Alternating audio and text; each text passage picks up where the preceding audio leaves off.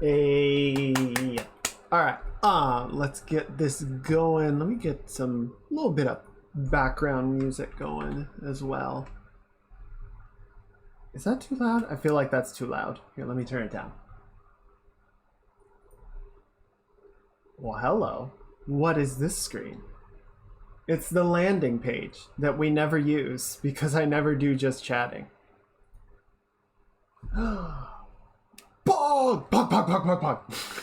Hello, Jack. Welcome on in. I hope you are having a lovely day. No wonder it's so warm. My window's closed. 1 second. There we go. Leaf blowers were going outside, so I had closed my window because it was too loud. But now it's too hot. We can never have anything just right. Anyway, hello.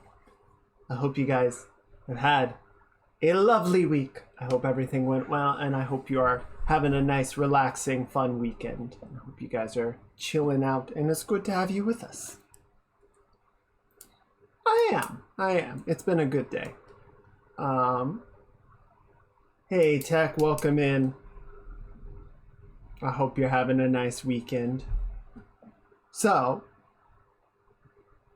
I did want to start this off with just a little bit of an update, and I wanted to have a brief discussion with you guys, not about anything, immediately related to the stream, but more just kind of what's going on, something going on more in general. Okay, so first off, updates. So good news. My roommate and I'm sorry you're suffering. I hope you get some wins though. So my roommate and I applied for a new lease. It's with the same apartment company that we're at right now, but it would be a nicer apartment, and we got it. So next week, we're going to be doing the move-in process. We're not going very far, thankfully.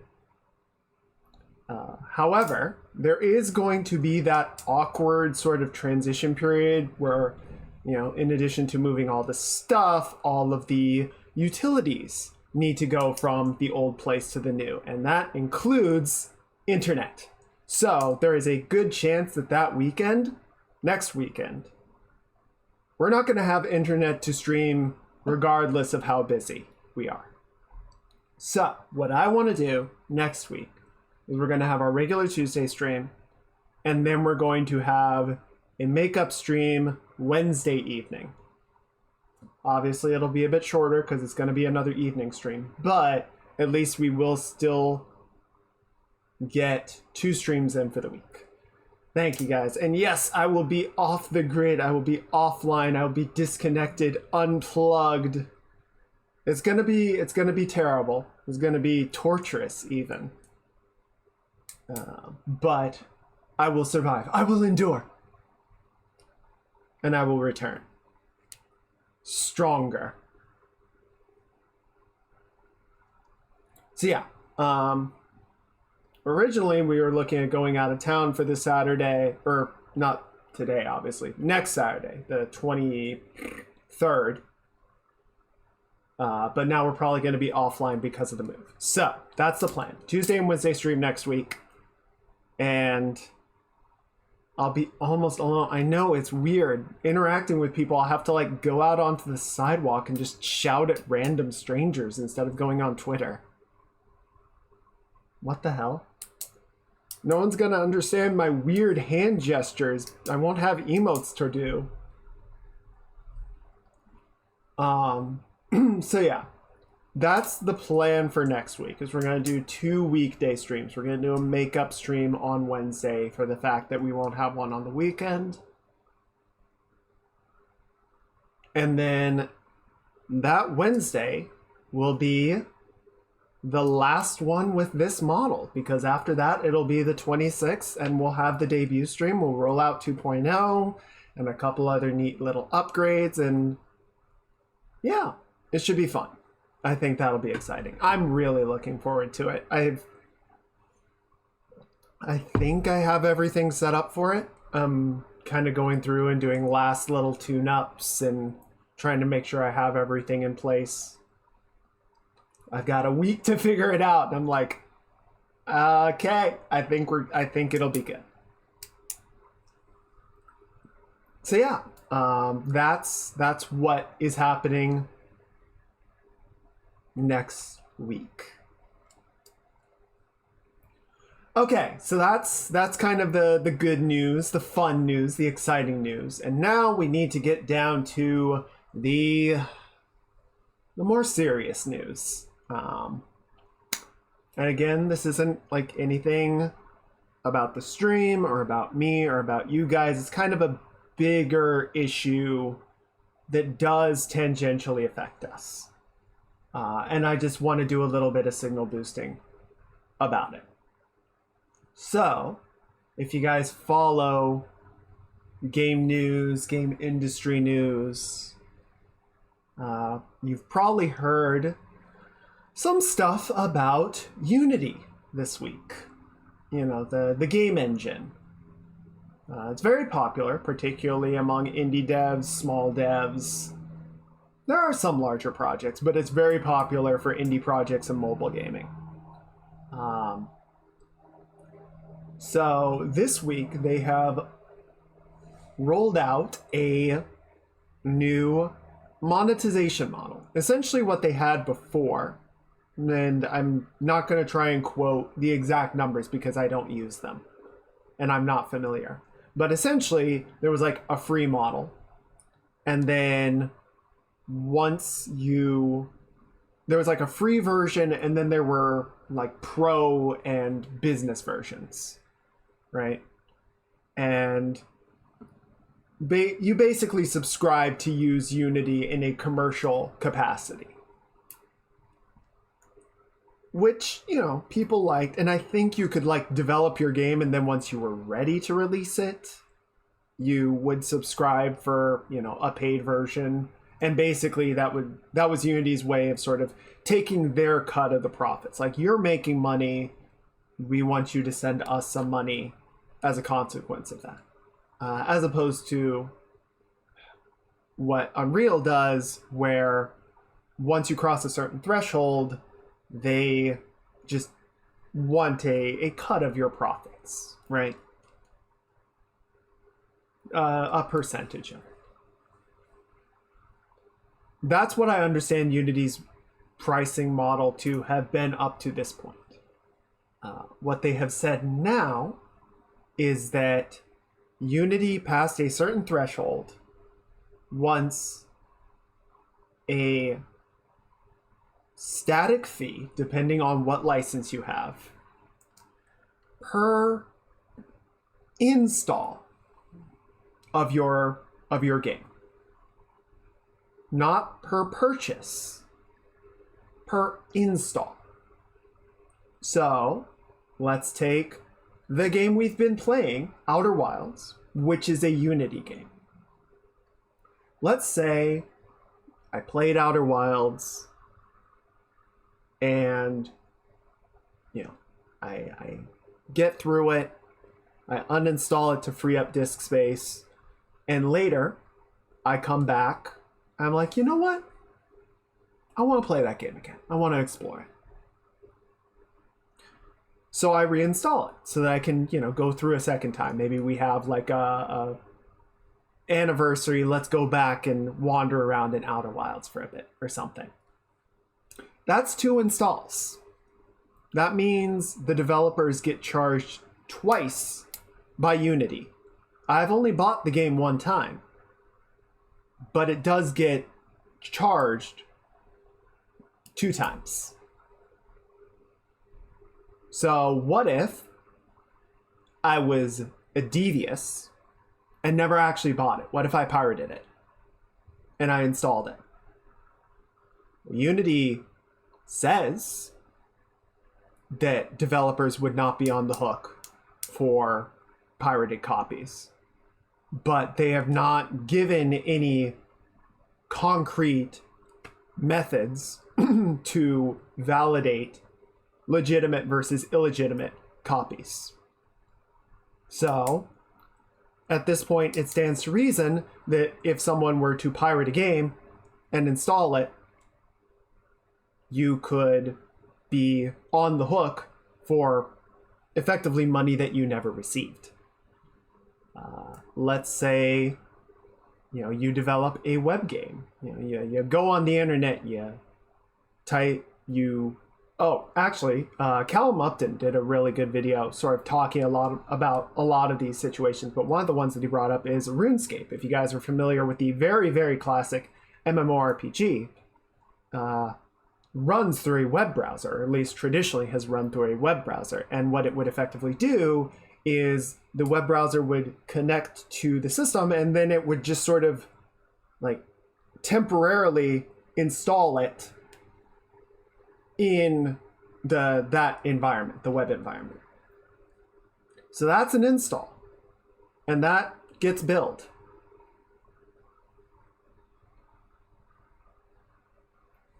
Like, there are so many scenarios that have been brought up by developers of like ways that this could be not just miscounted, but even could be leveraged against somebody. If you have a developer that you don't like for whatever reason, you could basically install their game and then develop a script to ping the API repeatedly saying, I've installed this game, I've installed this game, I've installed this game, as many times as you want, and you could run up bills of hundreds of dollars.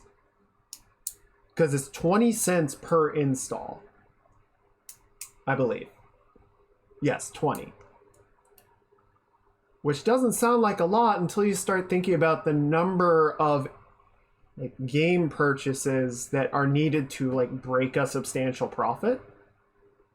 And then again, the number of times that somebody could just install a game without actually purchasing it multiple times.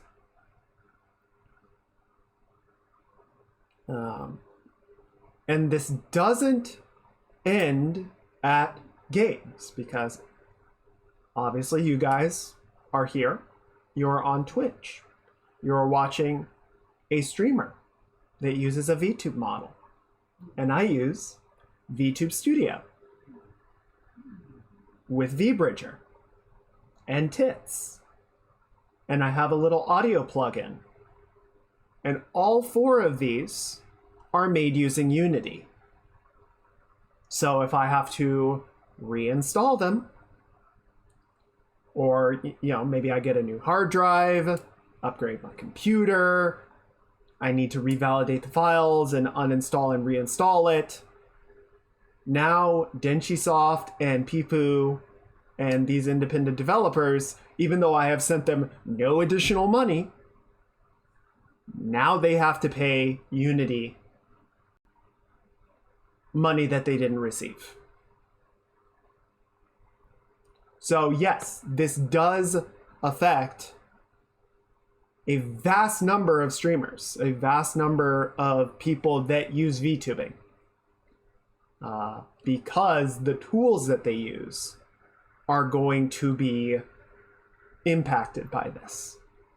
A number of developers have said, so one of the most extreme ones, the developers behind Cult of the Lamb, that indie darling from, I believe, last year. I hope it was last year, otherwise this year has just been way too insane. Has said when this goes into effect at the start of next year, they're going to just delete Cult of the Lamb. It is not going to be available for purchase anymore, because they just don't, it's going to be delisted, it's going to be unavailable, because they don't want to be on the hook for this bullshit.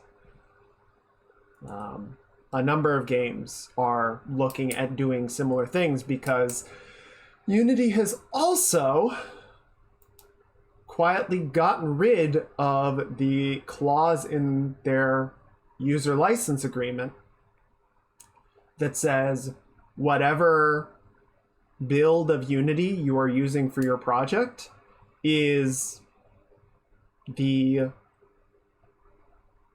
terms of service that you will be operating under. So say you made your game in Unity 2019. Say you made your app, again, like VTube Studio or VBridger, in Unity 2019 or 2020.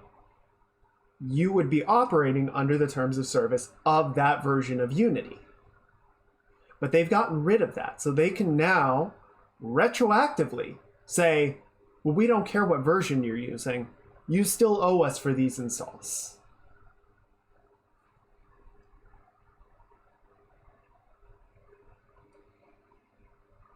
So the safest approach for anyone using a Unity game is to just not make it available again.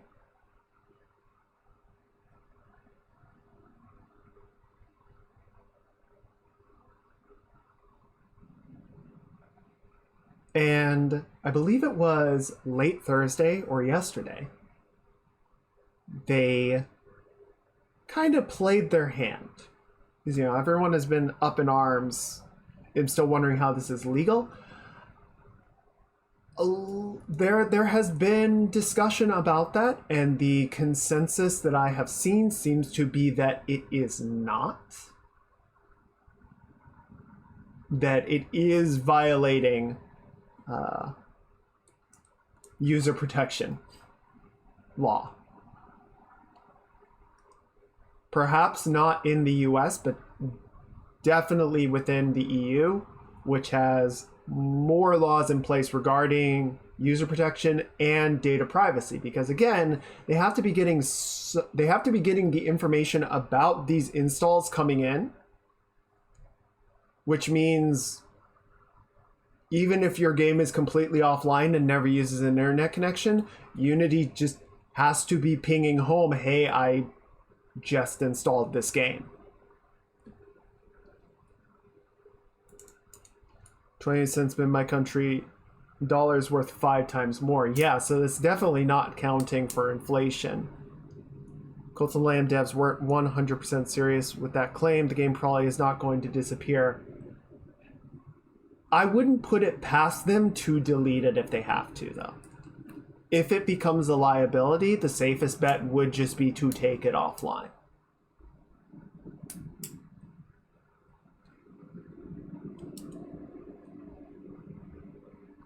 So, what I was saying, at the end of this week, Unity kind of played their hand because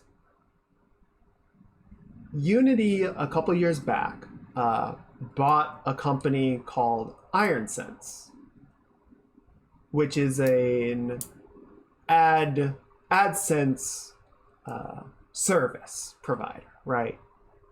They provide advertising analytics and connect you with the people that run ads. So if you're playing a mobile game and it runs an ad, there is a service that is running there to work with people and say, okay, yeah, you pay us, we'll get the ad, and we will send it out to the end user through the apps that are using our service. So there was another company, I'm blanking on their name right now, but there's another service out there that's pretty popular, and there's IronSense. And apparently both of them were sort of in competition for this Unity merger, purchase. I don't know how companies work. It doesn't matter. Point is, IronSense won out. IronSense got the money, merged into Unity, and is now Unity's ad service, internal, first-party ad service.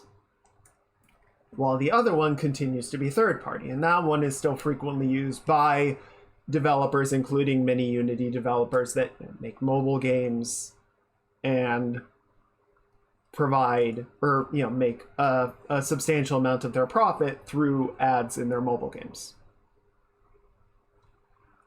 So Unity representatives have reached out to a number of developers thus far saying, we understand people's concerns about the new pricing models and all of that, and we are willing to waive between 80 to 100% of these install fees if you are willing to use IronSense, to use our first party AdSense service instead of, well, the other one that we don't own and we don't like.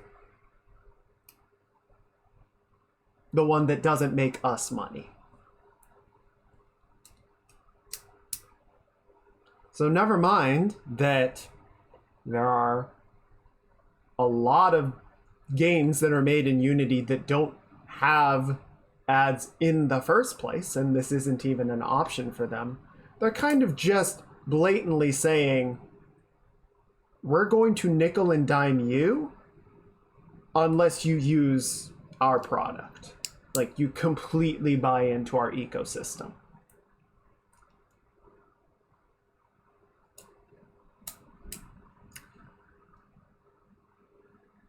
So, yeah, the whole situation is kind of a dumpster fire.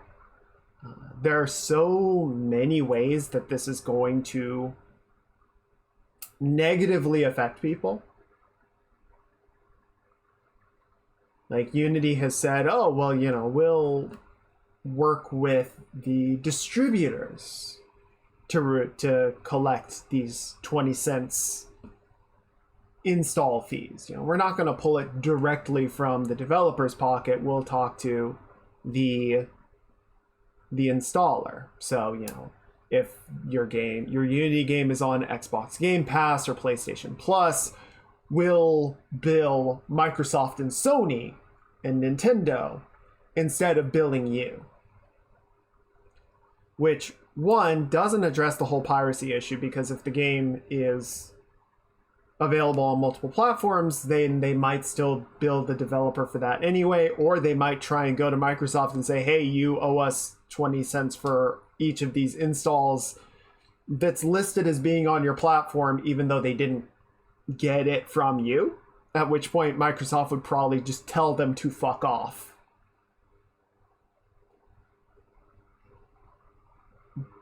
But I can also see the scenario, I believe Jesse Cox brought this up, that if Microsoft is looking at that situation where they have to foot the bill for all of these independent or all of these games that are coming on and using Unity and now have this 20-cent install tax, they might just not be willing to take Unity games anymore. Because why would they be willing to pay extra for these games? So that could severely limit the viability of making a game in Unity and being able to sell it.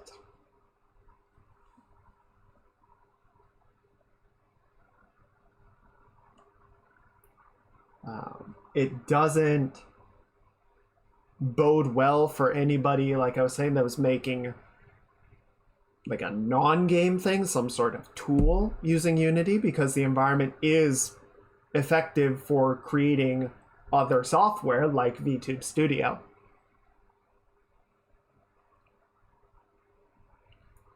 And honestly, I don't know if Denchisoft is going to scramble for the next 3 months to completely port VTube Studio over to another engine like Godot. I've heard a lot of people discussing the possibility and feasibility of migrating over to that, because I guess it's a fairly similar engine. I've not personally looked into it. But yeah, at this point, like, it's not just, the people that are directly using Unity for specific projects that are going to be affected by this. It is it has a massive knock-on effect. It has a knock-on effect for streamers. It has a knock-on effect for, you know, people that enjoy the games. It has a knock-on effect for people that are developing in other engines. It has a knock-on effect for the markets that these games get released in. So, you know, I am an Unreal user when I do get around to making my game, which is never. You know, at work we use a proprietary engine. That's no secret. I can tell you that. So that's not going to affect my work at all. But it still is very upsetting to me. It does affect me tangentially because a lot of the tools that I use for this stream are going to be affected, and I am concerned for the developers of those tools and what they're supposed to do in this situation, right? I think I bought VTube Studio twice. I bought it once on mobile and once on the desktop version, and I've gotten so much mileage out of it, I will gladly buy it again if I have to. But, you know, I can't imagine anyone is going to say we're going to include some sort of install cap that is like tracking. I don't even know how you would track it. It's like, oh, sorry, you already installed this on this machine. You can't install it again because we can't risk incurring those costs. The whole thing just... I mean, it makes more sense what they're trying to do now that we've seen them trying to push their ad service to developers. It's scummy. I hate it. It's not good. But the strategy is more transparent. But at this point, it just kind of reads like company suicide.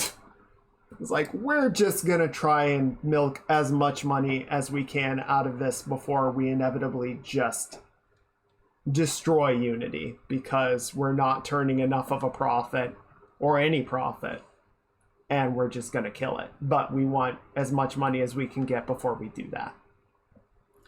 Even if all current games stay with Unity, what happens when no one builds with Unity going forward? Well, and that's a fair amount of what I have been seeing, discussion-wise. And obviously, you know, this is on Reddit and Twitter, so it's not an absolute. Though I do feel like game developers tend to be more sort of networked than players, than gamers.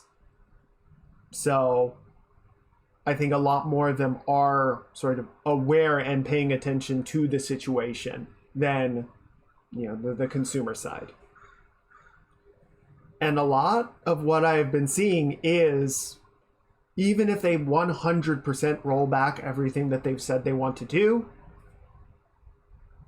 Unity has completely dissolved all of their trust with their user base because they tried pulling some shit a few years ago. People got really upset. They walked most of it back, and people sort of gave them the benefit of the doubt. And now they're trying this, and people aren't waiting to get fooled a third time. So yeah, there's a lot of discussion of migrating existing projects to other platforms, other engines, if that's feasible. There's been discussion of, you know, canceling projects because those games are going to release after the rollout of these changes, and they don't want to be affected by them. And if it's not possible to migrate the project, the only option left at that point is to kill it.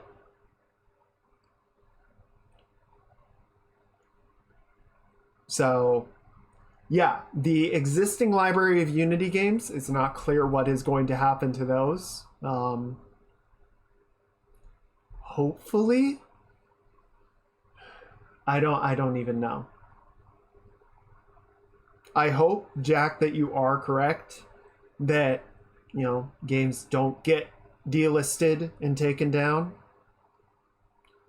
because it's definitely a scary notion of just all of these games that have been out for years and years and years just are not available anymore because people don't want to be getting bills for games that they released 6 years ago and aren't making any money off of anymore. New PR move. We're looking to bring Unity to all. Just give us money and more money and more money and more money.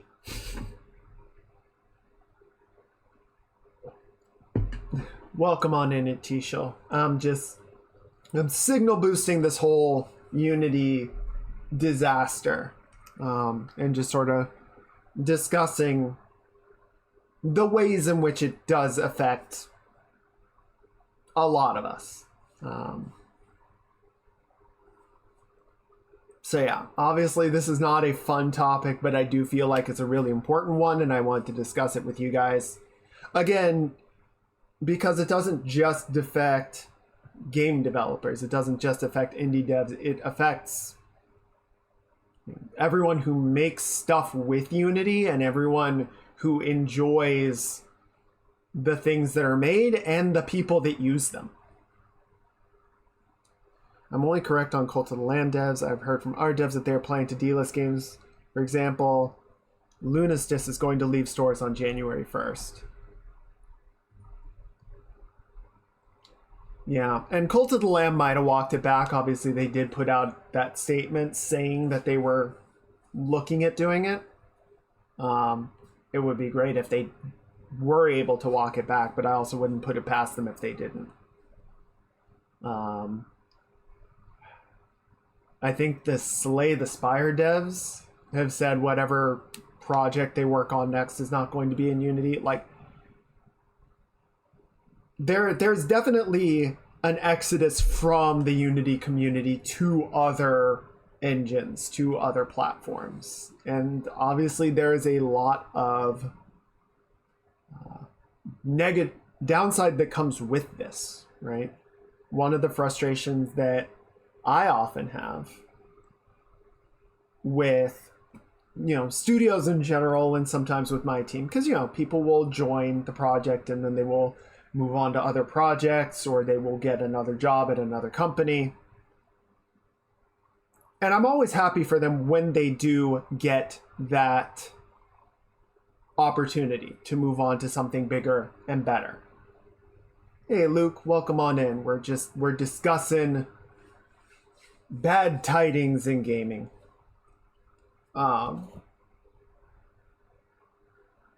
So yeah, I'm always happy for them when they get that opportunity, and I never hold that against them. But it does always mean that the internal knowledge, the tribal knowledge, the training, the experience leaves with them. And then we have to bring someone else in. And even though we're the same number of people on paper, we have to train them up, we have to get them up to speed, get them familiar, get them just sort of innately understanding that they can troubleshoot problems and think of novel solutions when we're tasked with something that requires it. And that can be really frustrating. So, I've seen people talk about, my team has been using Unity for 5, 6, 8, 10 years. We have all of this familiarity with the engine. We know how to use it to do the things that we want to do, the things that we like to do. We've developed tools to optimize our pipeline, and we have all of our, our book of tricks to be successful with it. And maybe Godot or Unreal can use some of the tricks, probably none of the tools. All the tools are going to have to be refactored to work in this new engine.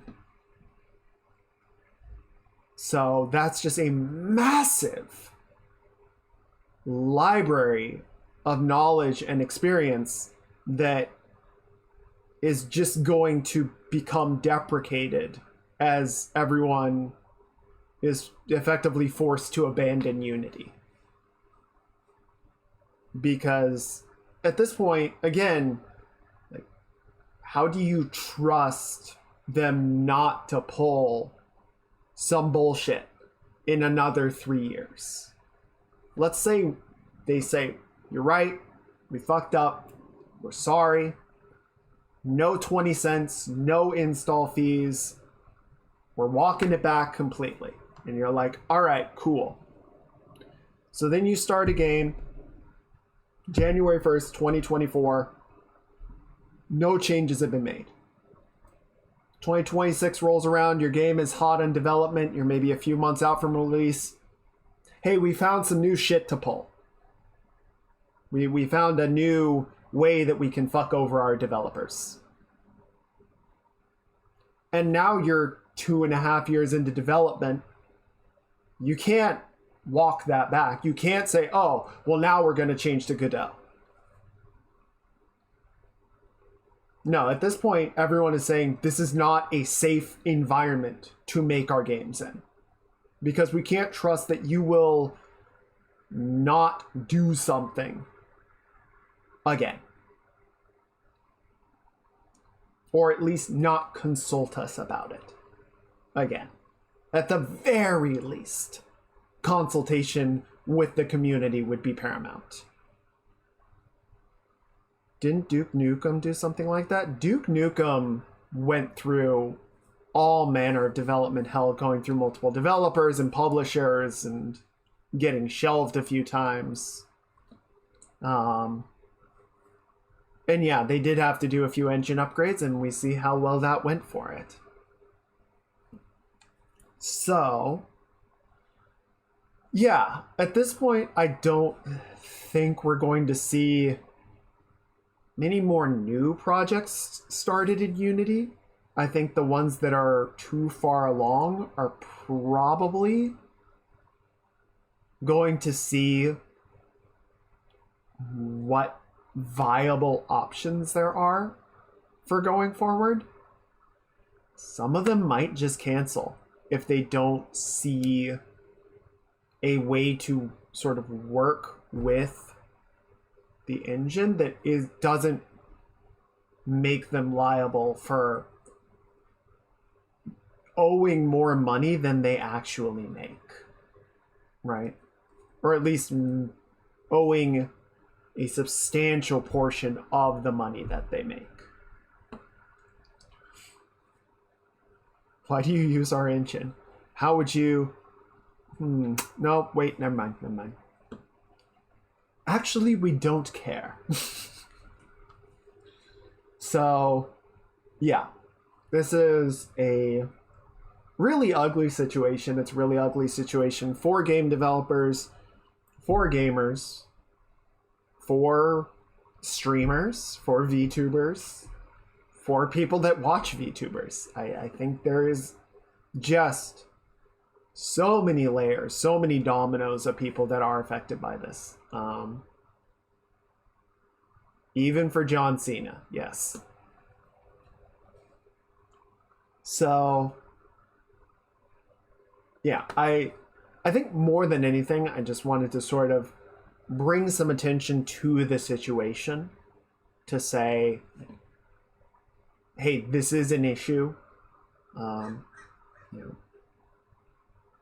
I would say if you have a developer that you like, a developer that is going to be affected by this, again, like Denchisoft makes VTube Studio, which a lot of VTubers use.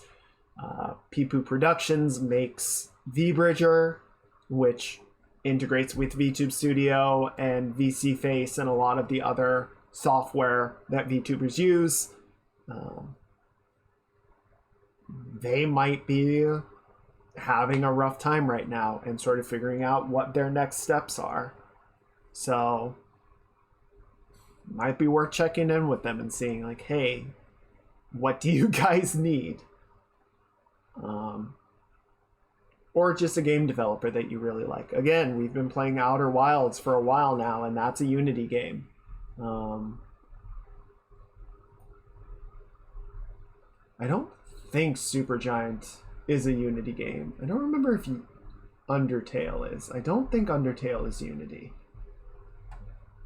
I'm just sort of going through my Steam library thinking about, is that a Unity game? Crab Game, if you guys remember the definitely not Squid Game. That's Unity. That was really popular for a hot minute. But yeah, they're still sort of looking at what to do for that. Among Us is a Unity game. So this has a lot of people that are going to be having a hard time sort of looking at what they want to do going forward. So yeah, I would say just, at least for the time being, sort of keep an ear out, see, again, if there's a developer that you care about, sort of what their plans are. If there are games that you've been thinking about getting, see if they're going to be available next year, because some of them might just get taken down as a safety precaution. It sucks. This whole thing sucks. And I wish I had better news about it, but right now we're still kind of in everything is on fire mode, and we kind of need to see what's going to happen next. So yeah, thank you for listening to me soapbox for that ended up being like a half-hour rant. I'm glad I put this on just chatting first, because I figured this might take a minute. But yeah, I don't know how much you guys are developers yourselves, but I do think this has pretty broad impact on a lot of entertainment. So it's worth talking about. Just don't be greedy shits. How is this so hard? Alright. That's enough soapboxing. It's enough grandstanding. Let me get off my soapbox. There we go. I'm going to zoom back a little bit. We're gonna play some games now. We're gonna play some Unity games. We're gonna play some Outer Wilds. So let me jump over. I wanted to be a little more casually dressed, but then I was like, no, this is an important topic. So I put my suit vest back on, but let me get back. It's a warm day today. Money, cash. It's like, we want to build onto our house, so first we're gonna set it on fire. Yeah, set the whole house on fire, collect the fire insurance, and then use that to build a new house. It's genius. All right, let's jump over to the game. What's up, Luke? What's going on? Game screen. There we go. Don't be greedy shits is a good motto. I feel like it is.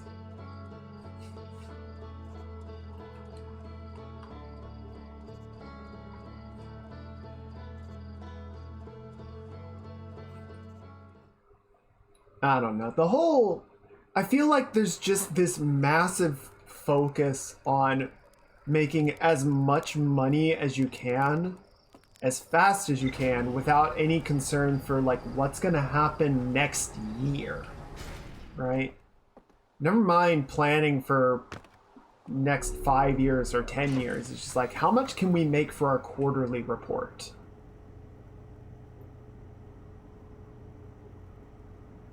Yes. See, you gotta protect your investments.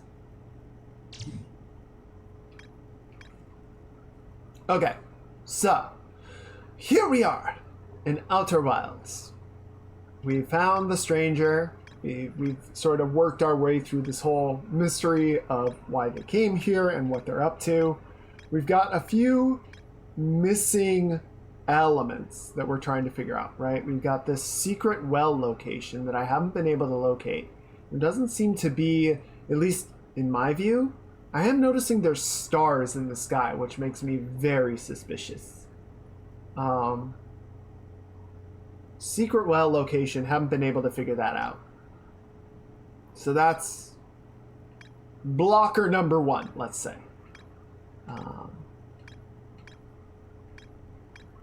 There are a couple of destroyed control consoles, which I'm not sure what we're supposed to do with. And at this point, it's like, I don't know, we've got a bunch of pieces again, and we're sort of trying to figure out how to put them together. What I was thinking about, what I want to explore a little bit, what I think we'll do first, is at the reservoir. I'm trying to remember what this one shows. I think this is them making the bell around the sealed vault and then submerging it underwater. Yes. Okay, so yeah, at the reservoir, there is a display, and we'll go there.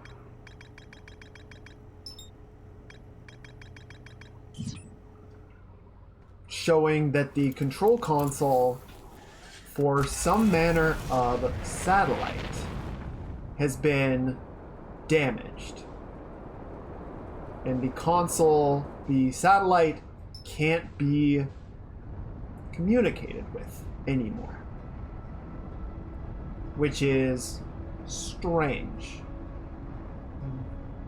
What also occurs to me is that we have not seen this satellite anywhere. As far as I can tell, it doesn't exist anymore. So what I would like to do is see if we can find that. Whoop. Uh-oh. Fall. Good enough.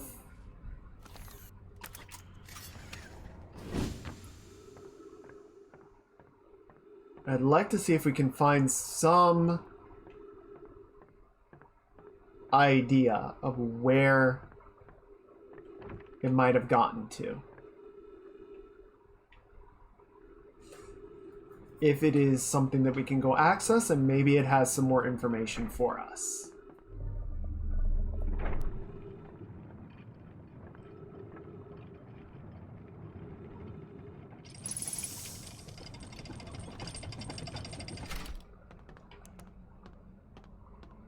So now we're just going to take this way. I'm so glad I remembered the elevator this time, because this saves us a bunch of time just getting up to the dam, up to the end of the trail, right?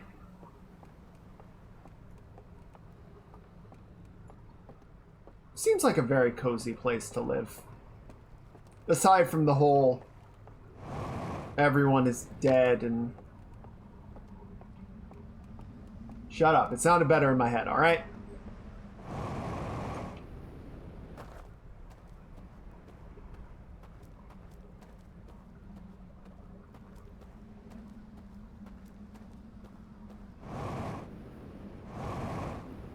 Ooh.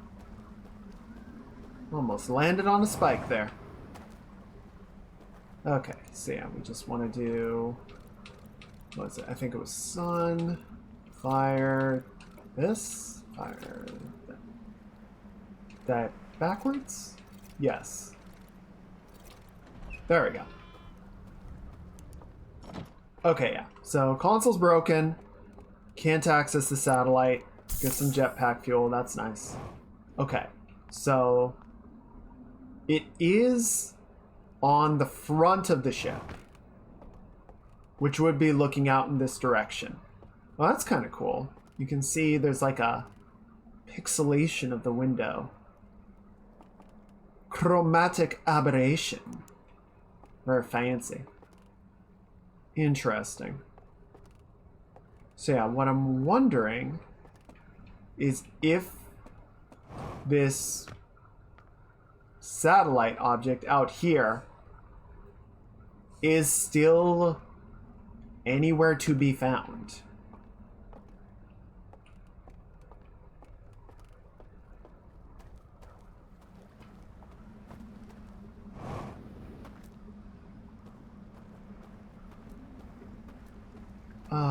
let's see. How can we get back up? I mean, we can probably just take a boat.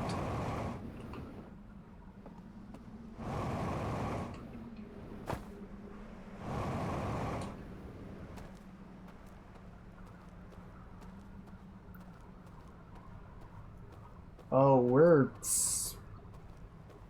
the spinning effect is a little freaky. It's messing with me. Okay, so yeah, I think what we're going to want to do, because that's the back of the ship. That's where the solar sails unfurl. We'll actually see that happen in a minute. So what I think we're going to want to do is get out of the stranger. We're going to go around it and just kind of fly out in front of the nose a bit and see if we can find what we're looking for.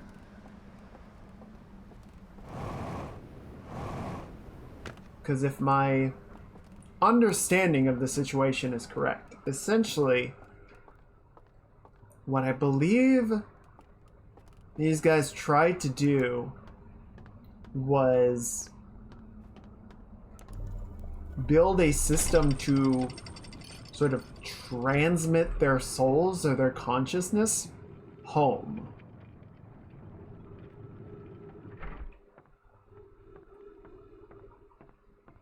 Because they wouldn't be able to make it back physically.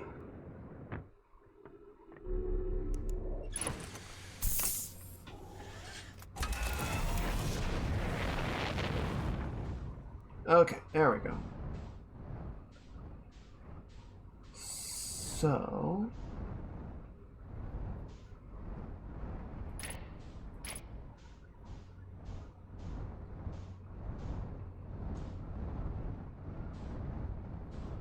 quite the science whiz. You know, Norman is something of a scientist himself. I've heard that. I've heard he's a pretty smart fella. Okay, so anything up here that we can use? No. I'm pretty sure. Like if we get too far from the stranger, we're just gonna pass out of its cloaking field. Yep, there we go. No, take me back. I have heard he sacrificed a great deal for his company, which, you know, I respect that. I respect a leader is willing to put skin in the game.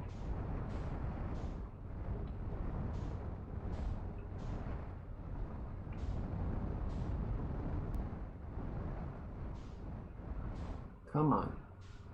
Alright. Well, so unfortunately, it doesn't seem like there's any, what's the word, sign of our relay satellite, which might be part of the problem. I hit something. I hit something again. Damn it. I'm stuck. Ship's doing okay though. Okay, yeah, so solar sails are out now.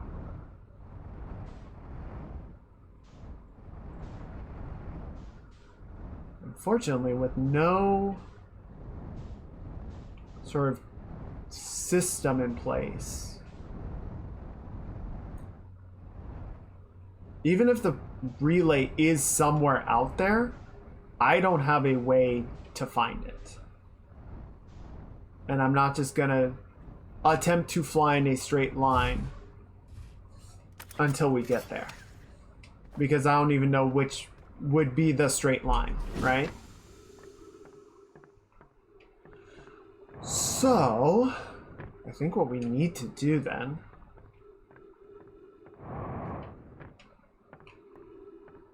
is see if we can find some more information on it.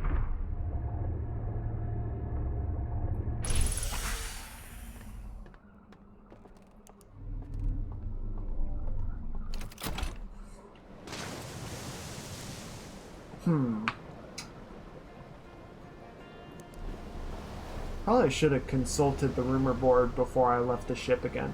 That's okay.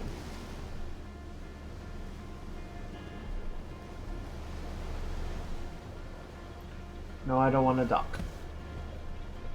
I want to speed. I suppose there's anything over here.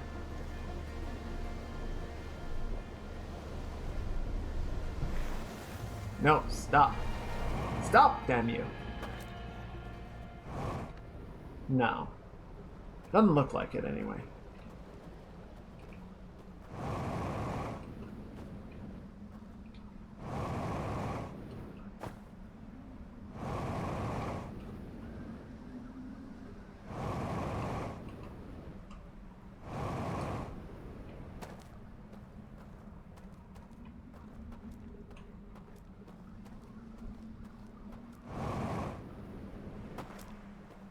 And there's not a lot of room on this ship, you know?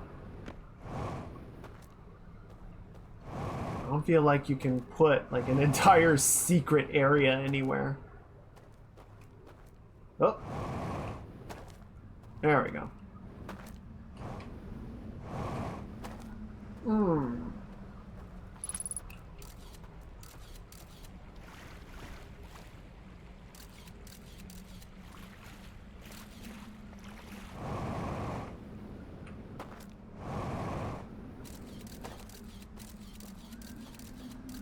Unfortunately. Yeah, I know there's ghost matter. It's fine. Don't worry about it. Oh, shit.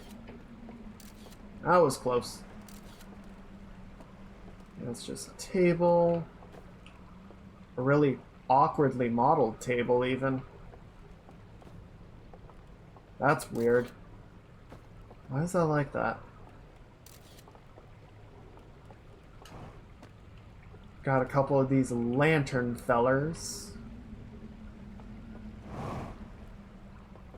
Oh shit! Ow! Ow!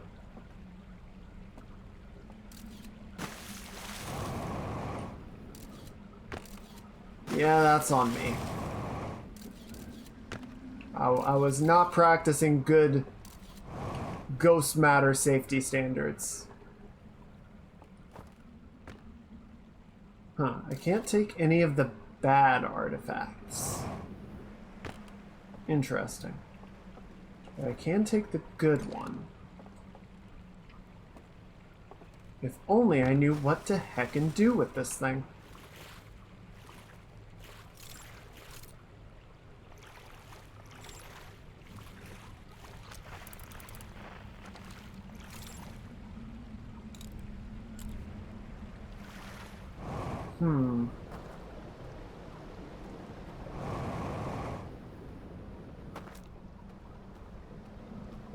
Have to go and sleep? Alright. No worries, Jack. I hope you get some wonderful rest. I appreciate you listening to me rant and rave for a bit. And I hope you have a great rest of your week, and I'll see you later.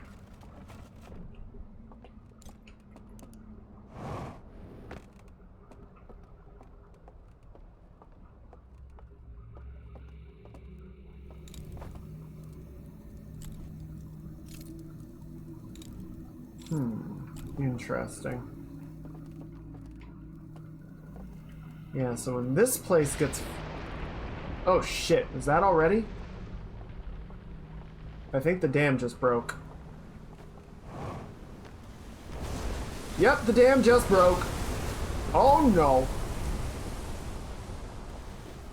And there it goes. This is fine.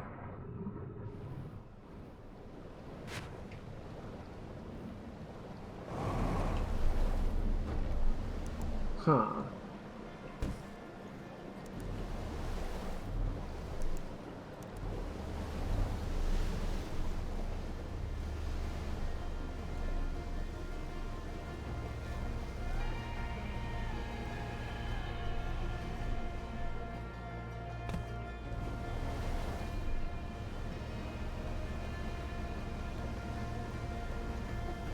Let's see. What can we do?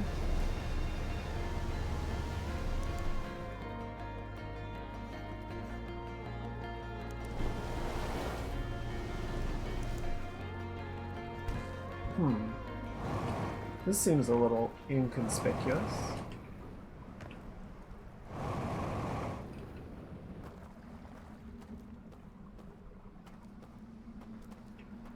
Where can we go from here?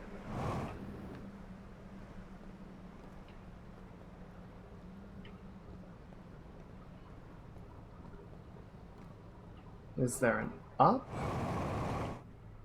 I'm not getting a lot of sense of up.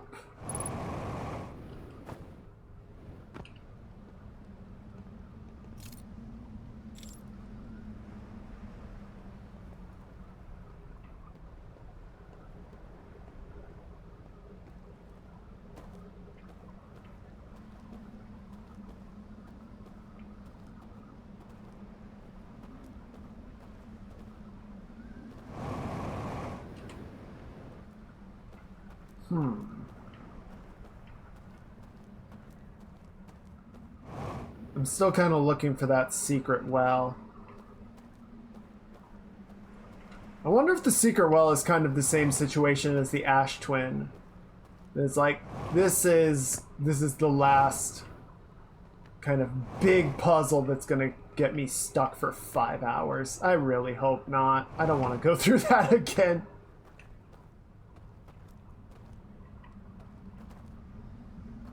I don't want to drag you guys through that again.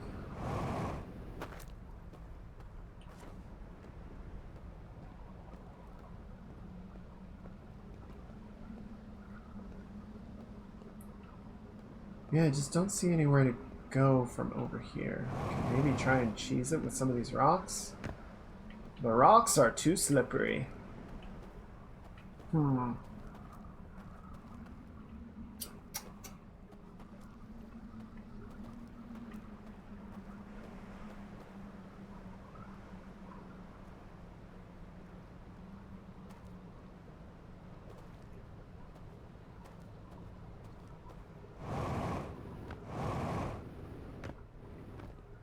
Just don't see.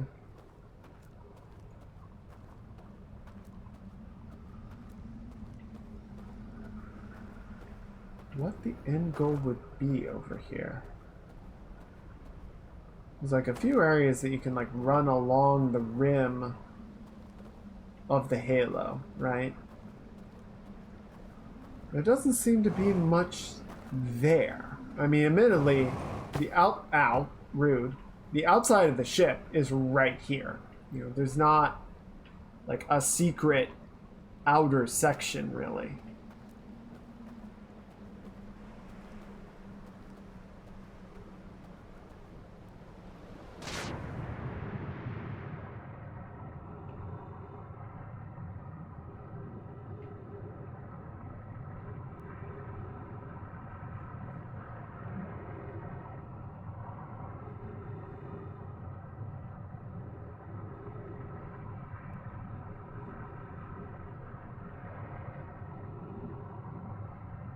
Where are we?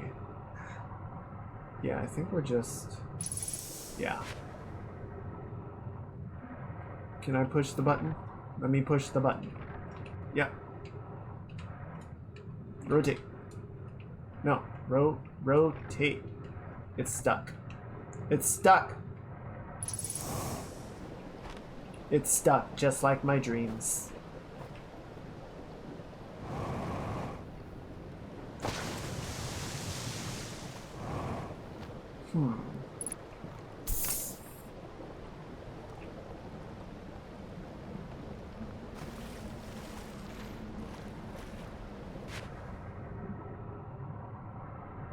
Got some lanterns. I don't think there's anything down here, really.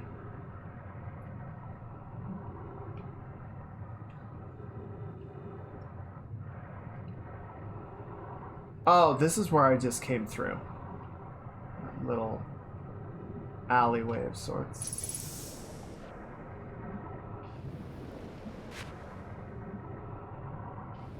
It's kind of weird that I can see more underwater while I'm at the surface and then suddenly gets murky once I submerge. Weird little happenstance of how it's built, I guess.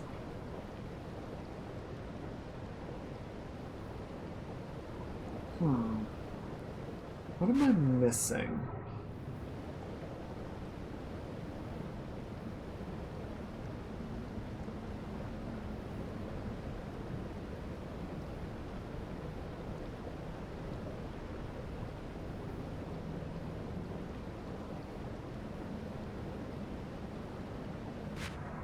I want to see if I go all the way down to the bottom like this.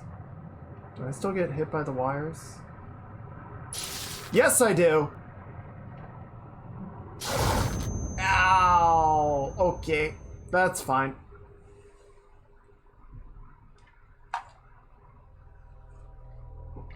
Interesting. Okay.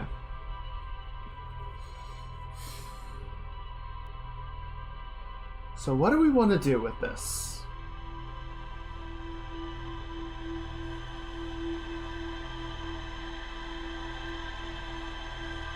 So wherever the relay satellite is, it's not... Hey, congratulations, you have escaped. Did you win? Did you get any of them big W's?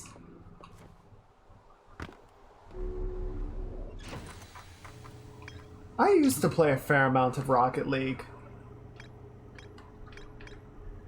I don't know. It was pretty fun. It just... I guess I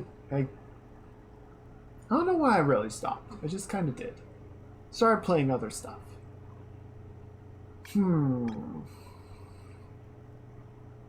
Strange Vault.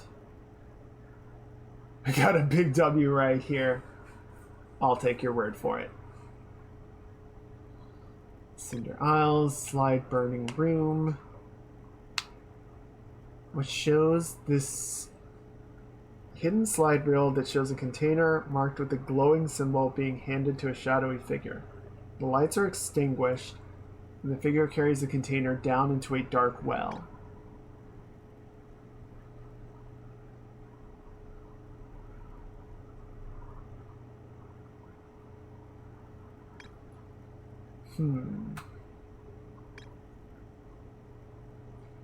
Symbol of a burning slide reel. It can be accessed from a passage in the hidden gorge. There's an interface upstairs that can be used to line up symbols in a vertical sequence.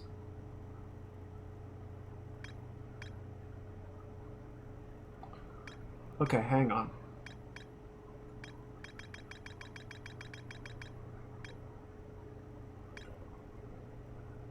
Burn slide reel. Submerged structure. Okay, how many areas are there? 1, 2, 3,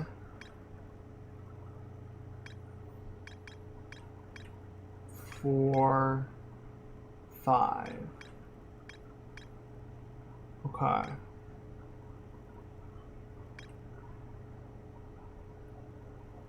I preemptively look 5 seconds in a walkthrough for this game. Did you get spoiled?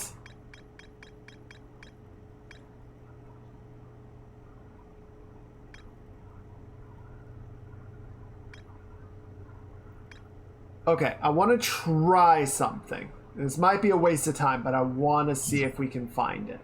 I want to see if my notion is correct.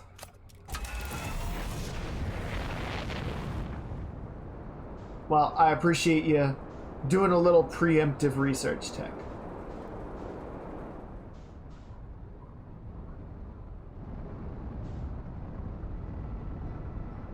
Okay.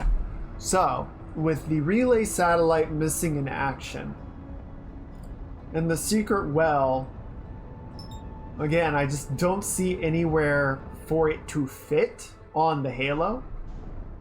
And my suspicions that the fact that there are stars in the background of the slide make me think it might not even be on the Halo. What I want to check next is that thing, the lock, the combination lock, on in that slide reel room. What the Okay, there's water there. Alright, no worries, Tech.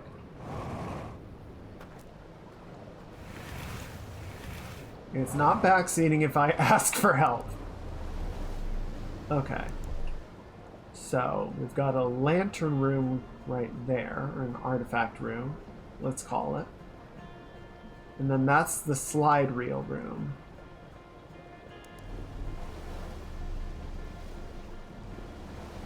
Let's go check in here.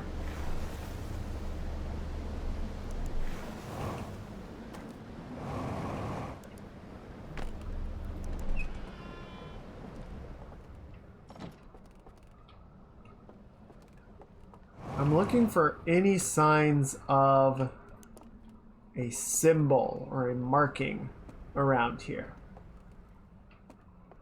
Okay, so that's the first seal. Yeah, and that's the first story. Okay, so nothing here.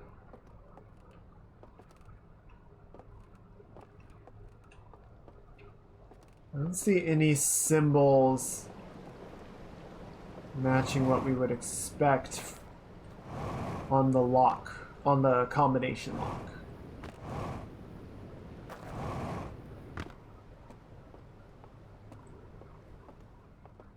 So 1, 2, 1, 2, 1.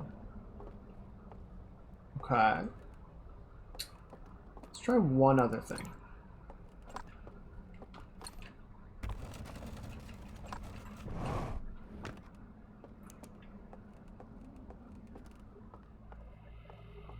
Is there anything in here that might give us some indication?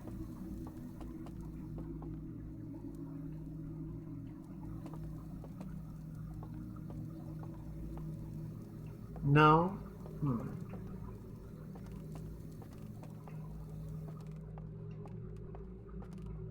Yeah, basically each of these areas has... Well, the reservoir does not, I don't think. But these other areas all have a slide reel room and a crypt, for lack of a better word. So, if each of them had some sort of symbol to indicate with, that might give us a hint to what we're looking for, right? It would be nice if I could read this frickin' language.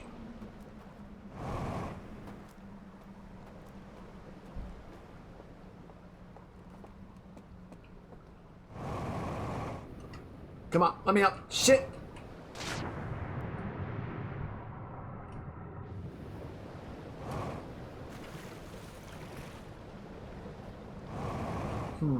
Okay.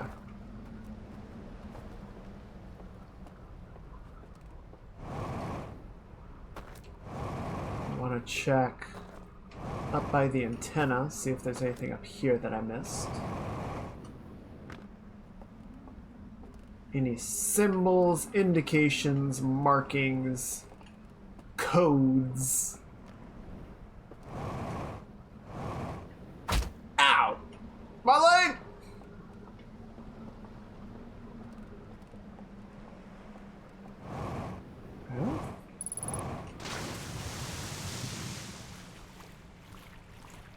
I didn't see anything in here, but it's always worth double checking.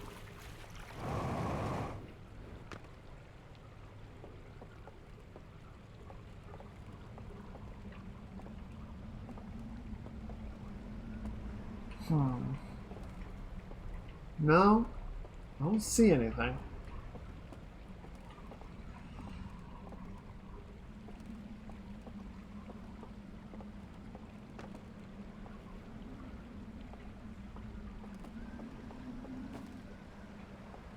I still don't know what to do with these bloody artifacts. Stupid things. Is there a ghost matter here? No.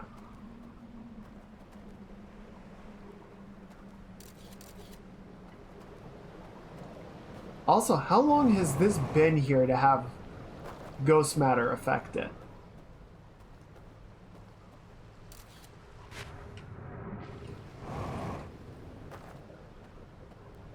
Okay, that's where we came in.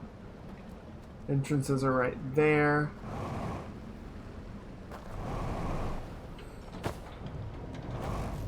Uh-oh.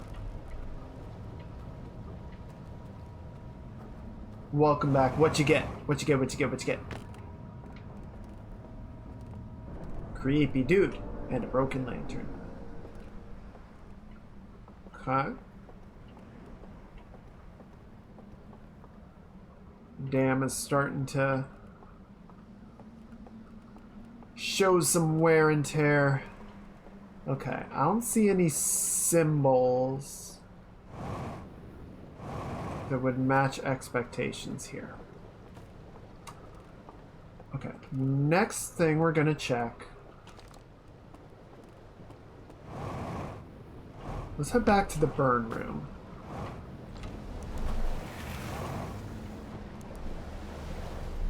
Because it's kind of weird to me that the designated burning room isn't, as far as I can tell, the place where the slide rails were actually burned. So maybe there's some secret code there that we can use. Rice, beans, ham, and salad. Nice, that sounds good.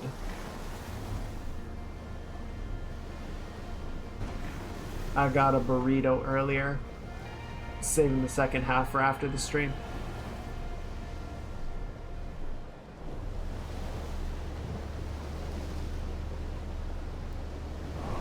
Okay. Ooh, nailed it.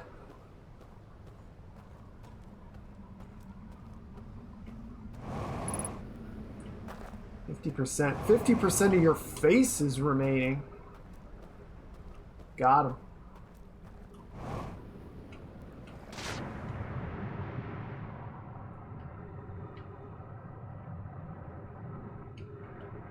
There it is.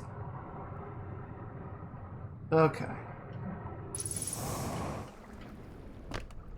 So nothing here.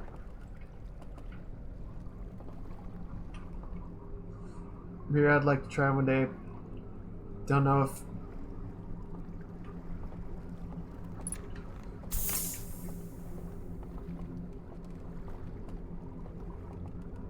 I hope you do get to. Everyone should get to have a burrito.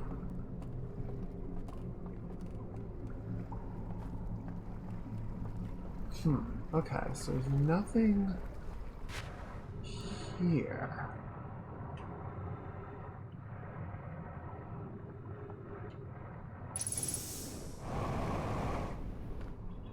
There's a lantern. I can take the lantern. But what do I do with the lantern? Lantern does not fit. Got the chain. What's really weird to me is that it doesn't seem to do anything. You know? Like the burning machine is here. I can put the slide rail on. Slide rail's already been pretty beaten up, it looks like. Oh no, this is the one with the secret well.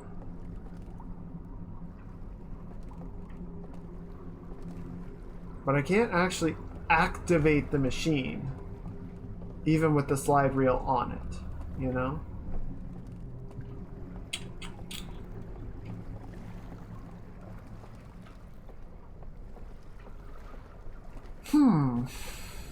So what do we do? What do we do with you?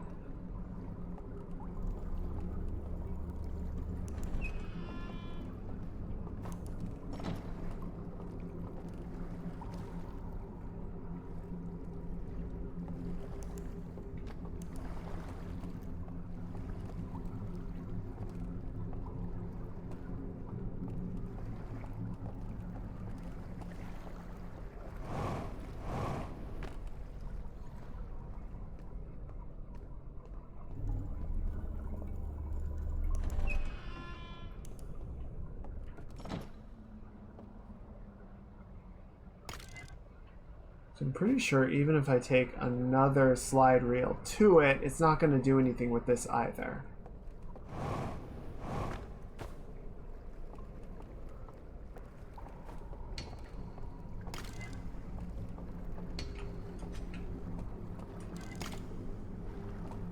No.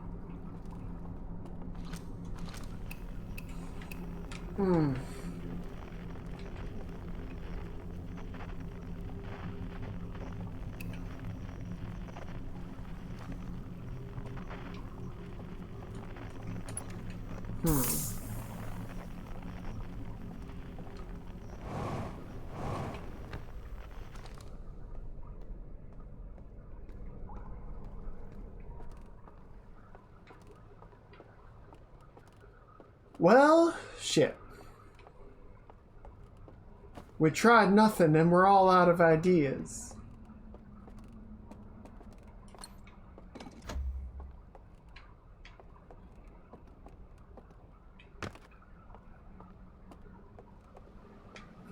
Okay.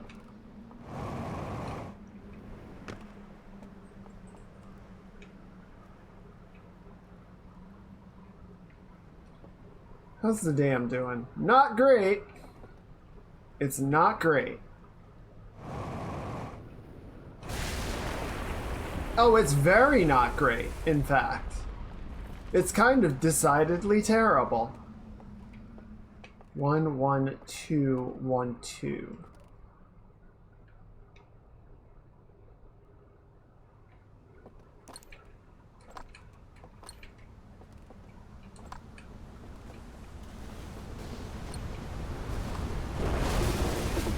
Oh dear. This is fine. This is fine. Okay, so if we put you here.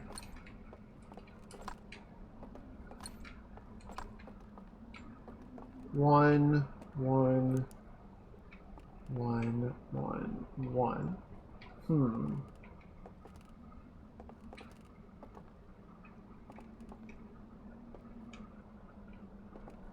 I'm wondering if there's some like combination that would be effective.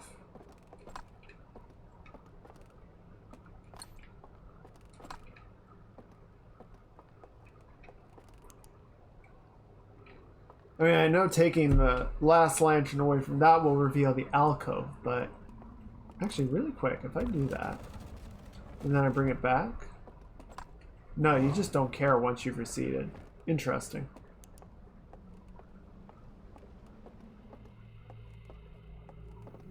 Okay, so these guys made it out alright.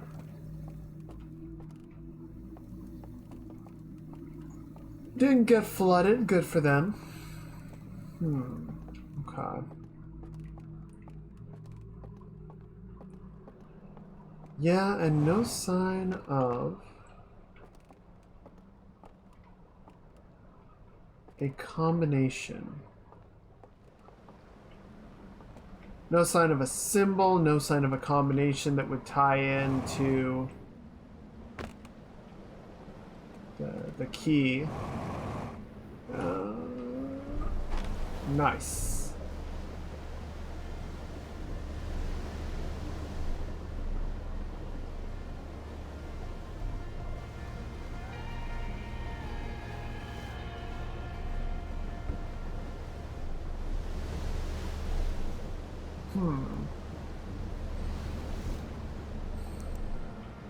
Well, I'll tell you what, this sure is peculiar.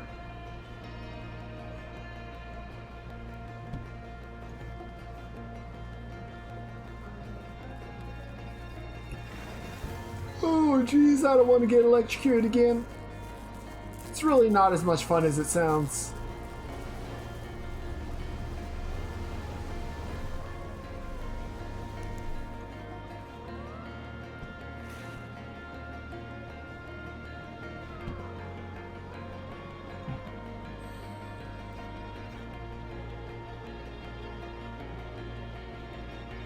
Okay, so I think should be able to get up from here.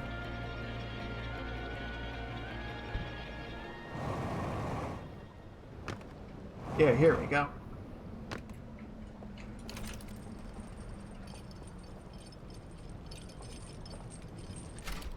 I mean, I would say we can try and brute force it, but that would be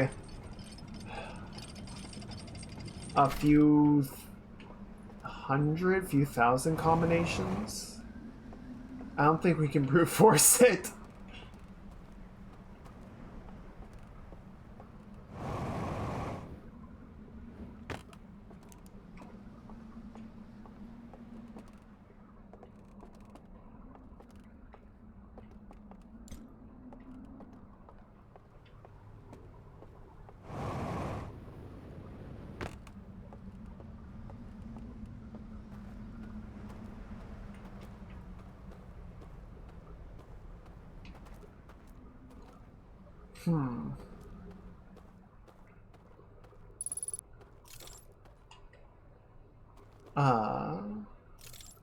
Man, it would be nice. Fine, fine. Just put it down for a second. Okay, left then right.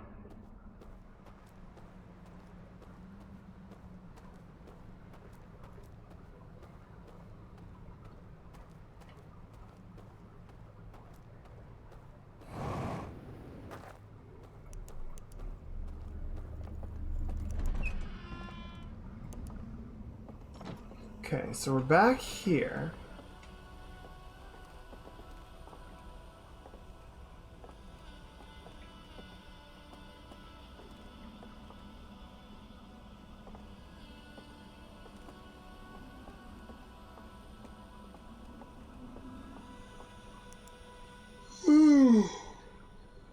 Oh, excuse me. 1, 2, 3, 4, 5, 6, 7, 8. Yeah, so that's 8 to the power of 5. So that's a few thousand possible combinations that it could be.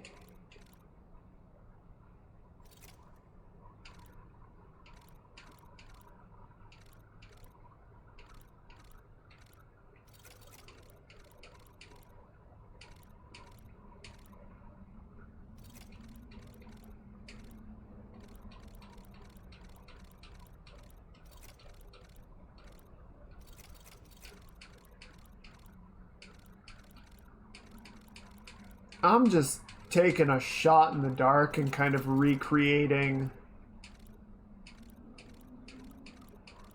what the story laid out.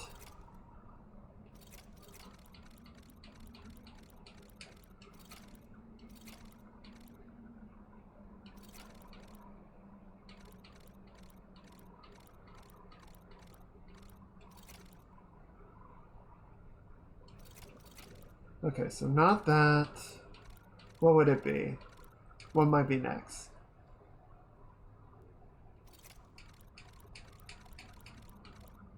No? Well, shit. I don't know then.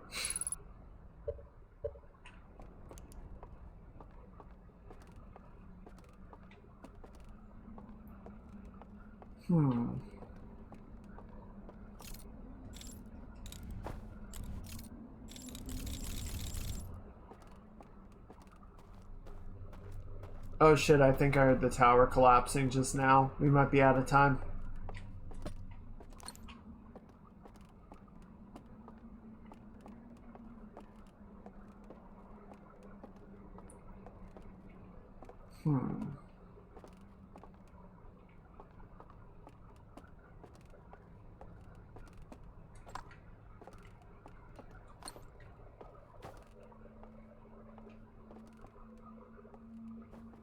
Oh, interesting. What is that chain?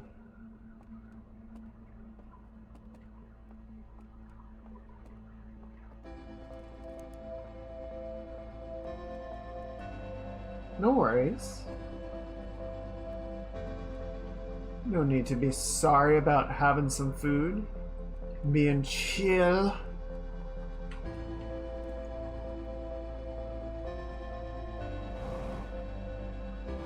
I wonder if that chain actually activates whenever we can get this lock to open.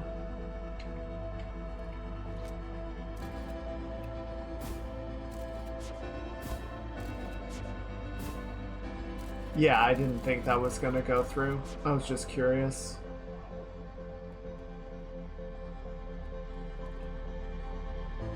Interesting.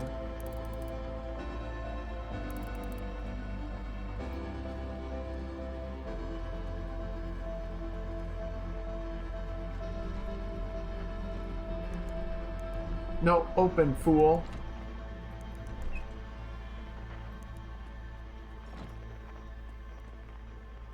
Okay.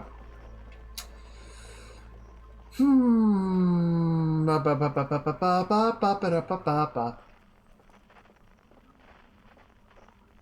Dang it. Another reset with no gains.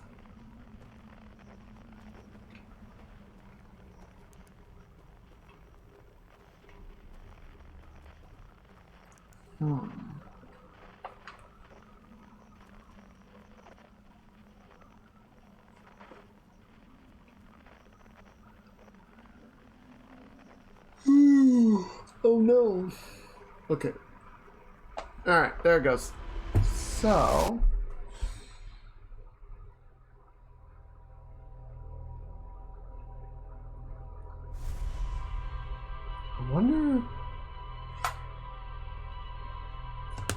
I wonder if I just had the order wrong.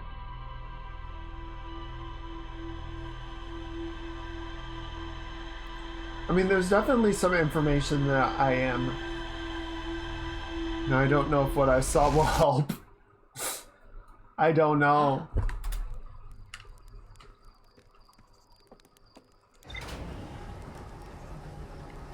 I don't know what, obviously I don't know what like part of the video you saw, or if it pertains to this immediate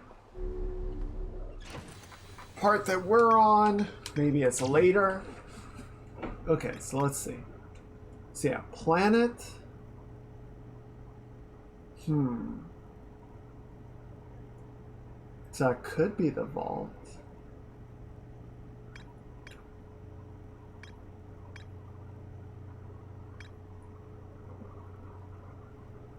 And then the closest thing would be the sun.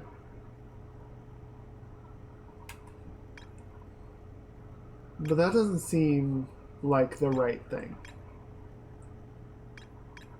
And then the lantern.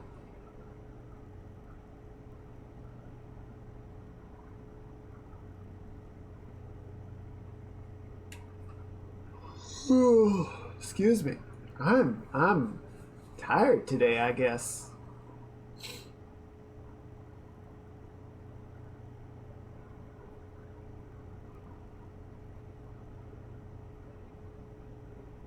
So yeah, then they all come in here.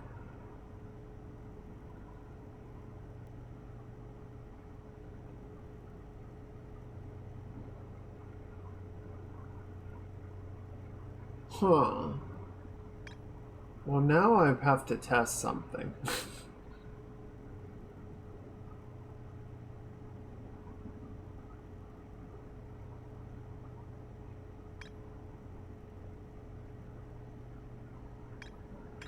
This one does?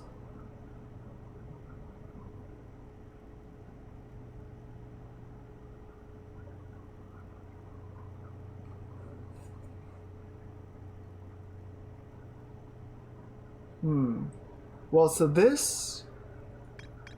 Oh, this one.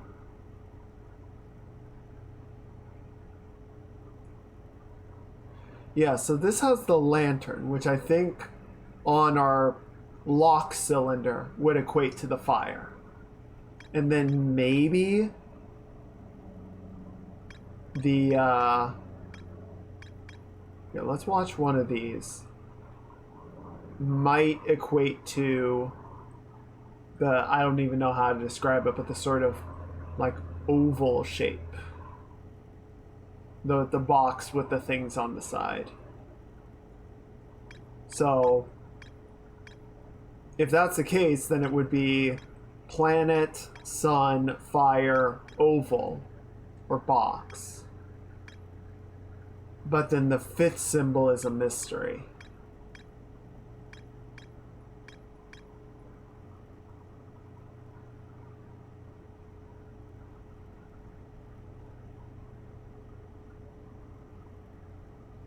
Okay. I want to try something, and it's probably nothing. Here, let me write that down real quick, just because I want to not get it wrong. So it'll be planet, sun, fire, box, question mark. And that's assuming we're looking at this remotely the right way, right?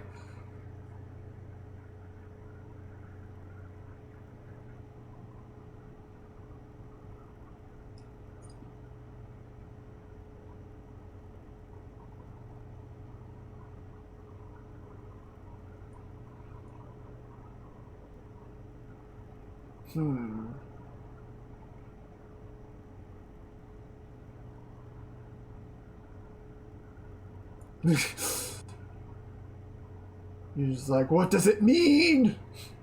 Help! Also, I'm sorry. I think the ranting earlier, my voice is kind of a little bit worn out, maybe. I feel fine. It's just kind of like, I don't think I can hit some of the squeaks. Okay, yeah, and these are just the 3 slides showing the process of sealing the vault off.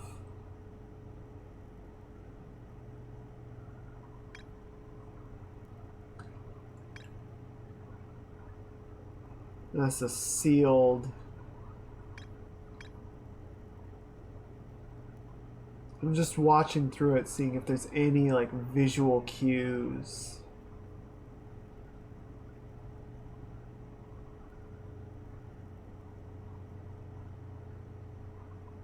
The other thing I was hoping, because he gives him that tablet, right? And it has the 2 marker on it, like the second chain.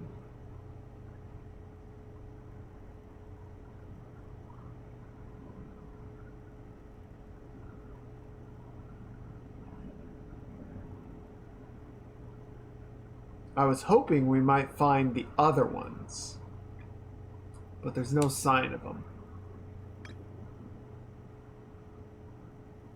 Right. Abandoned tower.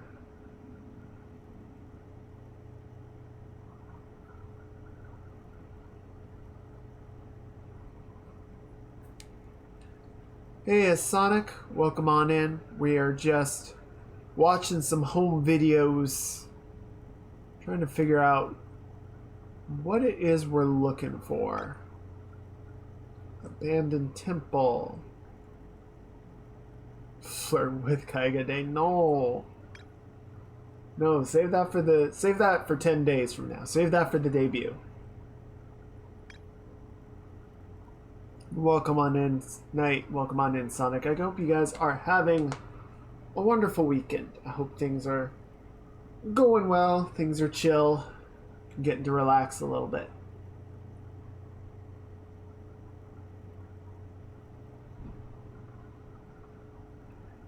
Ooh, oh dear. I'm a little sleepy today.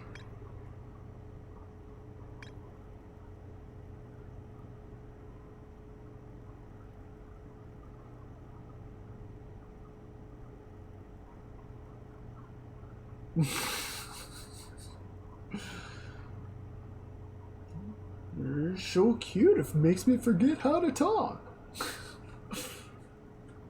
Stop. You're just a charmer. You're just a charmer.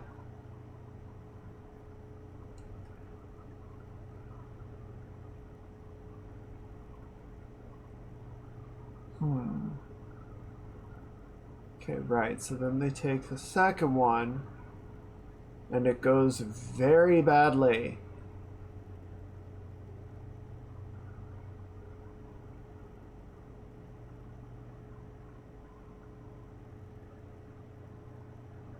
Then they take the third one, and it works. Okay, and then this is... right, where they decide that they're going to get home by any means necessary because they all miss home, and it's very sad. Ooh, cooking is a hell of a plus, it's true. I really wish we could do something to restore the slide reels. Right, and then they all go to sleep. Okay.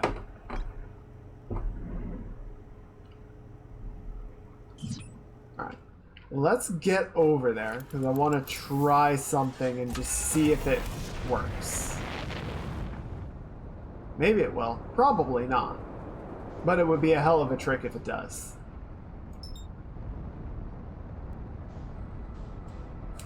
I can cook well enough for my own purposes. I don't cook for other people. No one needs to deal with that. But I can cook well enough for me. I made a nice pesto pasta the other evening. It's got some veggie chicken and some sun-dried tomatoes. It's not bad. I didn't do anything fancy, but that's kind of the point. Pesto is just really simple.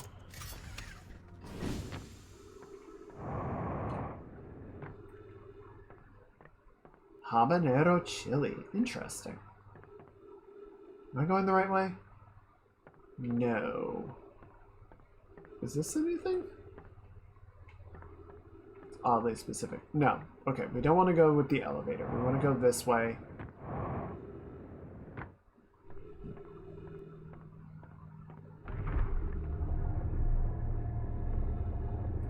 Dang it, I missed.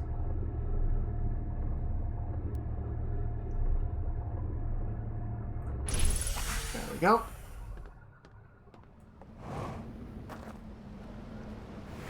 Okay, and then we're just gonna float down the river. Let's see, I think it's the... No, actually it doesn't matter. We just need to get to an artifact.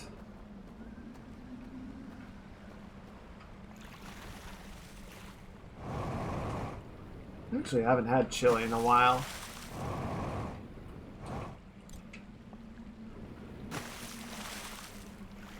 That'd be good to make. Get some bread to go with it. Ooh, a jambalaya. Jambalaya is really good.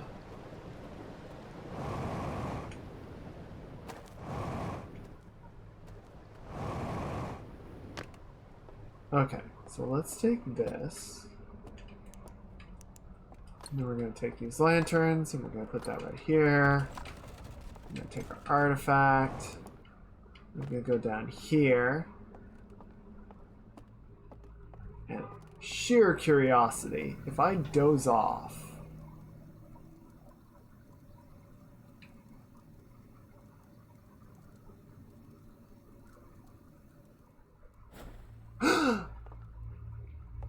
oh, fuck, and they're all gone?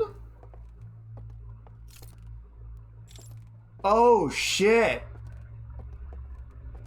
Oh, shit, dude. Wait. I don't have my suit anymore. Oh my god, I'm home. Or I say home. I'm at their place. I'm where they tried to go. Oh, fuck. Oh my god. This is what they were doing. This is why they wanted to do it. Oh, dude.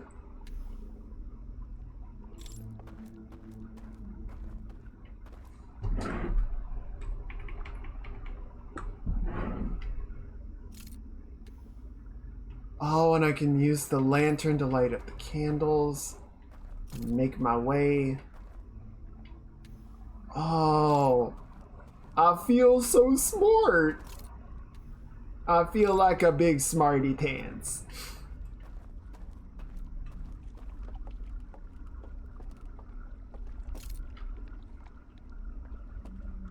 There's a bunch of ominous sounds though, and I'm not a big fan of that.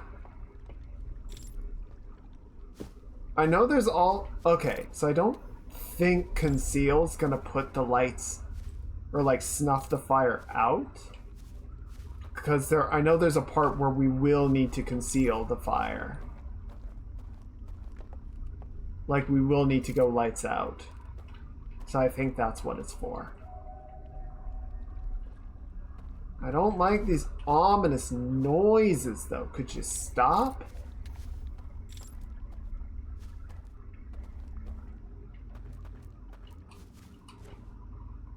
Okay, so that's just the top of the house. So where are we? Oh! Oof! Jeez. Was that there before? I don't think that was there before. Ow! Fuck! Fall damage! Guys, I'm not gonna lie, this is a little bit spooky. Oh shit, who is that?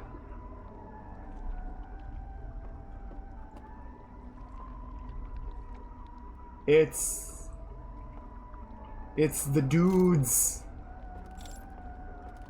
It's a Al, but is he Al friend or Al foe?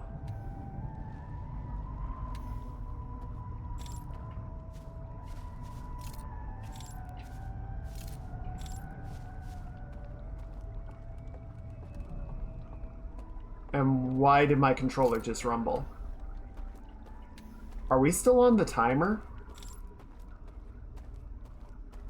Might still be on the timer.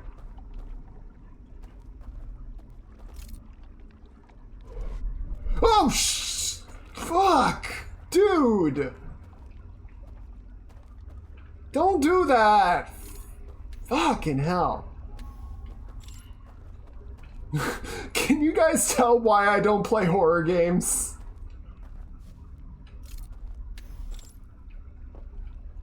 They are very much not my thing. Okay, so it's just a teleporter in the creepiest possible fashion.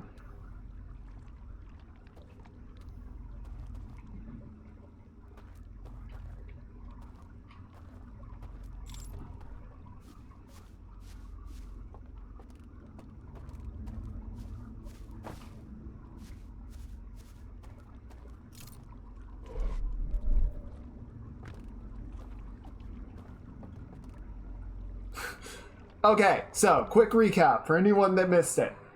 Basically, I was looking through the slide reels again, and I realized I had this little epiphany moment that the owl people go into the crypts with their artifacts, and then they go to sleep. And that's when the lantern activates. So I went into one of the crypts with an artifact, and I dozed off because that's the thing you can do by the fires. And when I woke up, the lantern activated. And now we are in some sort of possibly dreamscape on their home planet. Also, I saw an owl person in the distance, and I don't know if they're going to attack me on sight. God, there's another one. I don't know if they are friendly. They might look at me and be like, "Who are you, interloper?" I'm like, I'm not an interloper. The interloper is a comet.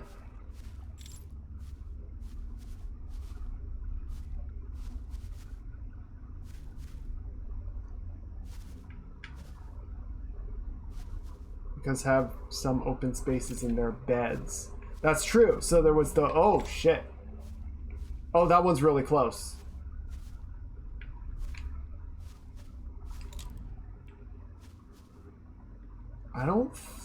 I feel like I don't want them to catch me.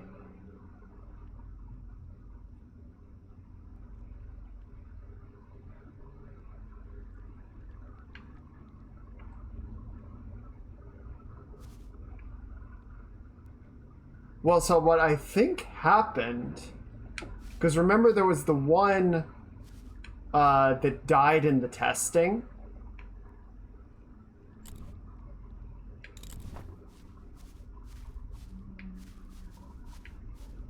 So I think there was enough space for everybody on the ship. But then one of them just never made it.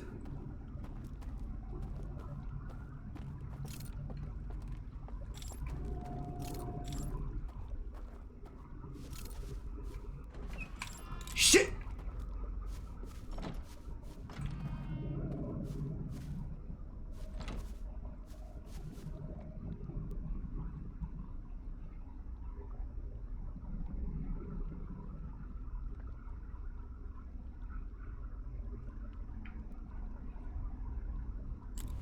Yeah. Well, so I don't know.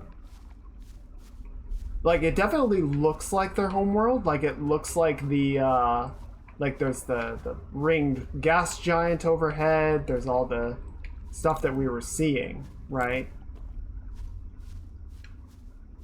In their videos. But I don't see, or rather, I don't know if we physically transported there, or if this is some kind of like dreamscape illusion. Shit. I think I need to follow them.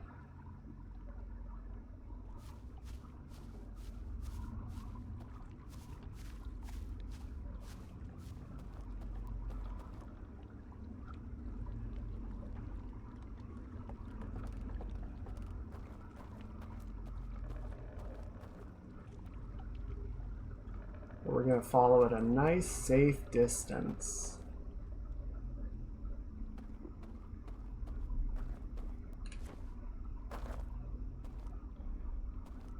Is there any kind of owl factionalism? Not that I saw.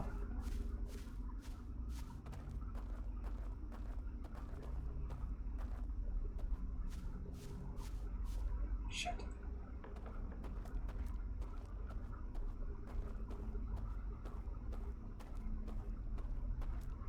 Yeah, because it was just a group of them that like came to investigate the Eye of the Universe. Believed it to be sacred.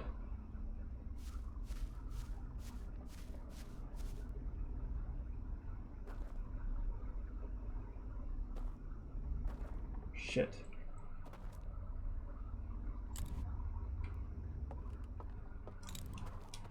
Oh, I almost lost him. He went around the corner and I couldn't see shit, Captain.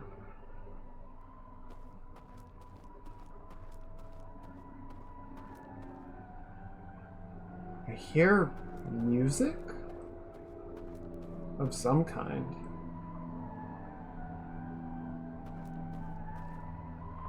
Please don't see me. Let's just keep going. What the oh, that was the dam. I think that was the dam breaking just now.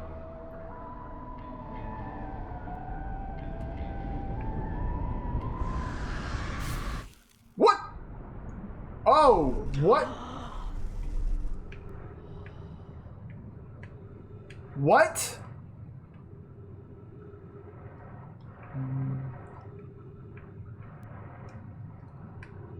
Where am I? Oh! Oh! I'm in the crypt again because this crypt failed.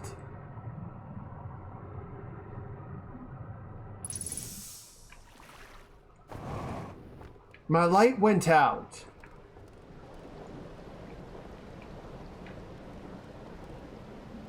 Shit.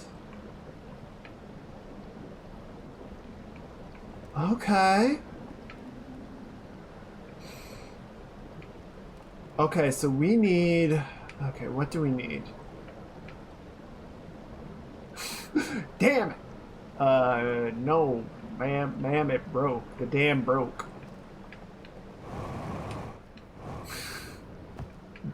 Oh, that was good. I'll give you that one, Tisha.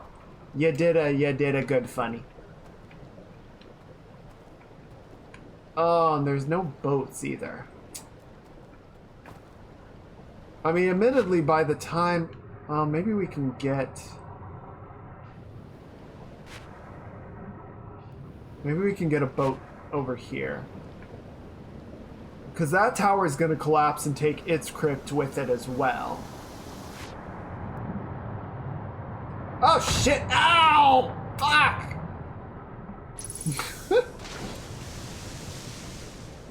Oh, but you know what? We might actually need this one. Yeah, you know what? You know what? I think we have some good information. So let's just do a reset. We're just gonna do a little zippy zappy reset. Okay, so this was cool, and I'm glad. Like, obviously, we're not done, but okay. You know what? There we go. Good for what ails you.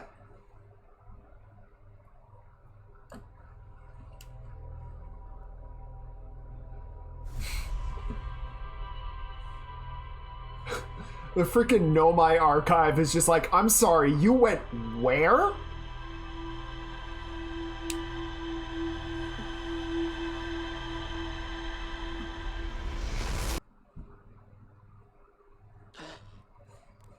How many beds? I want to say, well, yeah, so there's 4 crypts.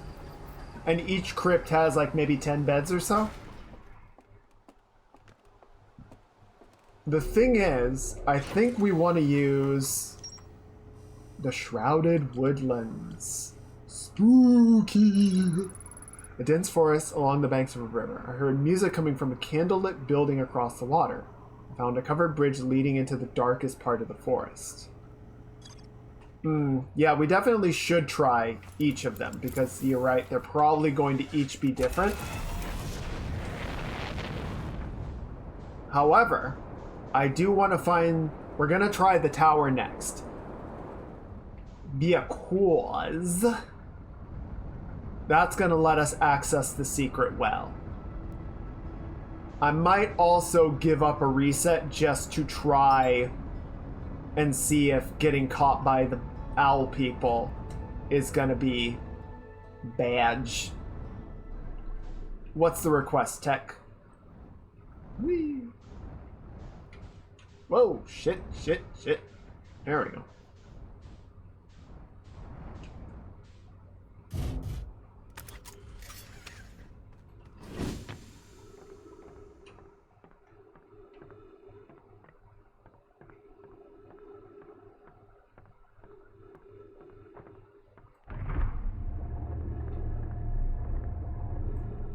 Fuck.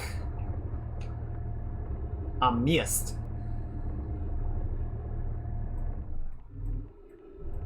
There we go.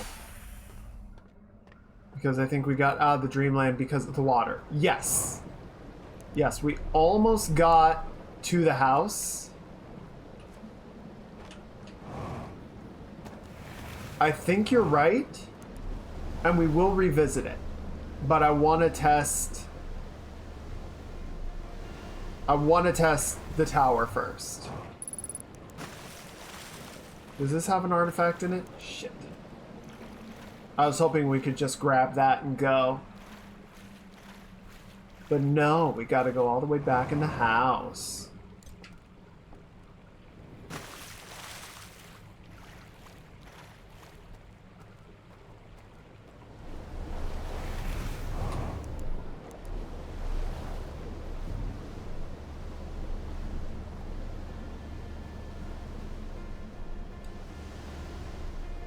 Yeah. So, main reason is just because I want to see, like, we already have some inclination of the tower, like, pointing us to the secret well, and I really want to figure out what's going on with that. But yeah, we can revisit that dream. There's a good chance there might be something else. We didn't figure out what was going on with the singing, so it's definitely worth visiting.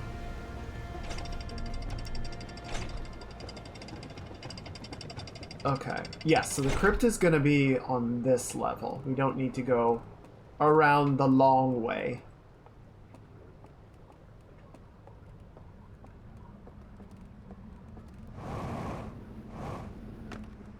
So just put that down, and then it's this one. Fine, thank you.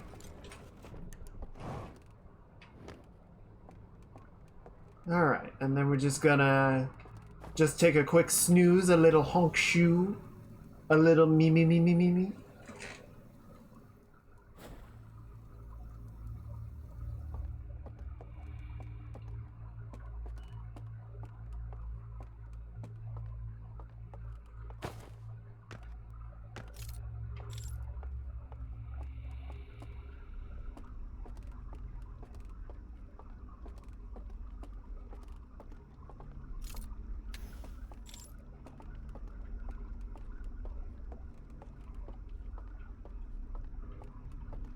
Okay, so now we need to figure out... Ooh, those are pretty. Well, that looks familiar.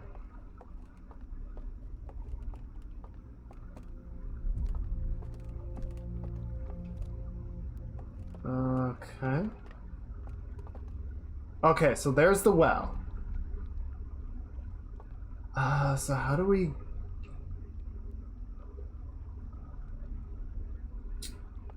One, how do we get down there? Oh! The teleporter! Okay, so we gotta find a teleporter. That's what it was... That's what he was looking at in the second half. Like, he gave the guy... He gave the other guy a teleporter. Right? Or he gave the other guy... Shit. I kind of want to just see if getting caught is a bad thing. I feel like it is.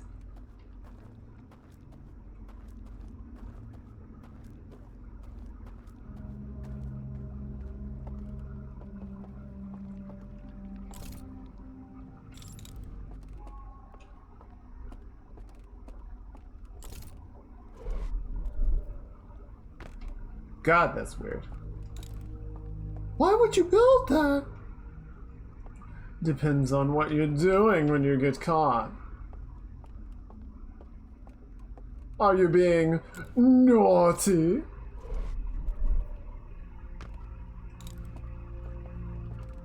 Prediction when the owls spot you? What's your bet, Tishel? Why did I teleport over here? There's nothing here. Oh, do I need to put these out? What the fuck? Stop right there, criminal scum! God! Tisha!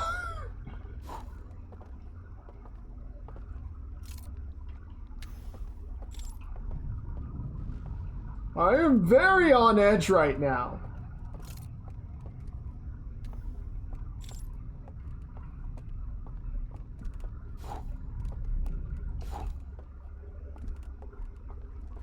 Oh my god, okay. This is a lot. Whoa. Okay.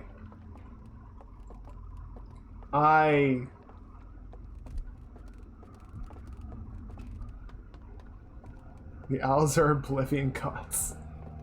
Hello there.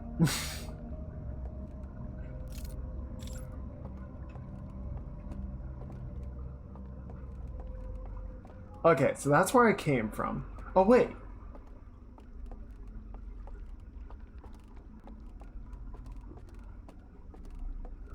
This wasn't here before. These guys have figured out some kind of weird, like, object. Well, oh my god, guys!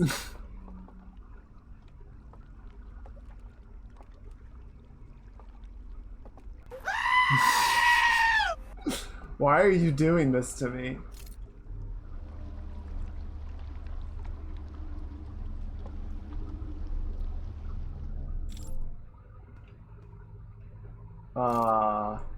Okay, keep going, keep going, keep going.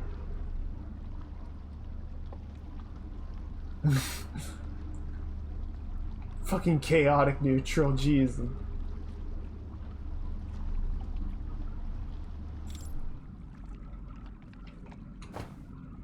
Okay, so this goes like this. Okay, I think that's gonna give us the way back. That's an elevator up. Okay, so yeah, that makes a new ship. A new boat. Suddenly, like, their whole cloaking technology thing is making more sense.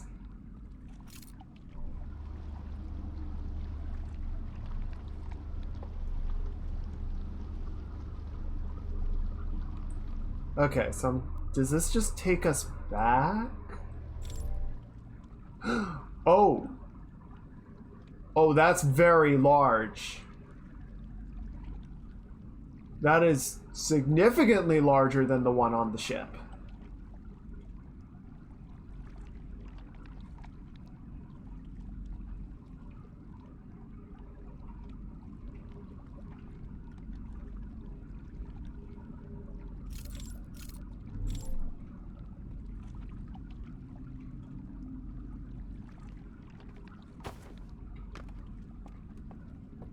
Interesting. Okay, so...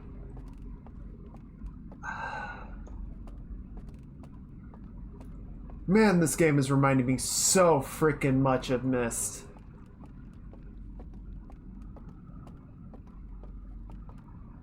Oh no!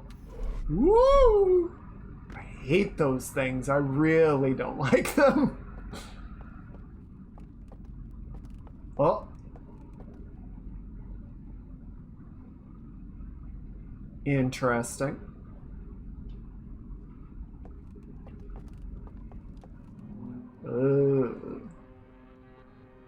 Okay, so dude takes the artifact. I take the other one.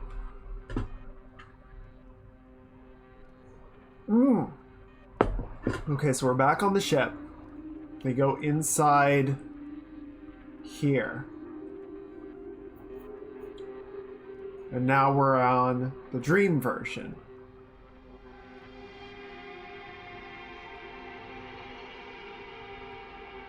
So they project the vault in here. Take it out. But where did they take it?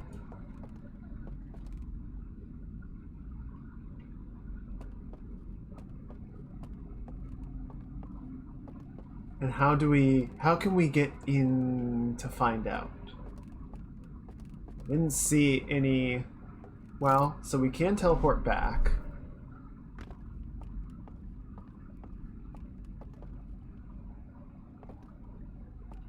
I don't see any, like, platforms or anything.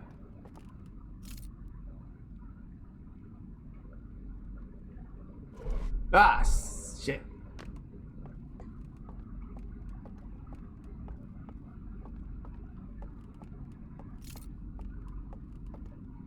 Yeah, that doesn't change anything.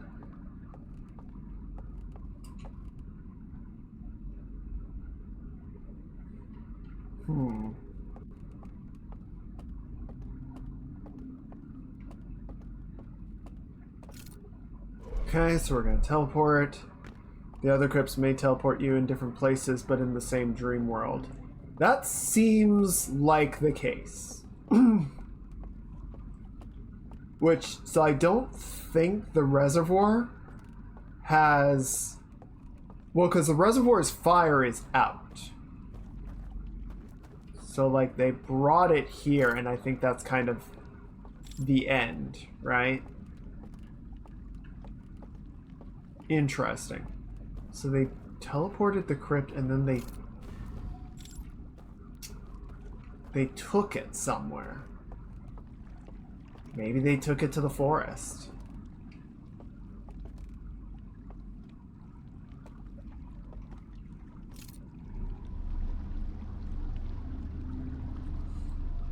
Oh. Well, we might not... Yeah, so if this goes to the forest, then we can explore it a bit more. We might not have time to. Yep, we're back in the forest. And there's the dudes trotting along. Ah, shit. Oh, actually, this will be really interesting. So that was the dam breaking. But we're... Like, we went... Oh, shit. That was them. I think that was them... dying? Oh! Okay, that's fine. No, that's cool. Yeah, yeah. That's not a problem.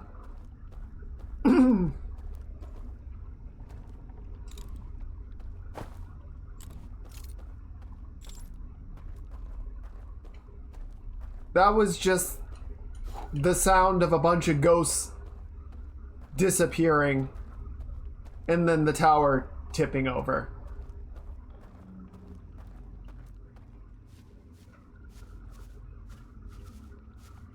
So yeah, because we're in the tower crypt,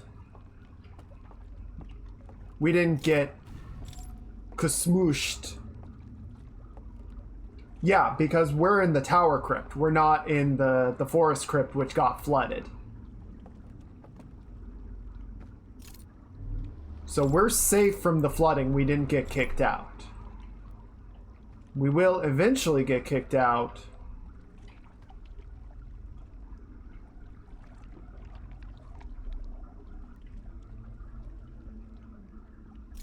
When the tower falls over, and that's going to submerge us.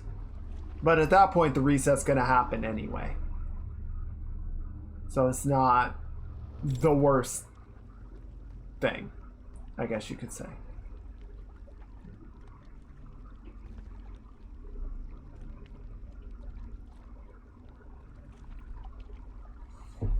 We need all the dream world work because of what we saw at the top of the tower. So I think the tower, well, and actually once the tower collapses, because I think that's where everything is like coming together and getting projected outward, or getting projected to the relay satellite possibly. Oh shit, too far. Fuck.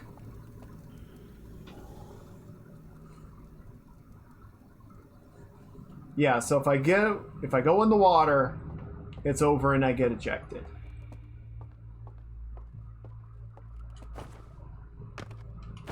But yeah, so the tower got knocked over. And yeah, I think once the tower collapses, one, the reset's going to happen anyway, and two, I think the broadcast will fail. And it'll just be game over.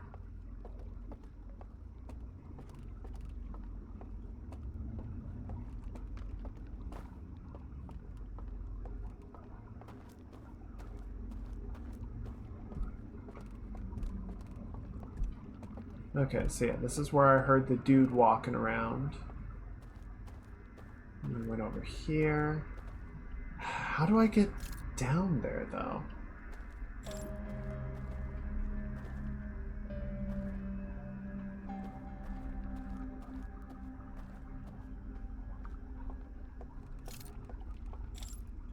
Can I jump it? Yep. Too cool. Too cool for rules.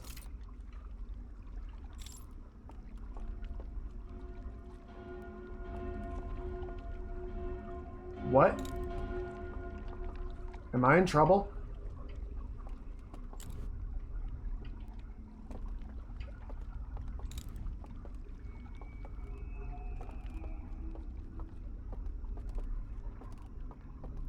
I can't see anything though.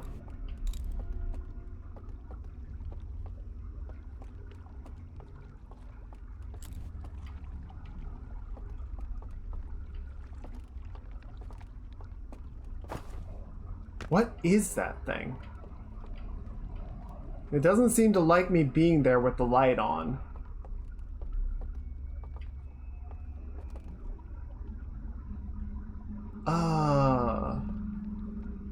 Okay. So if we go over here, then we teleport. Right.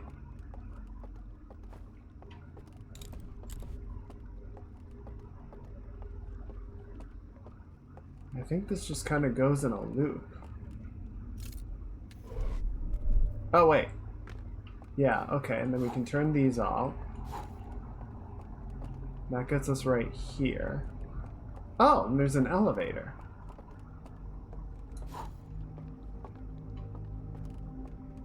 Where does this go?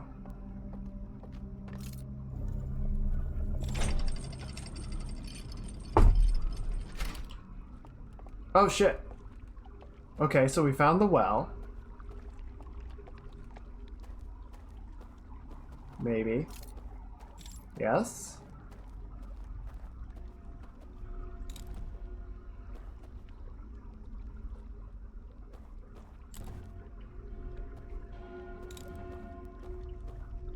What is with these alarms, dude?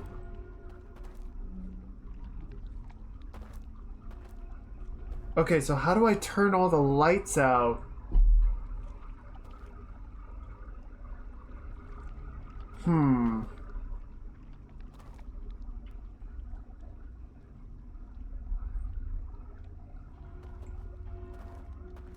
Okay, so it doesn't like me, which is fair. But if I get too close,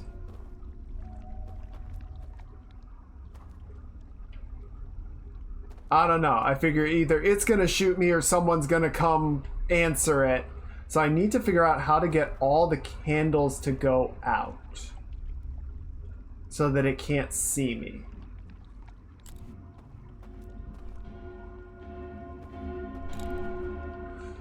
Yeah, that's getting louder and louder. I don't like that.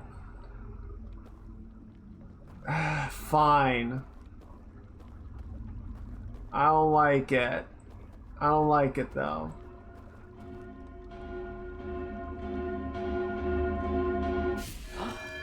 Whoa! Oh no! Oh, we're going over!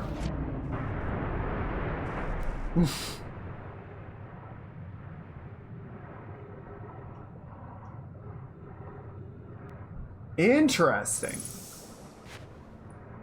Yeah, the timing was freaking uncanny.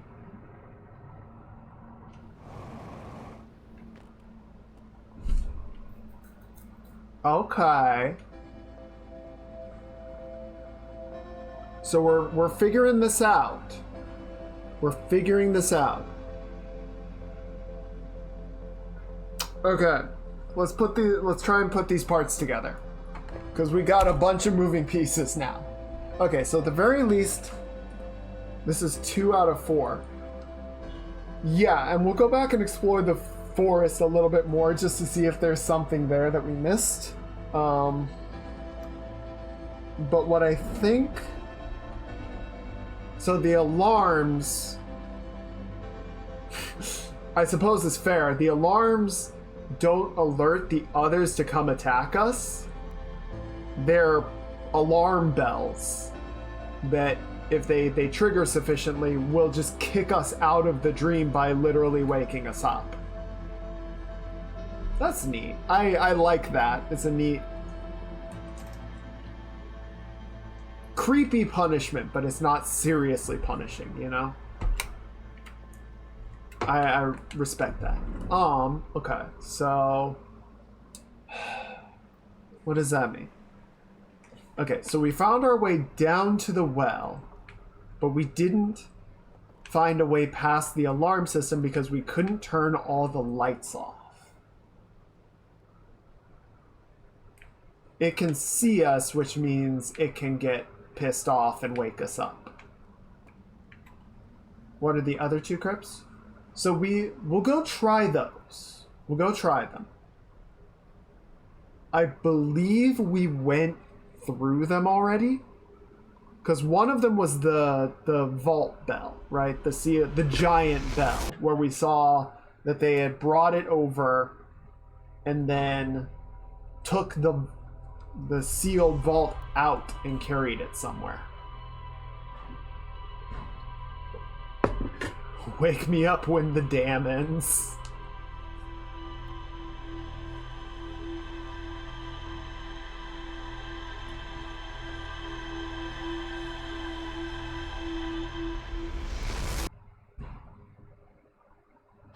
Okay, I'm really interested now because I don't know if their plan, quote unquote, was to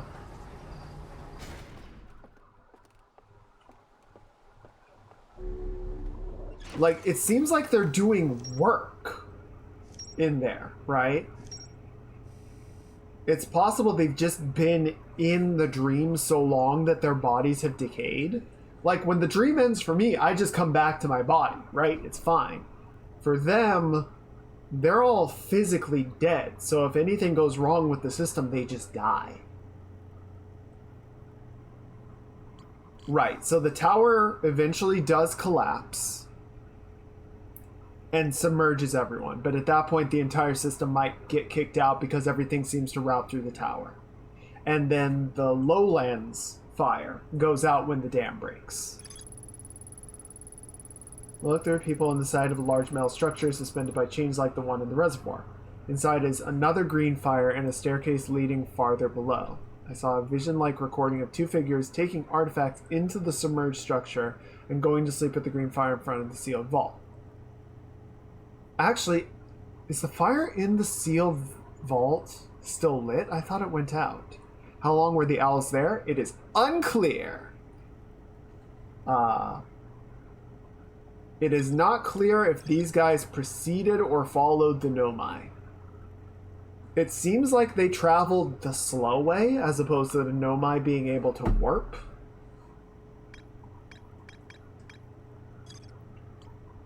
So they might have gotten here simultaneously before and after. I don't know.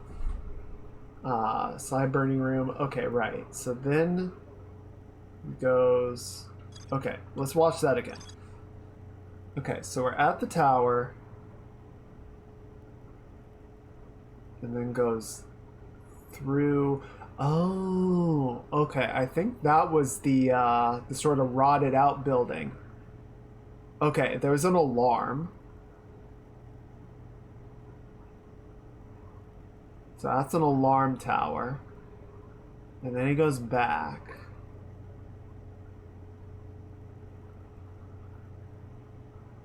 Teleports. And then uses that to put all the lights out.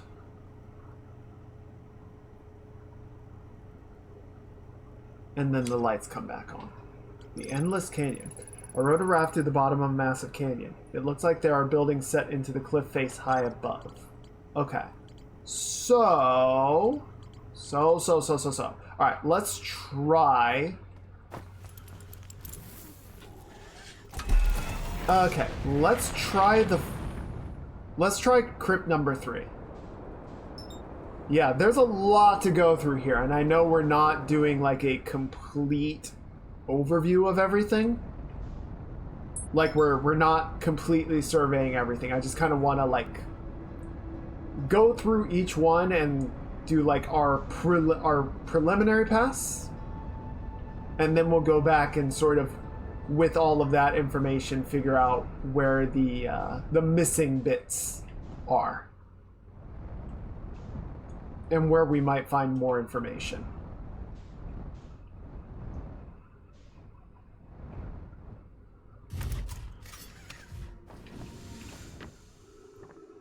We're getting there, though. We're making progress. And I know there are... Well, there might be an artifact that I can grab later. That I don't have to go the long way around to the reservoir. But for the time being, this is just a little faster. Whee! Oh, God. Too fast.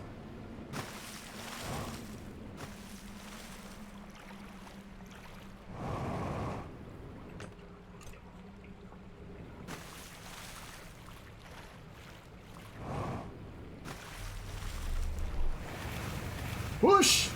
Push!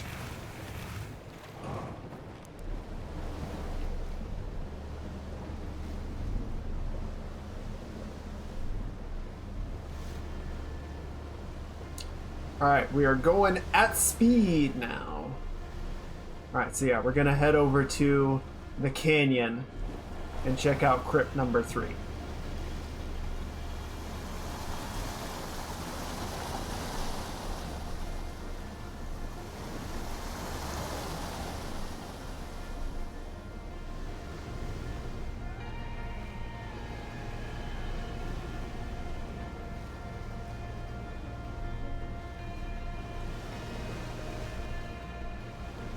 Starting to get a feel for these light rafts. Really schmoovin'.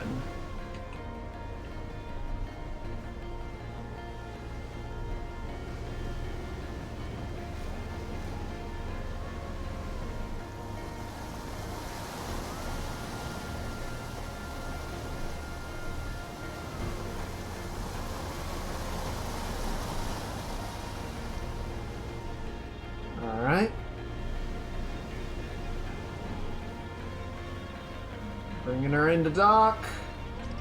There we go.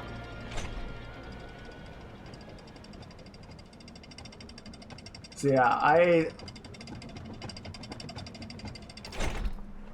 don't know. I don't know if we're like actually going back to their world, if it's some sort of dream projection.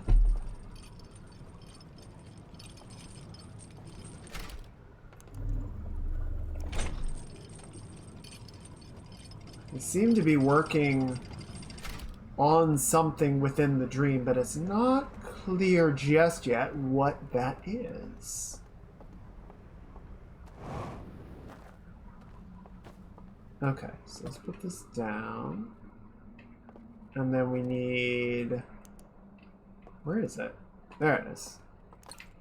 Here, you can have those. I need that.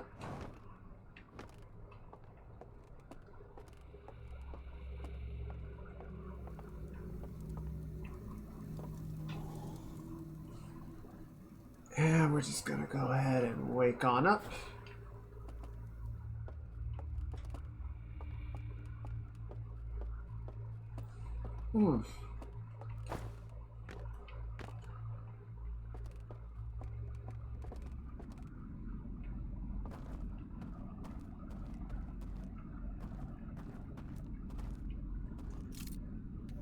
Oh, where am I? I mean, we're up on the cliffs.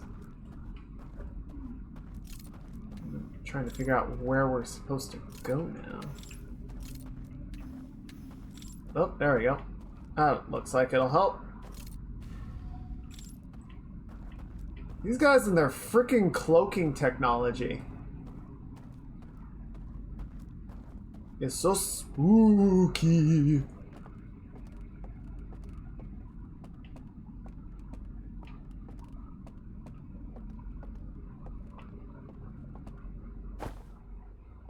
Oh, you know what? I wonder if the code for... Ooh, that's pretty. I wonder if the code for the lock will be in here somewhere.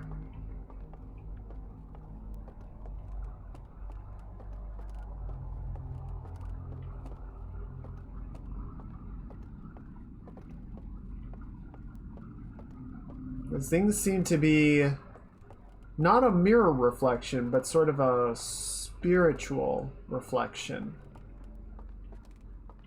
of the outside world. The waking world, let's call it.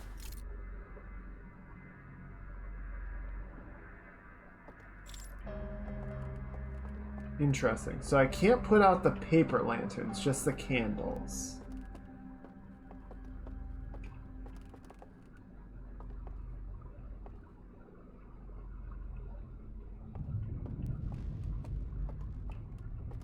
Alright, I think that was the solar sails activating just now.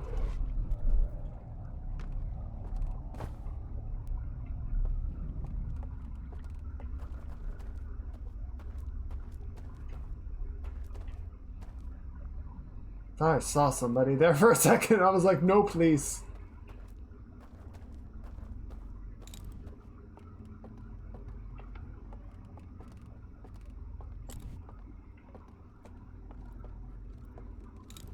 Oh shit. Oh shit, what?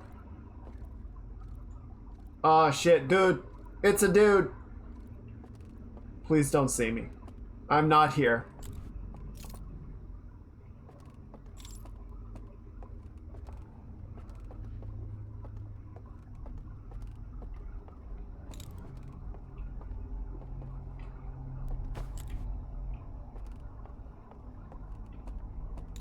Fuck, dude, I need my lantern to see, but if they're gonna see my lantern, they're gonna be like, who are you?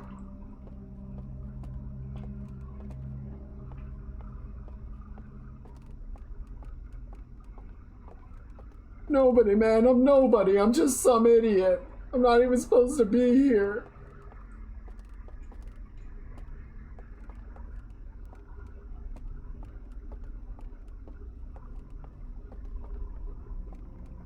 Shit.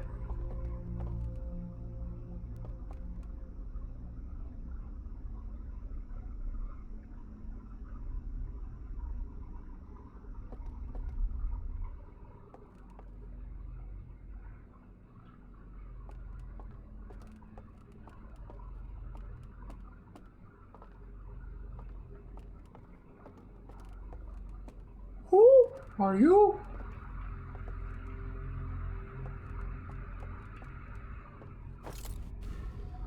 There we go. Wait. Ah. Neat. Okay. Now we can go.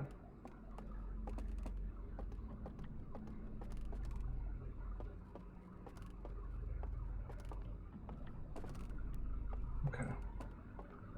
We're just gonna really quietly.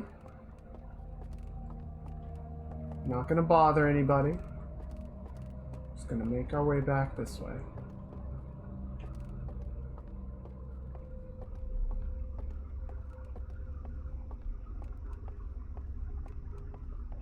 We're gonna teleport. And we're gonna go. Okay, that was the way we came. Alright, and then yeah, here is the bridge we just made. Because we're so effing Q.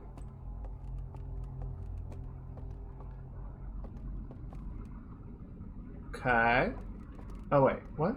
What is this?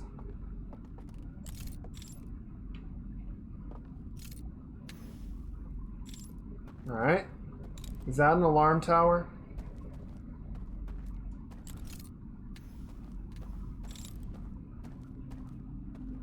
No, it's an elevator.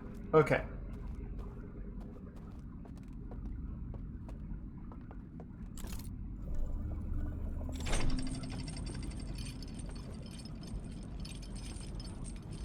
Oh, and then this lets us get on the boat if we want to.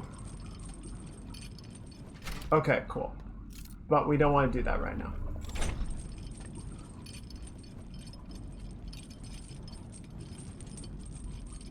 I don't think so, anyway. I'm seeing an interesting cave down there that maybe we can access?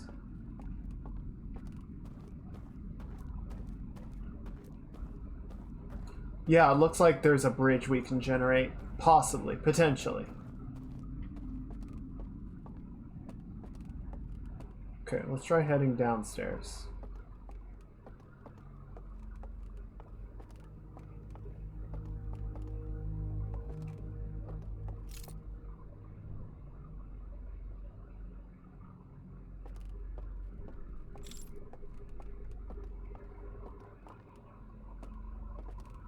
Interesting and not at all ominous. Okay. So whatever needs to happen to make that up here, we have not done it yet, it looks like. So let's try heading up.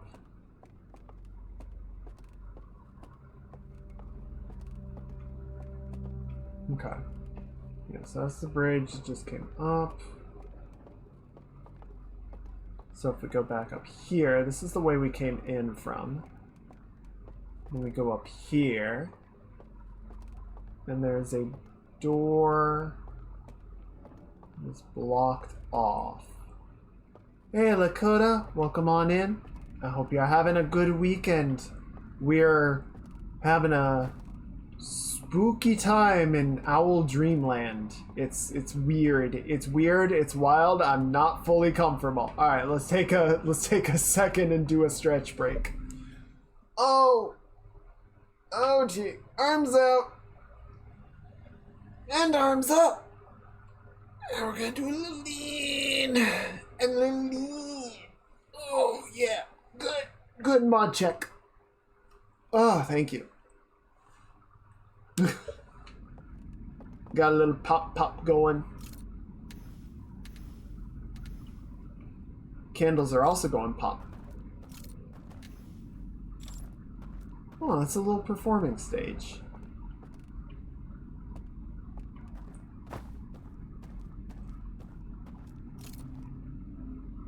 Is there a teleportation thing over there? No.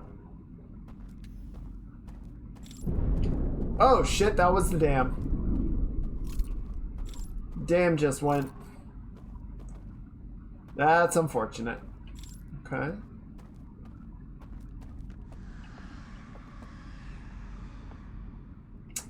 And there goes the, what's the word?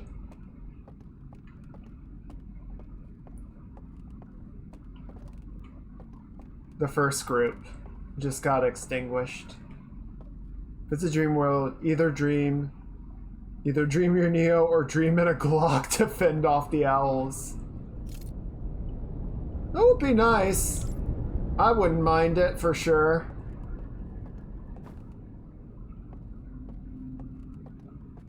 Alright, so yeah, the water left us untouched, which is appreciated. Just seeing if activating all the candles does anything. Doesn't seem like it.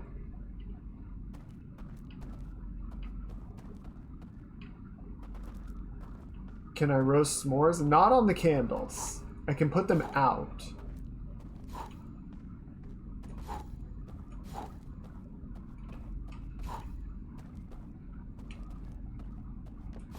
But it's not a big enough fire for s'mores.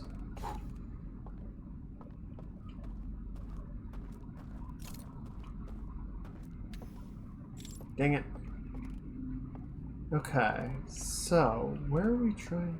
Because like there's a way over there. There's another level that we can check out. But with the lights being on, these doors aren't going to go away. So we need to figure out how to get those to shut off. Or how to make the area dark.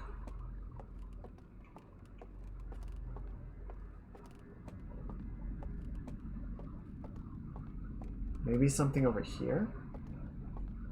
I don't think I checked this before. Oh, nope, because that's a cliff. We went over there, and that got this bridge to appear.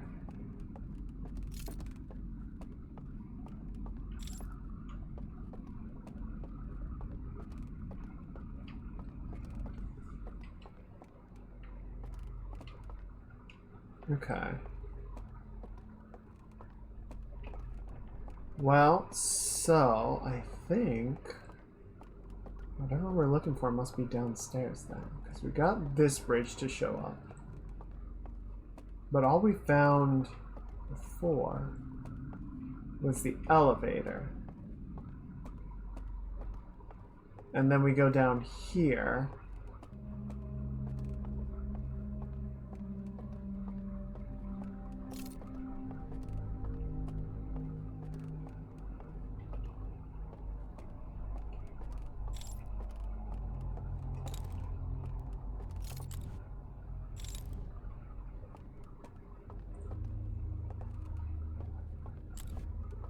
See, I can't do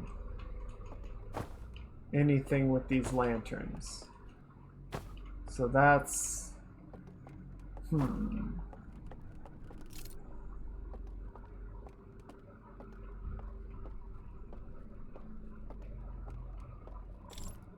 Let's see.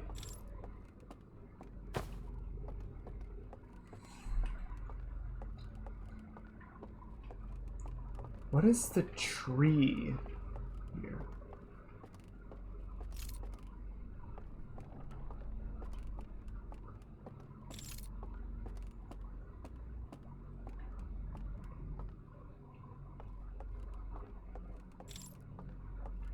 Huh, okay.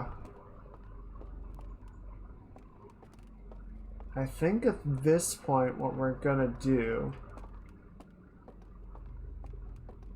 is take the boat.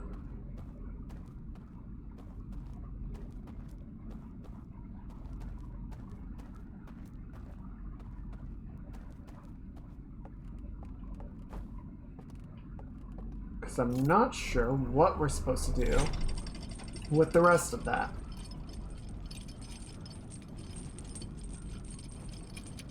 There's definitely that cave that we're still trying to get to, but I don't see anything to like activate a bridge up to it.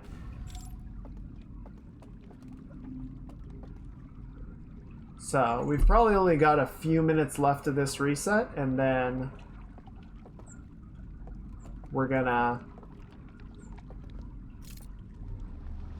I think we might try and start in the forest next time. Or actually, no, what we'll do is we're gonna go to the vault and see if that has a fire. I thought the fire in the vault was out, but it might not be. If there's a fire in the vault, then we can go from inside the bell and see where those stairs lead.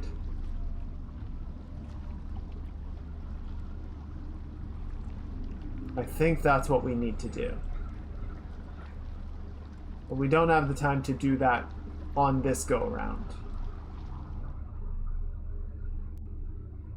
So let's see if we can find anything in the forest. I want to say... Okay, so that just generates another land, or another boat, right? This goes to this tunnel, which has a door, but we need to do something to make the door accessible. And I think, yeah.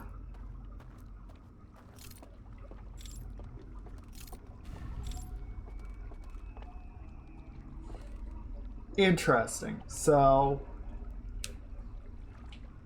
the only way to access most of the forest, it seems like, is through the forest crypt. Right? All this other stuff we can't get to by riding the ferry.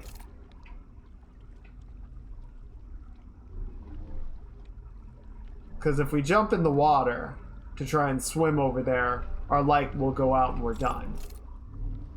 We can't use the forest crypt anymore because it's underwater and the fire has gone out. So that is actually very acutely timed. I think the tower just collapsed.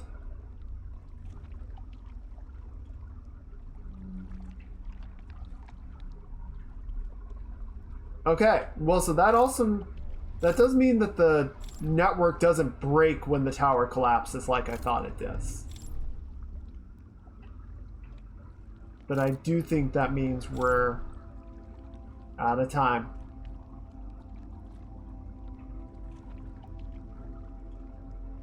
I didn't see a docking point down here either. Oh, it's all muted and stuff too. That's creepy.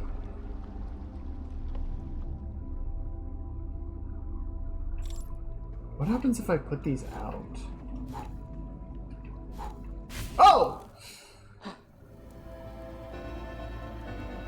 Well, that answers that.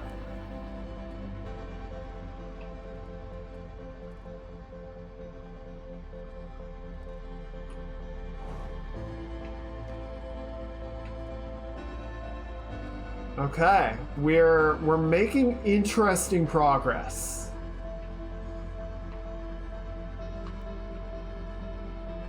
This is wild, dude. Okay, so this is, I think, the bridge that we came across. There's no cave down there. That's something that's unique to the dream experience.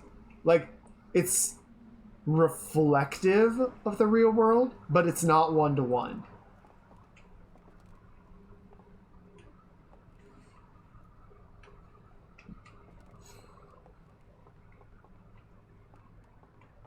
It's like the idyllic version of what's here. Or maybe they built the Halo world as a reflection of their home world.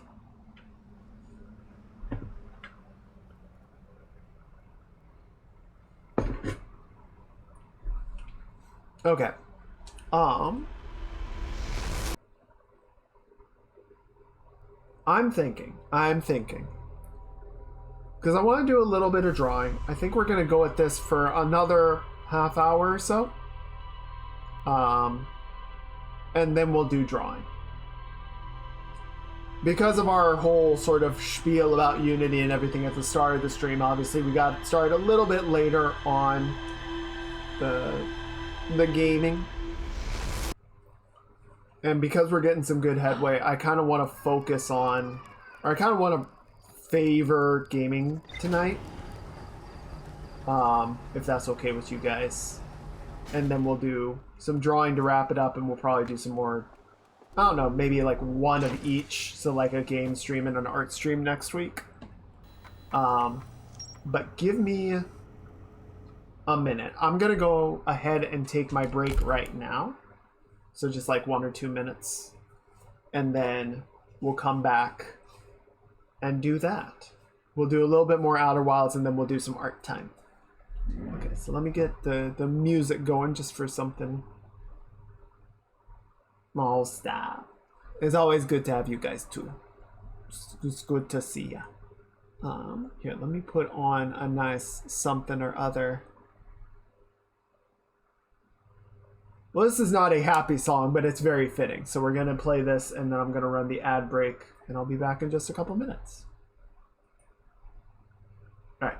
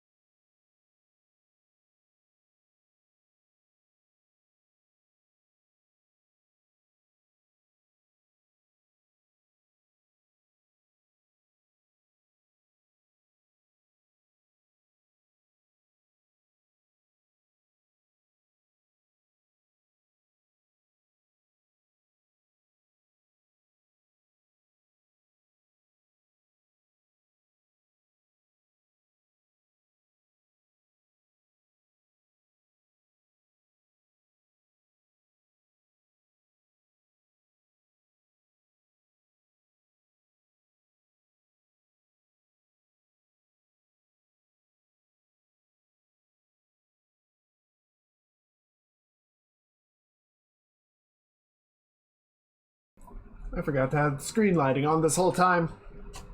You can see why I picked that song, though. It's so freaking fitting for what we're doing. Okay. Sorry, I'm just munching on a couple of chips. Oh, wait, hang on. Get out of here. Get out of here. Okay.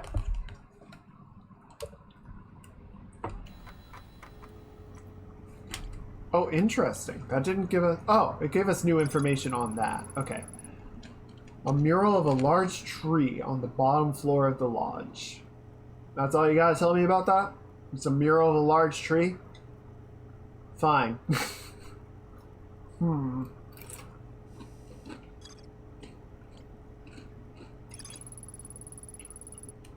The well at the bottom of the village is guarded by a statue that activates an alarm bell when it sees me. Yes. A candlelit tower sits atop a nearby island. Okay.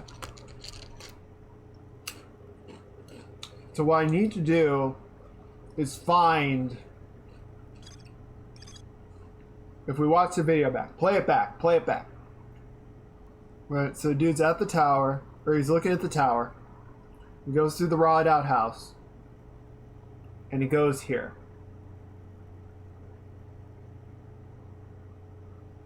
Hands the dude the thing.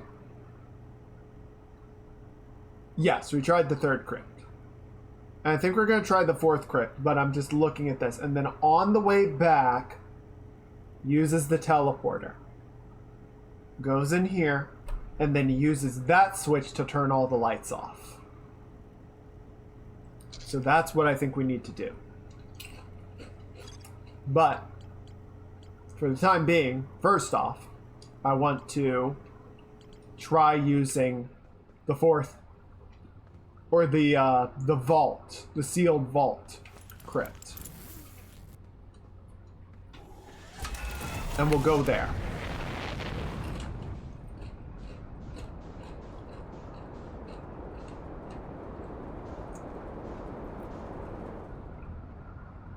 There is some... I think you're right. I think there is potentially something else in the forest. Because we almost got to the large building with the singing going on. But then we got kicked out by the flood. So there's probably something else to see there. I'm trying to survey as much as we can.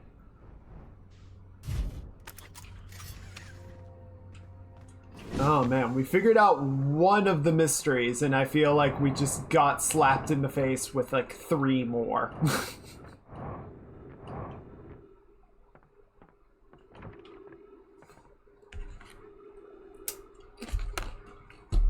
Congratulations, this is where the fun begins.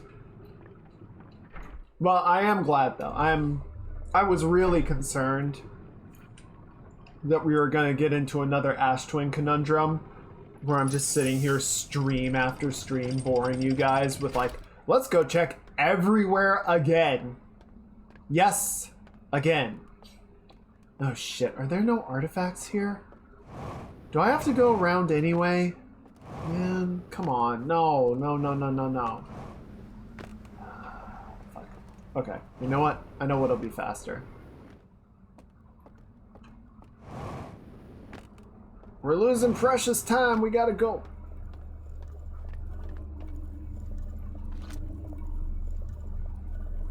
Yes, and we managed to do it without looking anything up. I do appreciate you looking into it.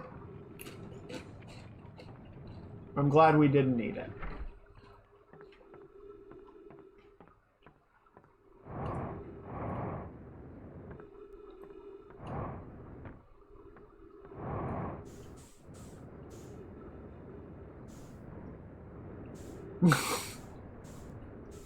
You're not useless, Tech. You're here hanging out and being chill. And you did look it up as a precaution. I appreciate that.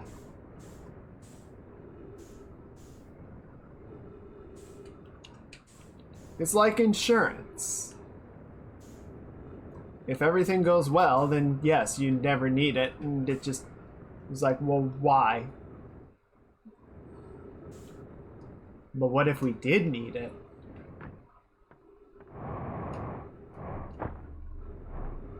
Yeah, come on. Let me in. Let me in! There we go. Burned most of my fuel on that maneuver.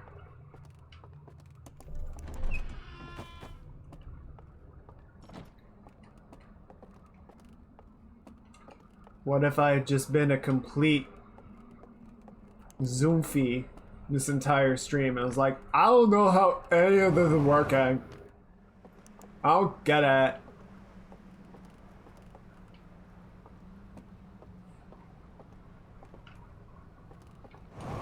Nope, wait, shit, there's no boat there. Fuck.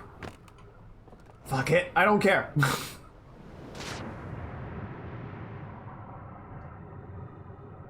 I'll be my own damn boat.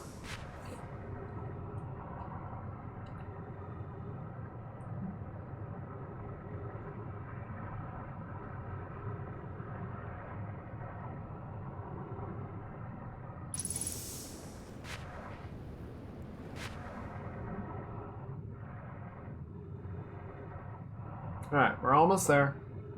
Probably gonna smack into it in a second.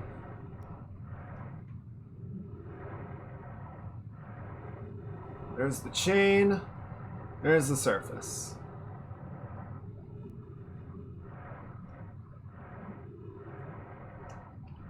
Alright.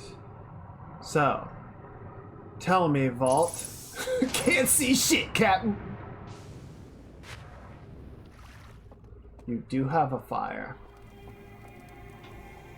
Alright, well, let's see what secrets you're keeping. I'm in.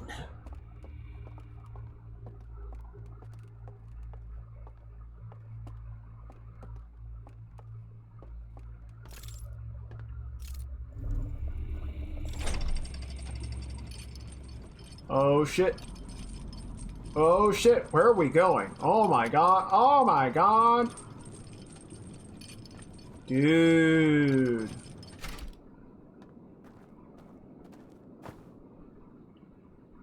I feel like I'm not supposed to be here. I feel like I'm trespassing.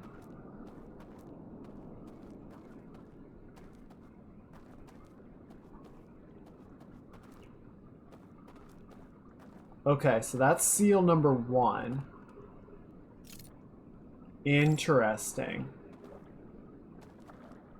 Okay, so this is where they put the vault.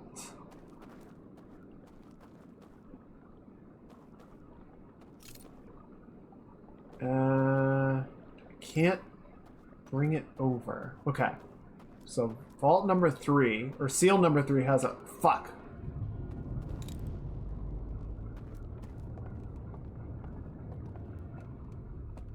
Okay. Interesting. So I can't cross the bridge without pissing them off.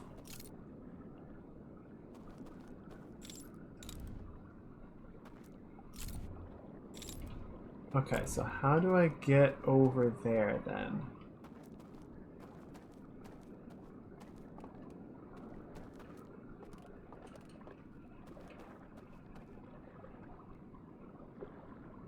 I know, more locks. Okay, what was it? It was fire, fire, the sun?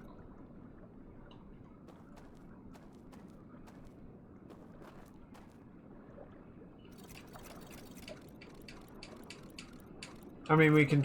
I only have the one combination that I know of, so there's not a lot that I can really mess with.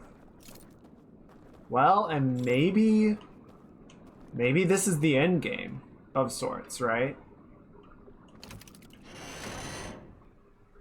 Oh, interesting. Oh! Oh shit! Oh shit, oh shit! What? What? What? Okay, so in the tower, we go up the tower, right? Okay, okay. And then we go in here. Okay. Right. And then I take that.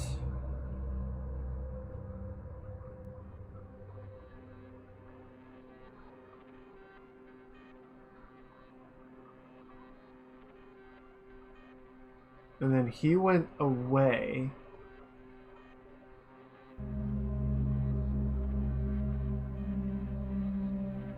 Oh. It's the plaques.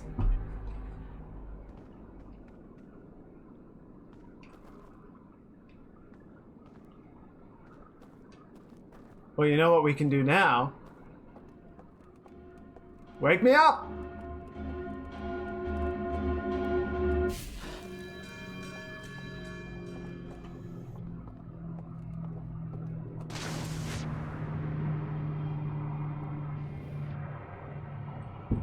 Interesting. Alright, let's go. Let's go to the tower. Okay. Dam is not broken yet. That's good. I prefer my dams unbroken. Thank you very much. I know it's kind of a hot take, but what can I say? I'm weird like that.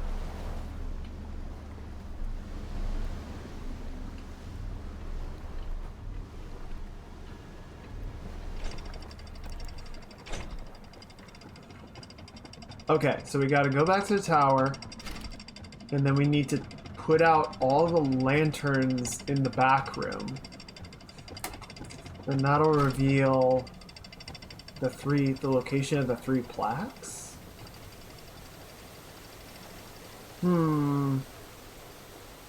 It's fine. That's fine. It's not bad.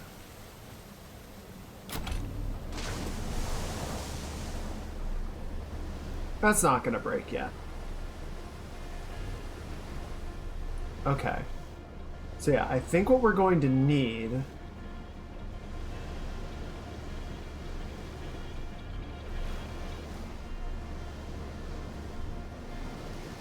so we're gonna need the combinations for all 3 of those, right?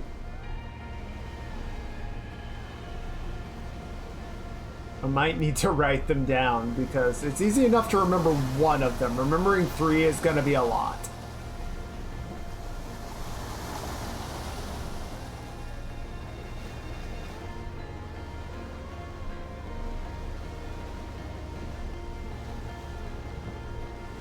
Let's go ahead and just park it.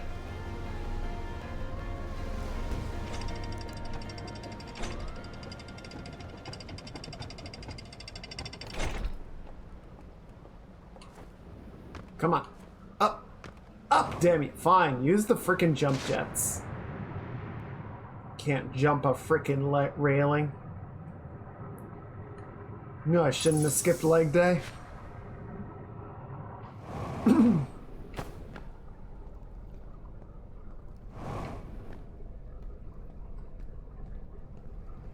Okay, so yeah, now we go up here.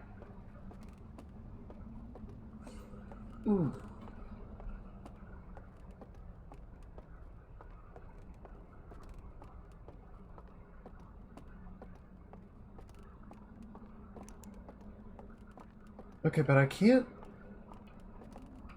do anything with these. How did he put them out?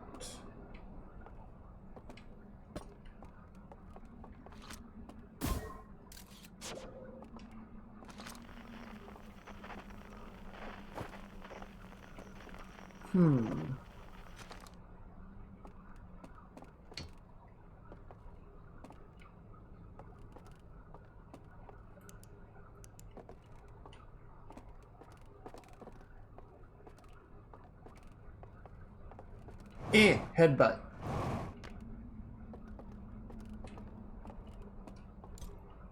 What did you do to put them out? Anything?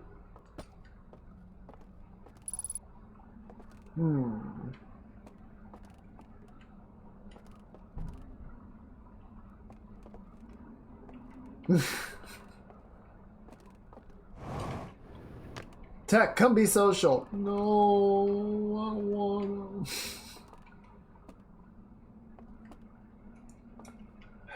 How do I make this go dark?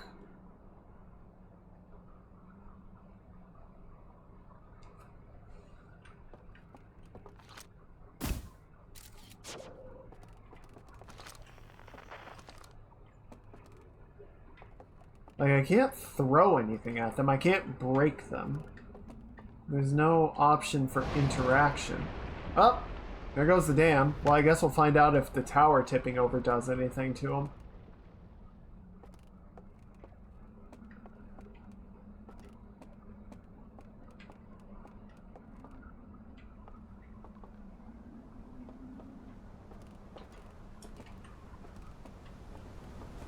Incoming.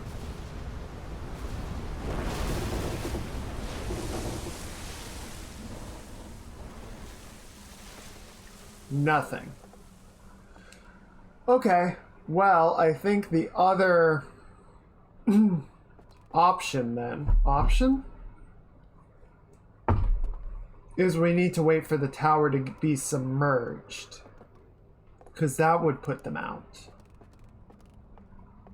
And then we would have a brief period of time right before everything goes dark and we reset to get in there and look. Which kinda sucks.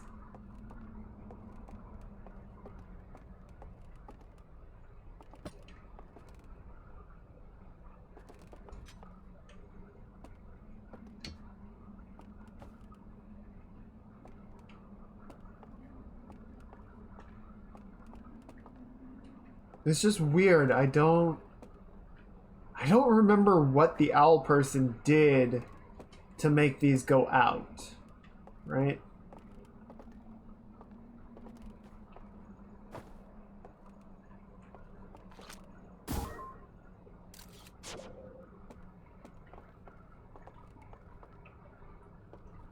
But I guess what we can do in the meantime, possibly,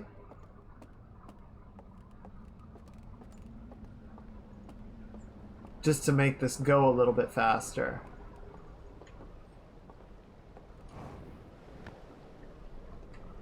What's gonna be... Yeah, let's try this. Ah, fuck. I fell down.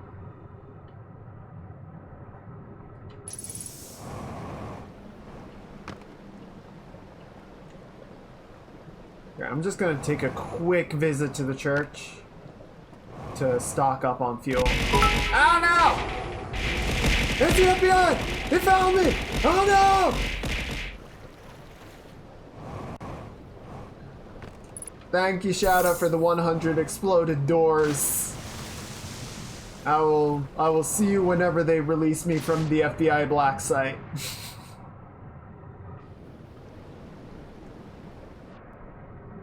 We're playing through some Outer Wilds. We have made some big honkin' discoveries. And now I'm trying to make one more before this reset. Okay, so I'm not gonna go back into the dream. I just wanna doze a little bit of time so we don't sit here for 10 minutes waiting.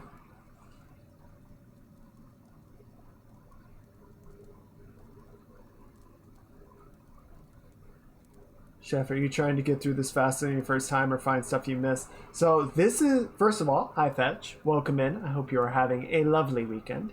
Second, we're playing the DLC for Outer Wilds, so we didn't find this the first time around. So it's a whole new mystery. Also, where did my frames go? What happened to my frames, man? I'm just gonna give this like 5 minutes. Oh shit! I took too long. Shit. Shit. Do we have time? Alright, get inside quickly.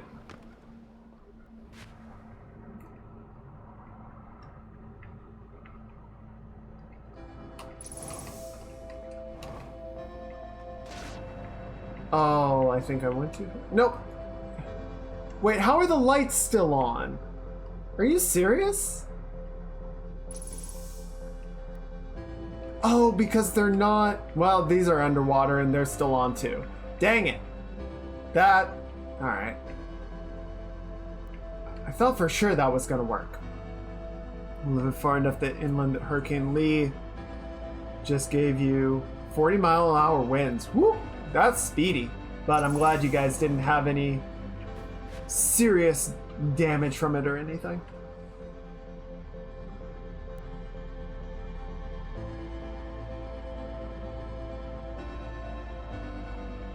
Is it hurricane season already? Yeah, I guess so. I'm gonna pour some tea while we wait for this reset to clear out. And then I think I need to watch that video again to see what they did. They had some kind of trick for getting into this alcove, and I don't know what said trick was. I guess I didn't watch carefully enough. That is some very good tea. Okay. So yeah, I think we'll do 1 or 2 more resets. And then we'll switch over to some sketching.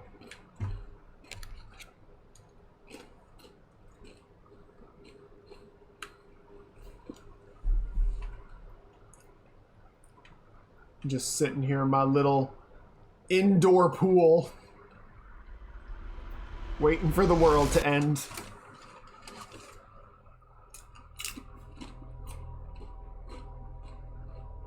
There we go. Okay.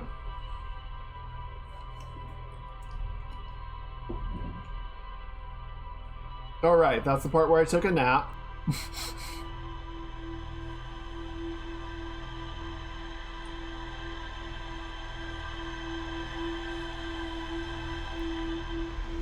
Okay. So yeah, let's check the rumor board and see if we can watch that video again. That memory reel, I guess I could say. And see if we can make sense of what's going on. And I say, hey. I can't hit those notes today. Okay, so we got a big old subterranean lake. Yeah, hidden vault seals. Lights coming out of the vault gave me a vision.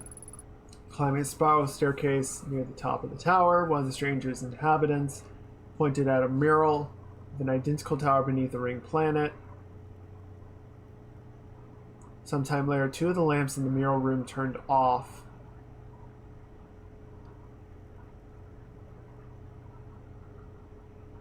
Okay, so he goes in.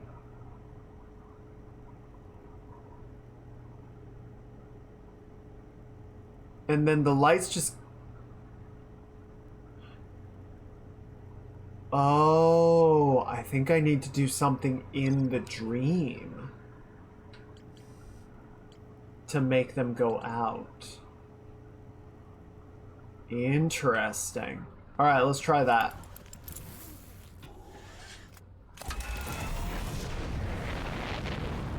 Okay.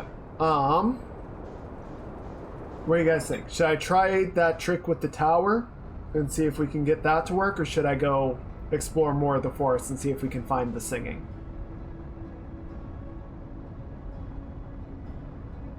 Either one seems like a viable course of action at this point. I know I said we would go check out the forest. What the what did I hit? Excuse?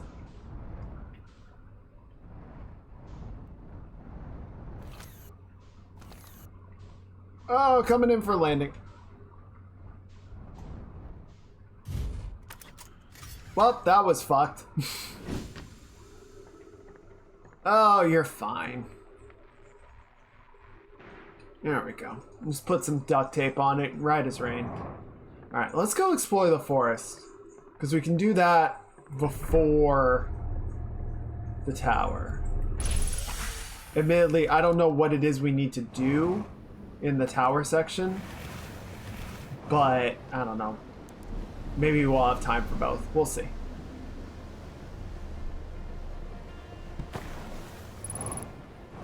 Yeah, I know there's ghost matter. It's fine. Don't worry about it. Don't worry about it. Don't even worry about it. Give me that. Alright, where's the house?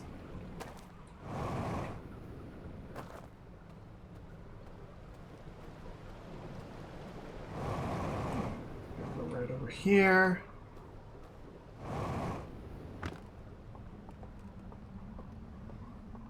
Put that down. Which one are we? There we go.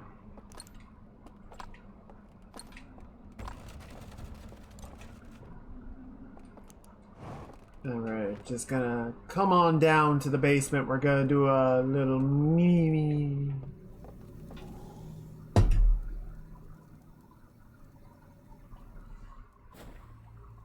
Spooky. Alright. What do we got? What do we got? What do we got? I wish I had my jump jets.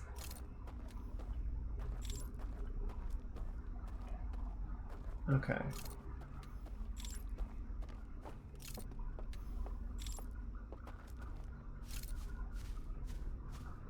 Yeah, I'm still convinced I don't want to get caught by the owl people. I don't think they're going to take kindly to me being here.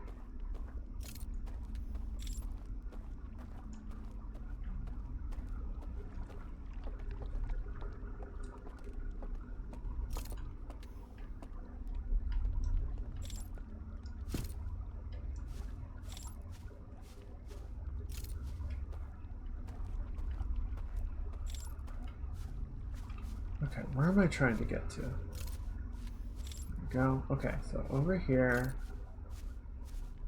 Candles?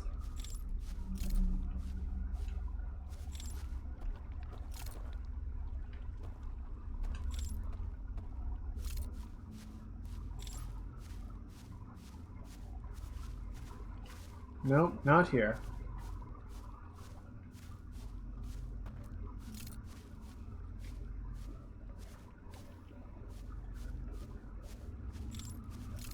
Oh good, I'm lost. That's what I need.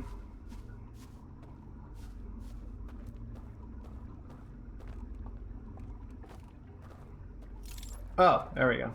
Is this it? Yes.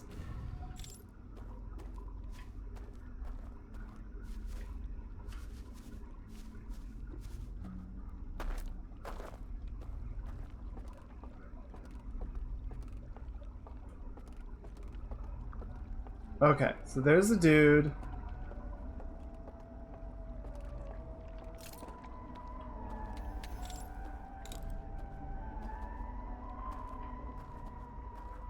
So yes, we have mysterious singing. I think what we're gonna need to do... Okay, so there's the teleporter.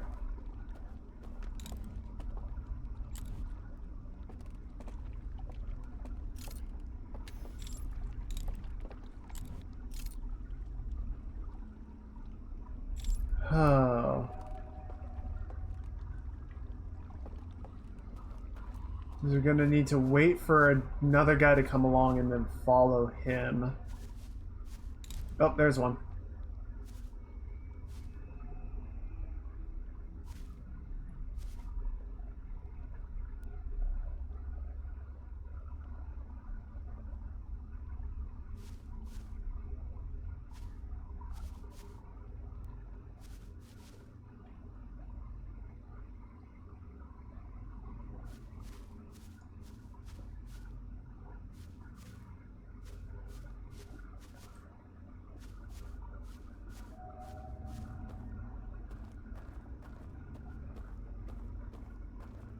Okay, so now we just follow him along.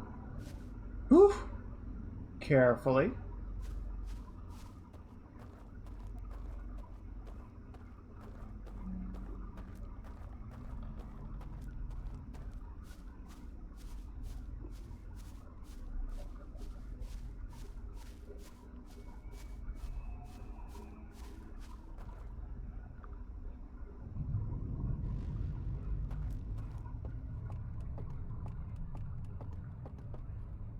I can't see shit. Okay, there we go. Alright. I felt a little rumble. I think we just hit the first quarter mark.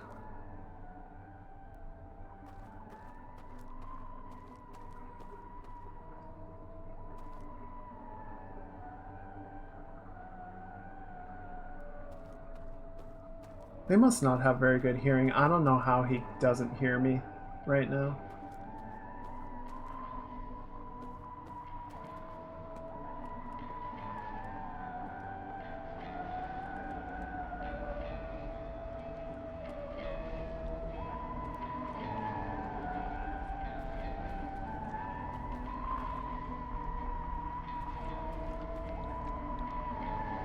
Shit!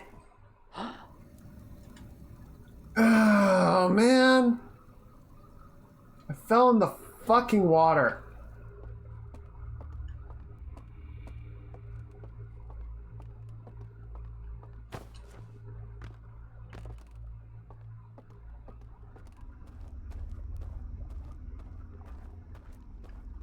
Oh, man, that sucks. Okay.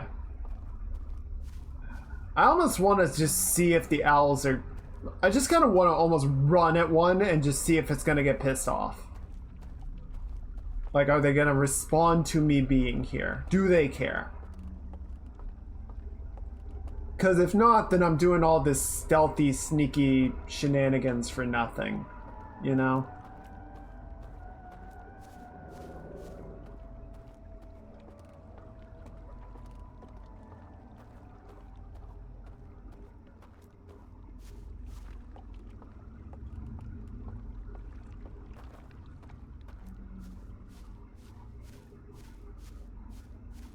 Screw it. Hey, buddy. Hey, dude. Dude. Hi. What's up? Uh-oh. Hey, what's going on? Oh. Hey, it's okay. Fuck. Hi. Oh, my God.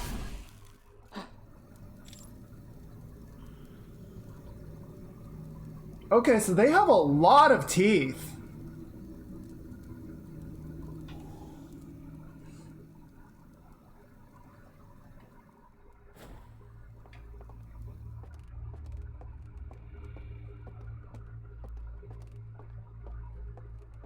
Yes, he didn't chew my face off or anything.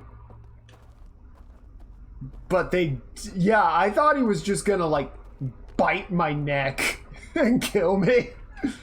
But no, he seemed more intent on just me not being here. And he knows that if the flame goes out, I get ejected. Okay, so I do need to stealth. Can't let them see me. Unfortunately, we might have lost enough time that we can't explore the house properly. But at least we know what's up, right?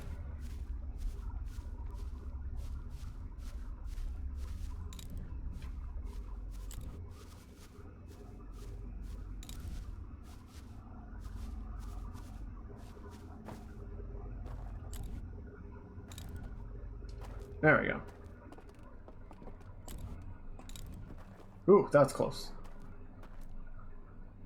What's up, Shadow? When am I playing Baldur's Gate 3 on stream? I'm probably not. I've been just kind of enjoying it on my own. And Baldur's Gate is going to be a very long game to play.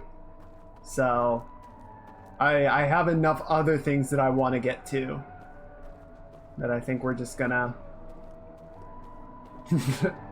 I don't hit any of the big titles on my stream, man. You got all the hot stuff of the week, and I'm just like, what if I don't play any of them?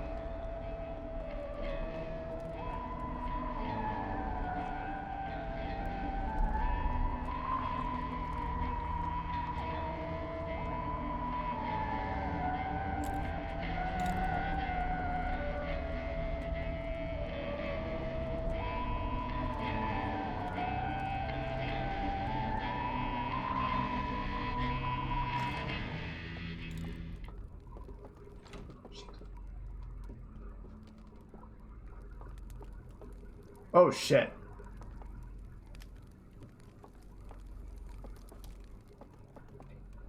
Oh.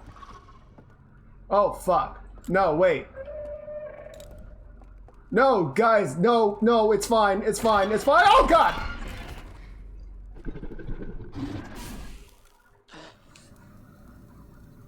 Oh, okay.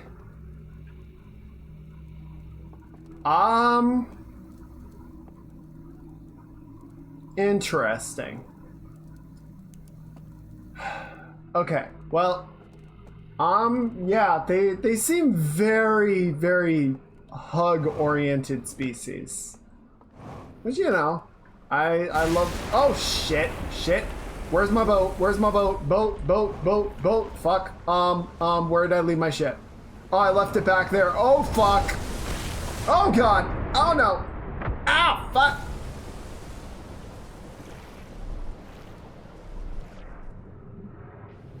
Ow.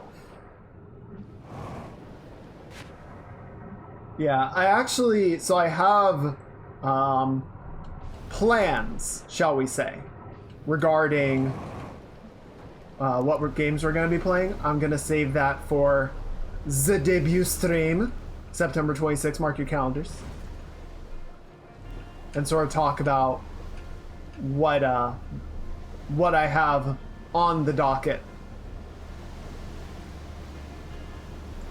Because, yeah, like, at best, I get like 10 hours of streaming a week, which is not that much. So if we did nothing but play Baldur's Gate, and I don't really want to be, you know, exclusively a game streamer, that would be like 2.5 months of streaming, you know? I want to diversify my time more when we hit other games.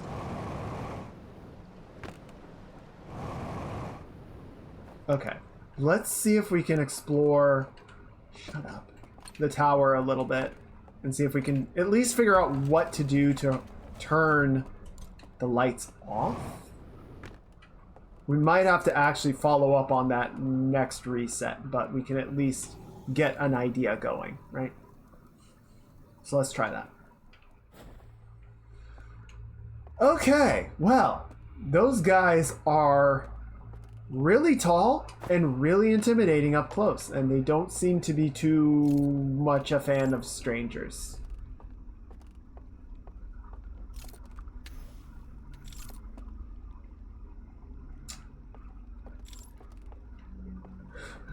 And yeah, once you get inside the house, there's just one staring right at you. I don't think you can stealth that.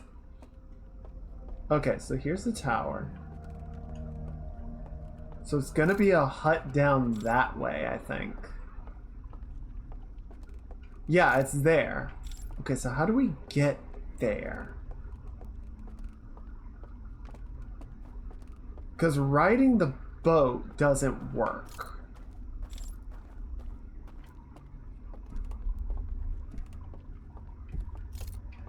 There's nowhere that we can jump off from the boat to get to where we're trying to go.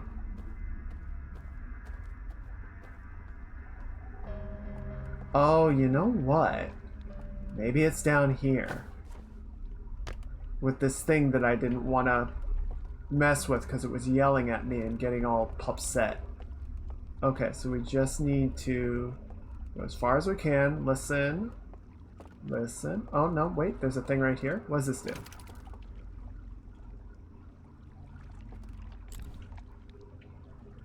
Oh, there we go.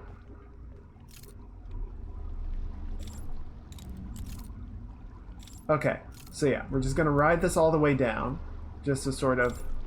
Oh, but you know what? I bet there's gonna be an alarm thing that's gonna get real upset if I get too close to it.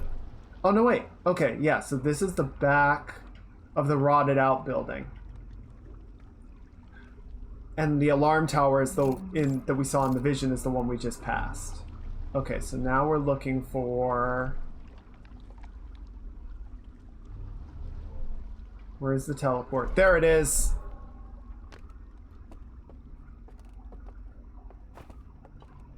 Okay, so then we're gonna go down here.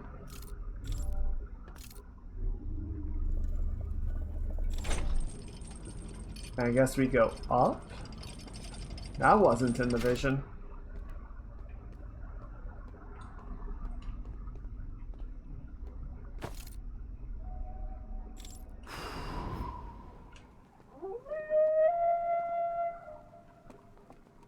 Oh, someone did not appreciate that.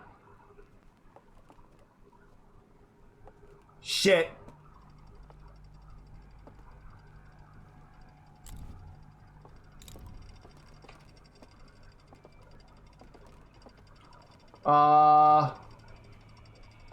What?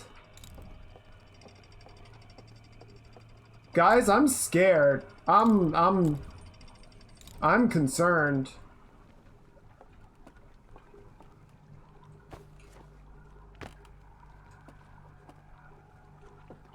I think they're looking for me now.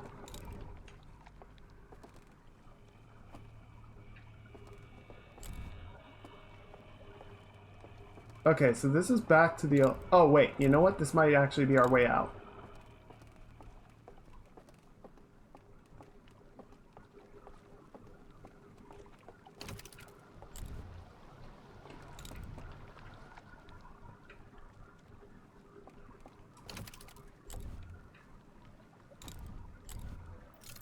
Yeah, they're coming for more hugs.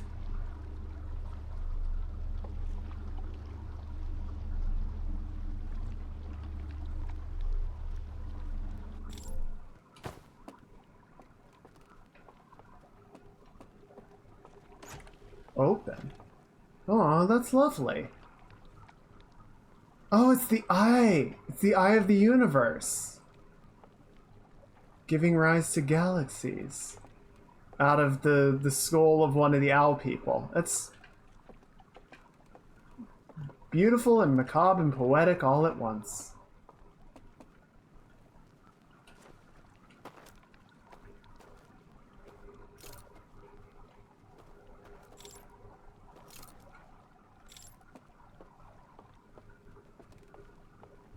Okay. So I was hoping that we could use that to, like, make our way back, but I don't think we can, actually.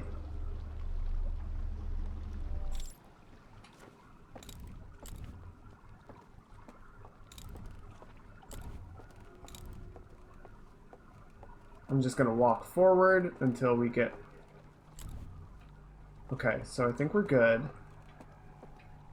Well, like, all those elevators went off before, but nobody is around. Oh, shit! No, I'm sorry! Fuck!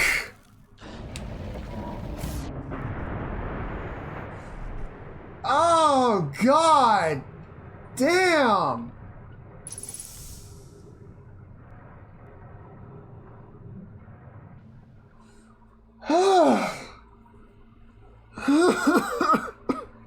Oh my God, why is that so stressful? Oh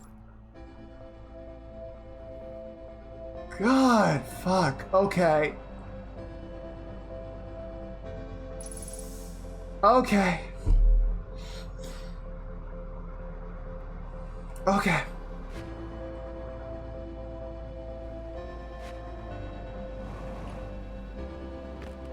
Oh, wait. Wait, real quick. We've got a minute, we've got a second before the reset happens, and I want to see if turning everything off there turns these lights off.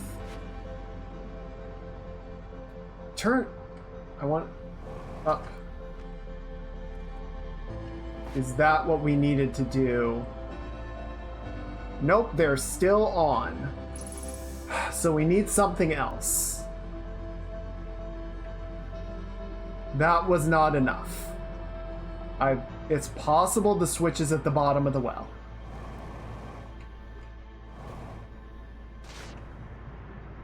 Okay. Oh, wow. Okay. I'm okay. Am I okay? Yeah, I think I'm okay.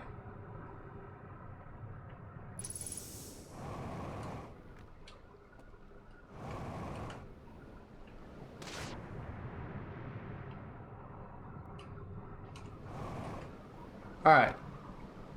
So, yeah, let's do one more reset and then we'll call it there. These are kind of stressing me out, dude. Oh God, that was legitimately scary. Fucking glowy eye, 8 foot tall motherfuckers. He's fucking waiting for me in the dark. Shit.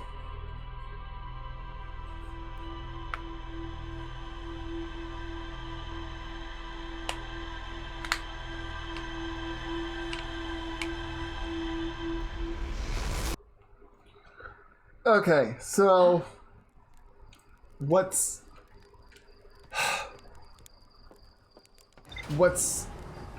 will be interesting to see is if we okay, so no new sectors, but we did find some new information.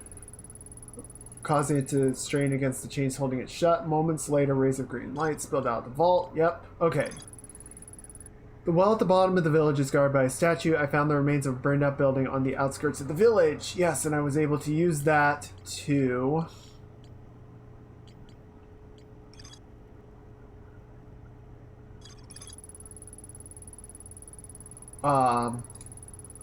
shut off all the lights, but they took notice, and shall we say umbrage of me messing with stuff. They didn't appreciate that. Okay, so yeah, what will be interesting to see, because I don't know if I'm gonna manage to like get past the first thing. Like, I can shut the lights off and then they're all gonna get pissed off, and then I need to basically navigate in the dark to get down to the secret well, right? That's going to be hard to deal with.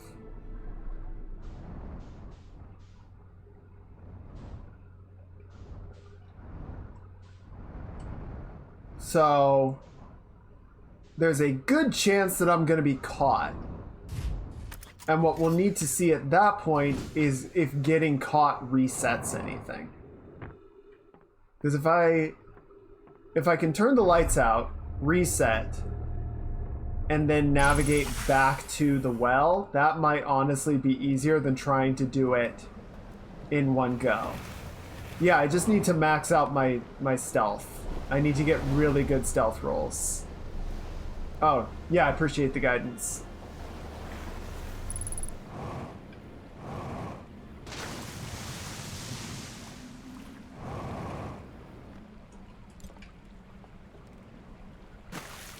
Okay, let's try this again. Hopefully without so many frickin' jump scares.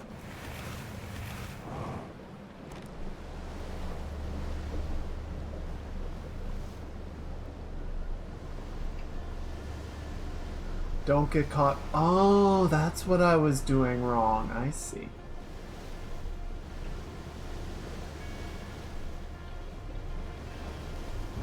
Ow!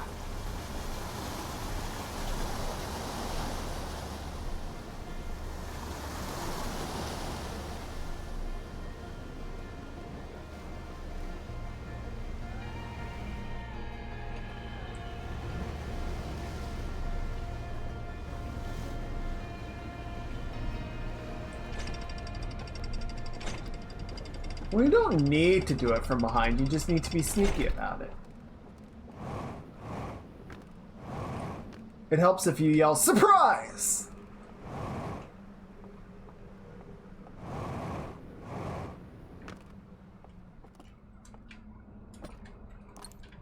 Okay. That down. Alright, let's try this again.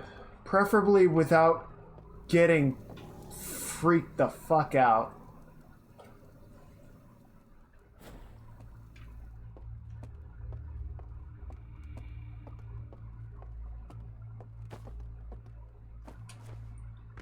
Oh, I wonder...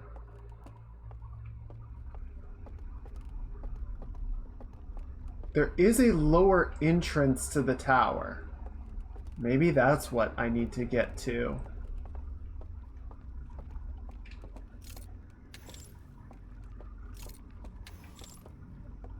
Somehow.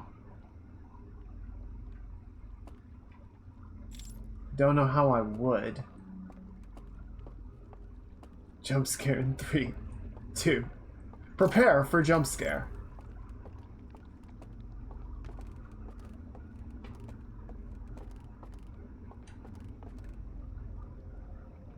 Okay. Yeah, so we're gonna go this way.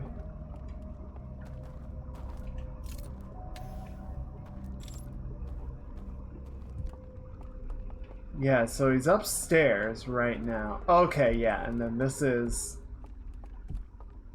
Oh, it would be nice. Ah! Thank you for the 100 jump scares. I'm pupset. Okay, so let's see if we can figure this pathing out. The problem is if he's right here, right? If he comes here, there's no other way to go. I'm just screwed.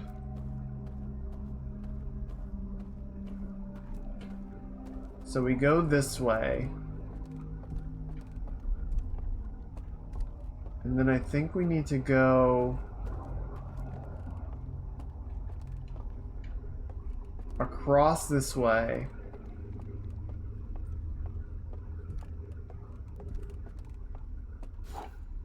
And then down here?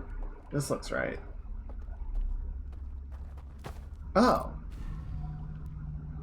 Oh! Okay. Let's do this. Let's do this instead, because this is gonna freak me out less. Hopefully.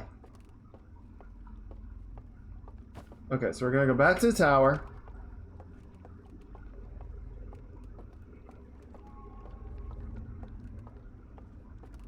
And now we go down to the lower level.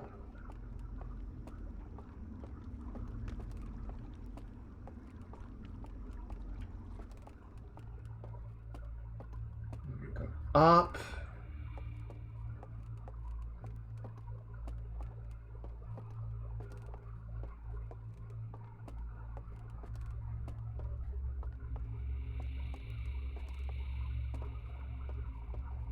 There we go.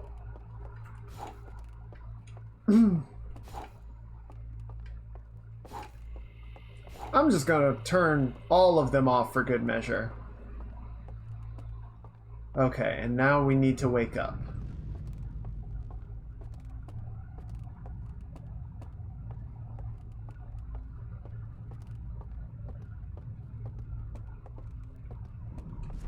Bye!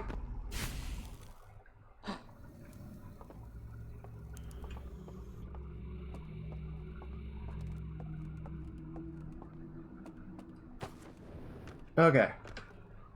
So yeah, we're gonna solve this first and then we'll make another go at the secret well because... Oh, that first time was a lot. That first time was really nerve-wracking. I'm not ready for it.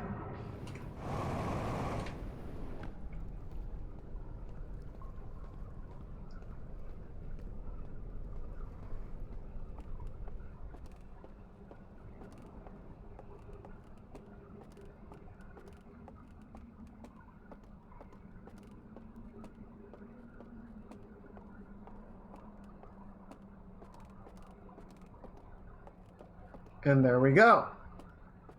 Excuse me. Okay. Good. Yeah, so now we go down.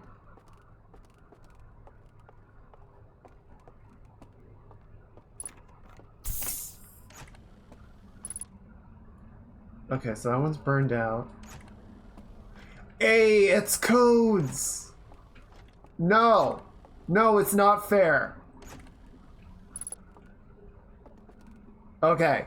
Write it down, chat. Star. Waning moon? Planet waning moon. Alright, let's go check that out. Did somebody write that down? Anybody? Anybody? Bueller?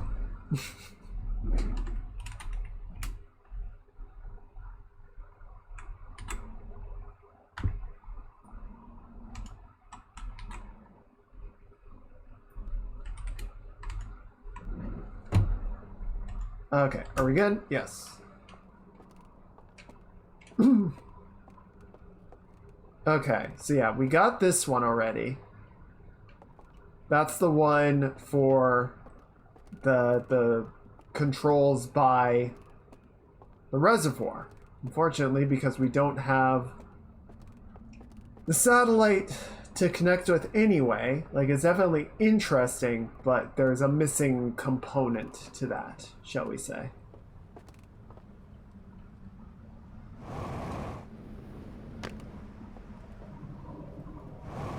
Alright.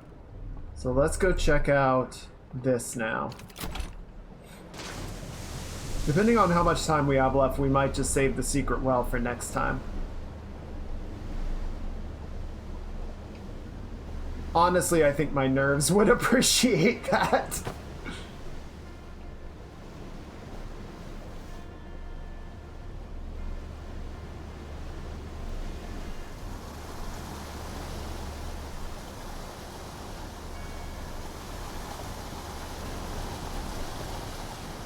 Okay, so full fairness to the developers, there is an option in the menu where they're like, we recognize that some of the visuals in Echoes of the Wild might be a little much, and so you can flip the switch and it'll turn some of those more distressing elements off. And I'm like, I left it on because I ain't no pussy, and then I play it out like, maybe I am a pussy, oh my god.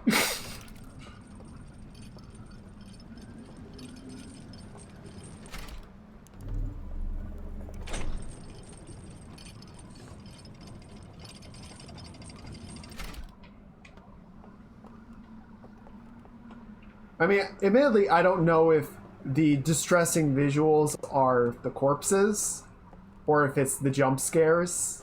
It might be both.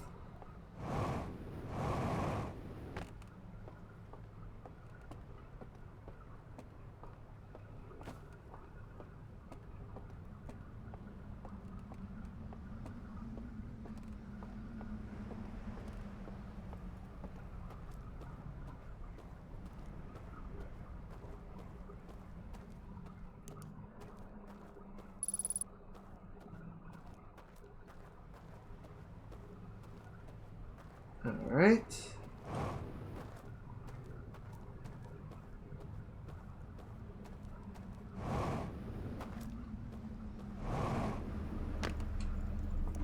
It does make me wonder what their end game is here. Here we go. Alright. You guys remember what it was? I think it was Star.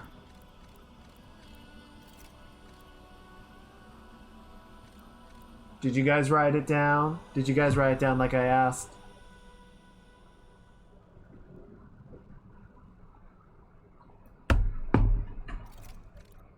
What is that? Oh, is that waiting?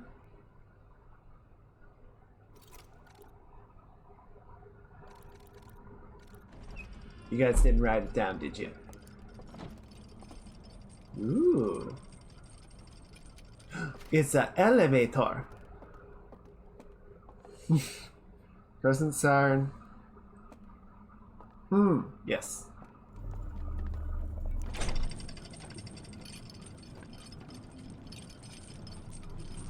Oh, where are we now?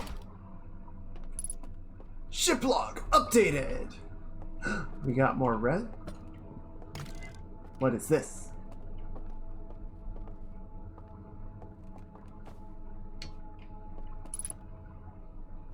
Oh wait, what? Okay, put this. Oh shit. Oh, I hope that doesn't wipe us out. Okay.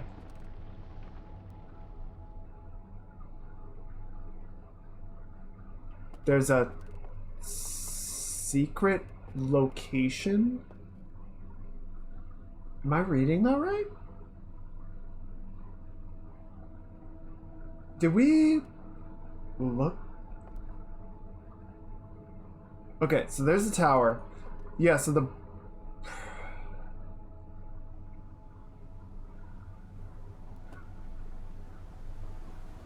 Oh, I really hope this doesn't do anything to us.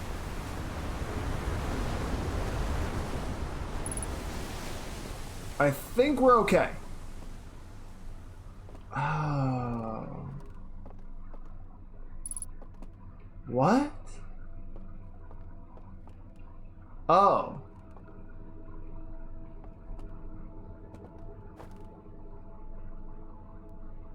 Where is this? Okay, so this is back in the canyon.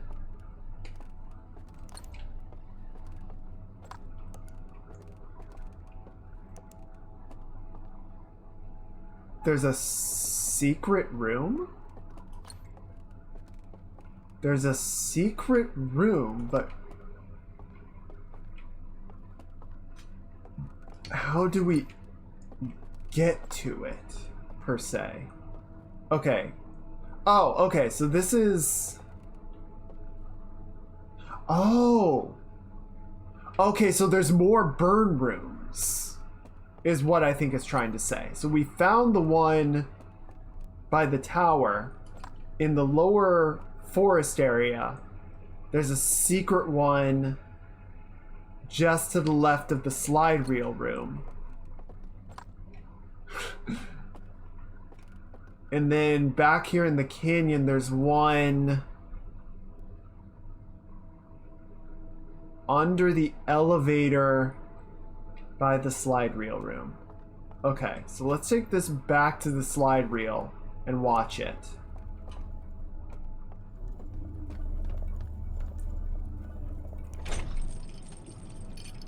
And then we'll go see if we can find the canyon, the canyon burn room.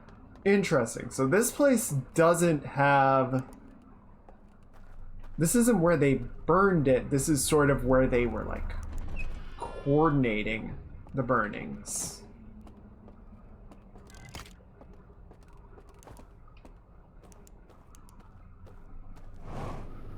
Yeah, the other one... So we have the other...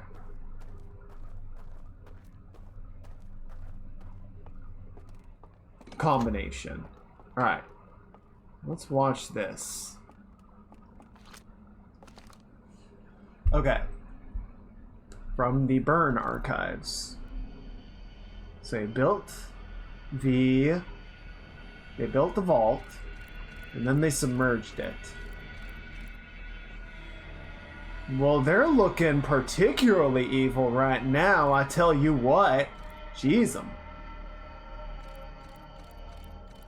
And then they came in here, they took all the slide reels. And he was just gonna torch him. And he's like, no, wait. And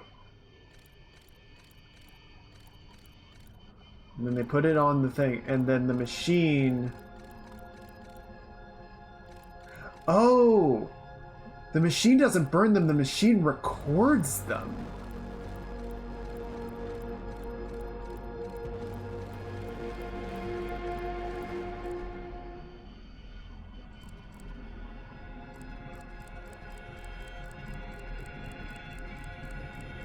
Yeah, so they were burned by hand, which is, I guess, why some of the slides are still okay, but the machine, that explains, it's got the antenna on them.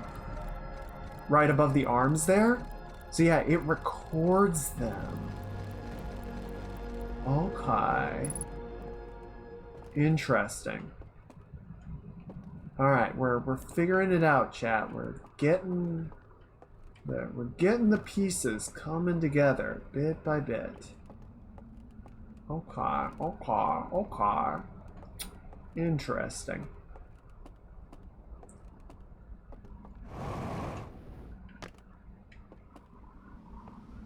Okay. So now we've got... It's in there.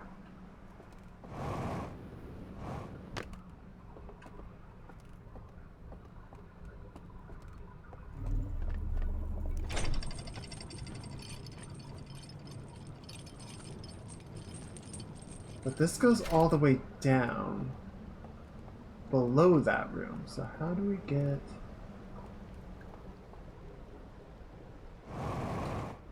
I don't think I can boost? Not quite. But if we can get back... Oh, fuck!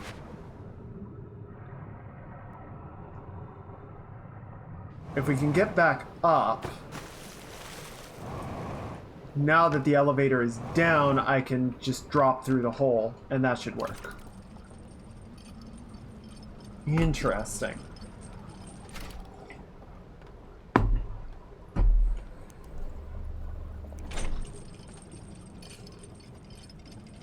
So we're seeing more of the process, right? We're seeing more of like what they did. I'm guessing the sealed vault is integral to this sort of dream space network functioning, right? There we go.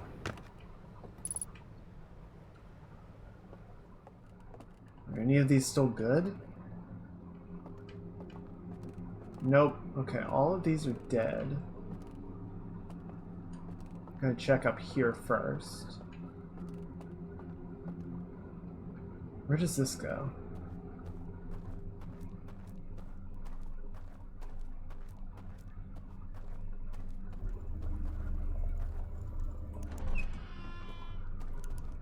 Oh! We're in the slide room. Neat. Okay, cool.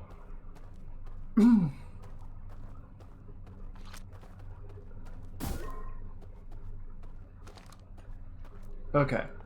So now if we go down here, we got another one of these little puzzlers.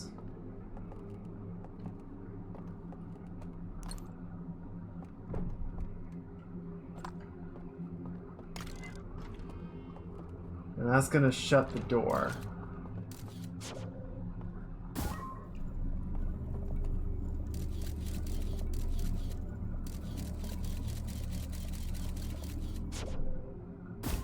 Shit.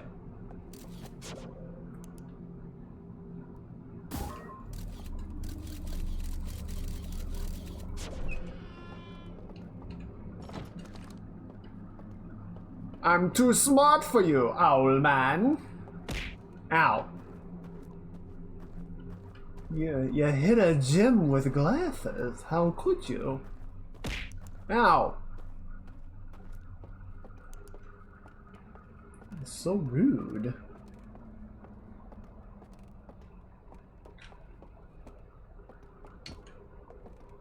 Okay, so let's take this one out. We're gonna put that right here. And then let's see what this has to say. Tough love. That's abuse. Okay, so third artifact. And then it gives him that. Okay, so we're at the stage. We found the stage, which is in the canyon area. And then he comes out to the canyon area and looks out there. What? No! No! You bastards! And then puts it out, which extinguishes the moon doorway and lets him through.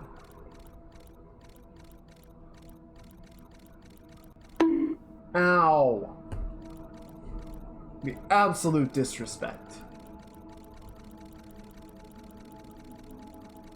Okay. That one is going to be a lot to deal with.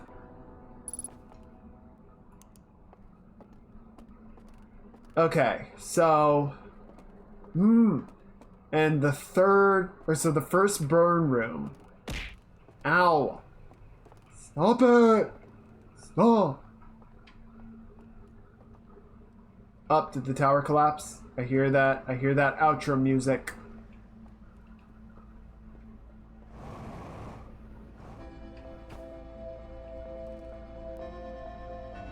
I can't see the tower from here, but yep. Okay, so next time we will go find the burn room in the lower forest. It should be right around there, currently underwater, but we'll find it. And that should give us the... what's the word? The means of accessing whatever secret is in the forest. Maybe it'll let us into the lodge, right? Because right now there's just a bunch of owl dudes in there. Maybe it'll reveal some secret, and I think after that will be the ultimate challenge of getting into... Like, once we have all 3 of those, then I think that'll let us unseal the vault. Actually, yes, because the plaques contain codes in them, right? We figured that out. So if we can get into the Dream Realm, find all 3 plaques, that'll give us the codes, and then the codes will let us go into the sealed vault in the Dream Realm and do fucking something. I don't know. I don't see yet what the end goal or the end game of this is. Like, what are the owl people trying to do, and what are we trying to do in chasing them through this? It's interesting. It's very interesting, but I'm not sure what it is they're trying to get at.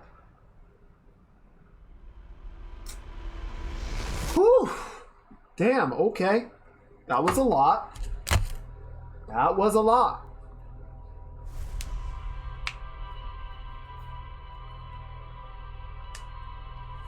Alright.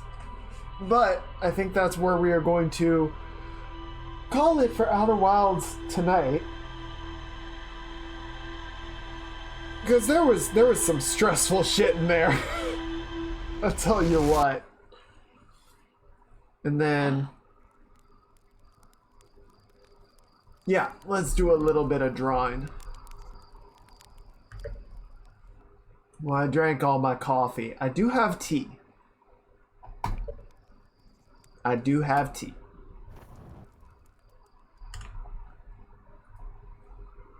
Okay, let me see. Let me jump over and we'll get some music going.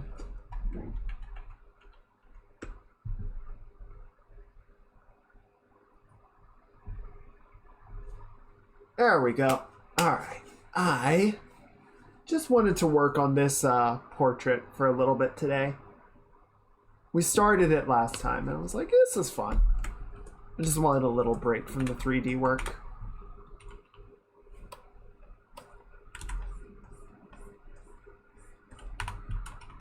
Oh, my poor knives.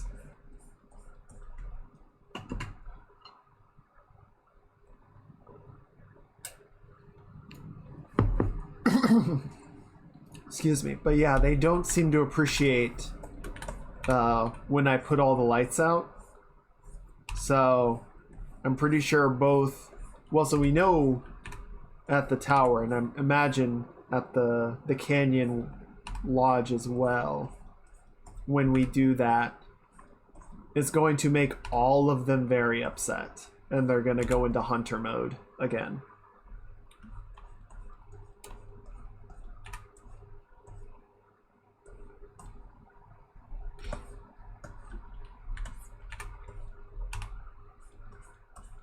So we'll have to figure out how to navigate that, I guess.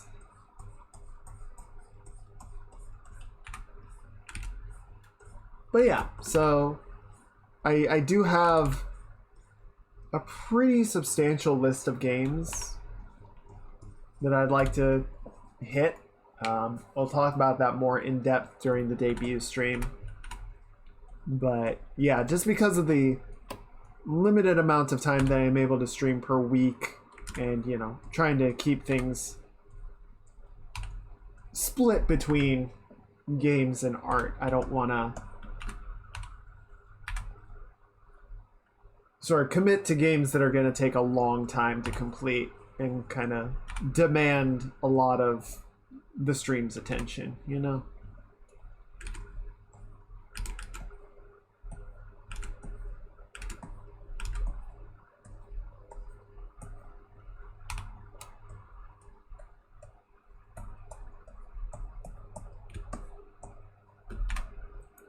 I do think Baldur's Gate has a very sort of unique capability with it,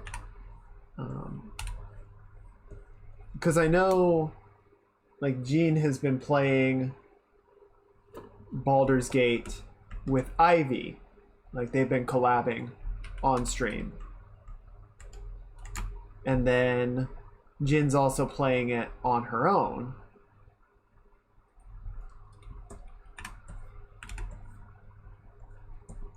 And like, you could play a game on your stream, and then you could collab with someone on another stream, and then you could be playing a private game just off stream. And potentially each one of those would be a completely different playthrough. Right? Like, a lot of there's some major story beats that are probably going to hit fairly similarly. But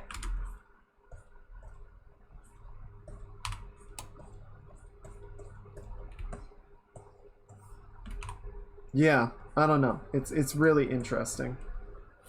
I have been doing a little bit of save scumming in the game, I will confess.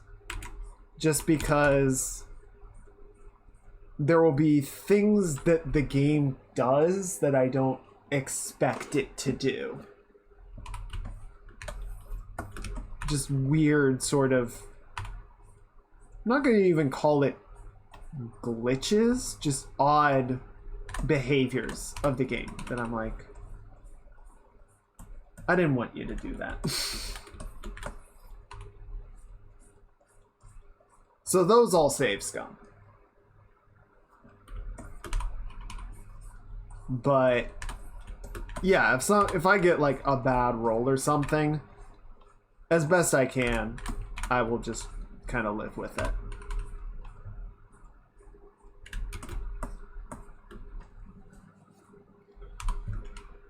Okay.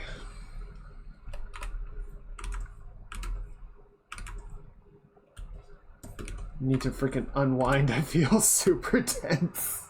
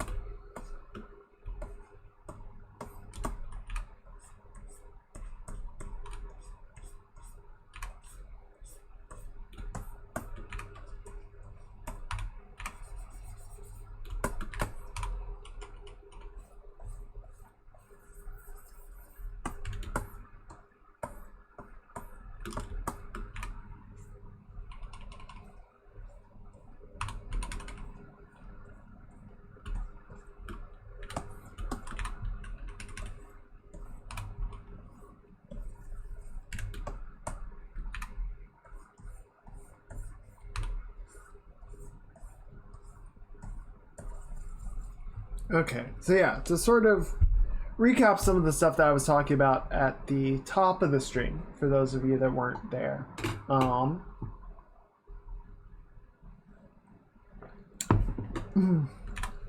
Next week, I'm going to be moving into a new place. So there's a decent chance. Well, so even if we do have internet next weekend, which is not a guarantee because you know how setting up utilities can be. Yeah, we're gonna need to be spending the weekend, moving and getting everything set up again. So there will not be a stream next Saturday. And I will be doing a makeup stream that Wednesday. So next Tuesday and next Wednesday, we will be having a pair of evening streams. I'll probably do one art stream and one game stream, just so that we can keep plugging away at Outer Wilds. I would like to get Outer Wilds wrapped up this month so we can get to our Halloween lineup. Or I should say October lineup, right?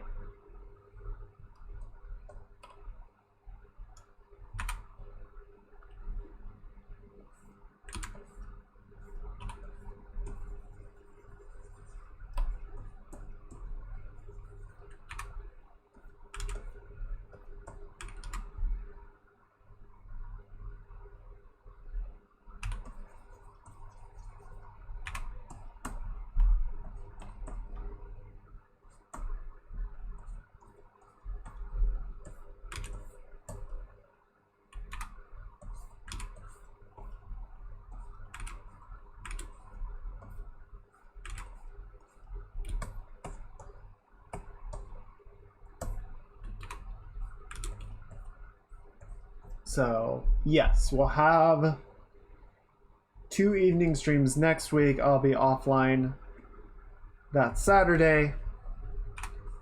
And then the Tuesday after will be the debut stream.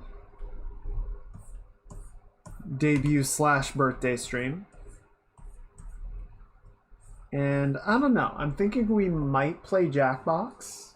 I think that got brought up at some point. I'm like, oh, that might be a good idea. That might work. That might be a fun little community game that we can play.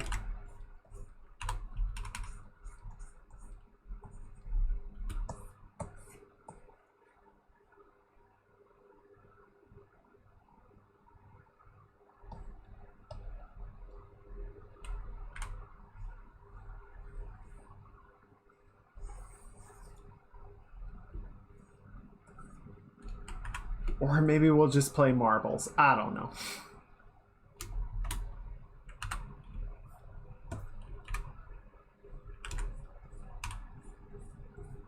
Maybe we'll do both. Maybe we can. But yes. We'll do that. And then Saturday. I feel like by that last Saturday, because that'll be the last September stream, I think we can finish Outer Wilds by then. We might kind of focus that Saturday on getting it done if it needs, you know, that little bit of extra time to see to the finish.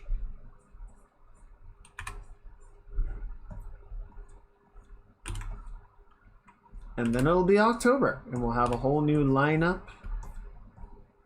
We'll have the Halloween outfit. It'll be very exciting.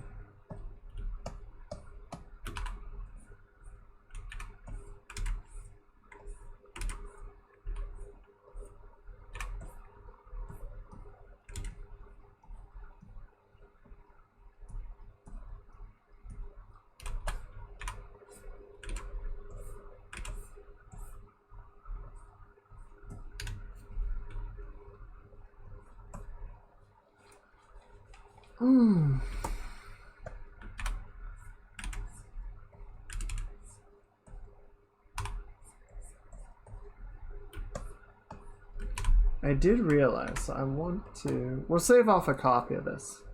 I was kind of playing with the pose a bit earlier, and I realized the palm fully up like this looks a little... It's a little uncomfortable. Like, it's not very relaxed. So I want to try a more neutral pose slightly, where the thumb is what's on top. See how that looks.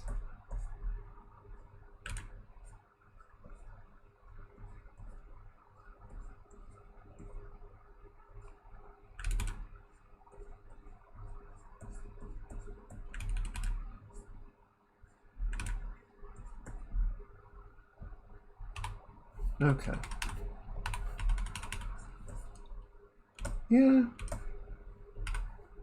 Admittedly, I think it's fine, I think. It's not as interesting.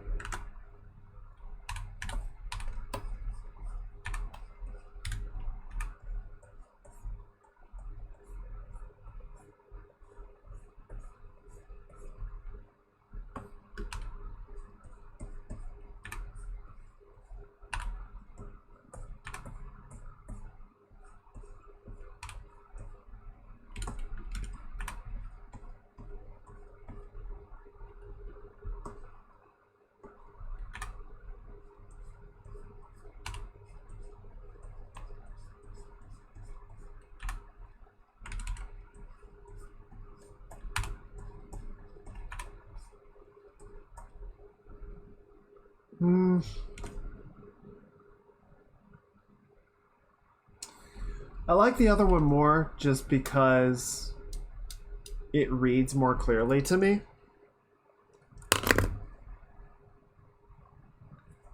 I think with this we don't see quite enough of the hand to really like understand what's going on with it fully. Like, I get it, but it just, I don't know, it reads kind of clunky. This one, it just has more shape to it. It has more definition, so I think we'll keep this version. Which is why I save duplicates, or I make duplicate layers before I try shit like that. Just so we can walk it back if we don't like it.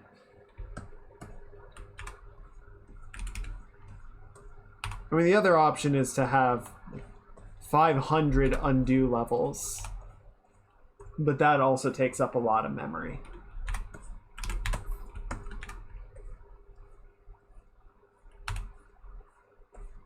I actually don't think I've messed with Clip Studio's undo count.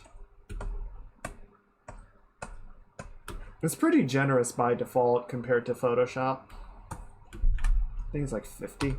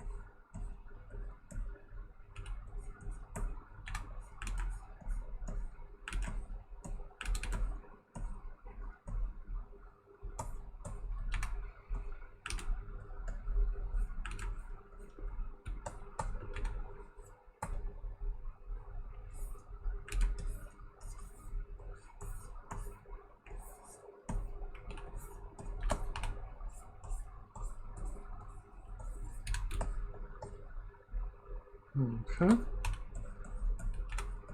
Let's clean it up a little bit.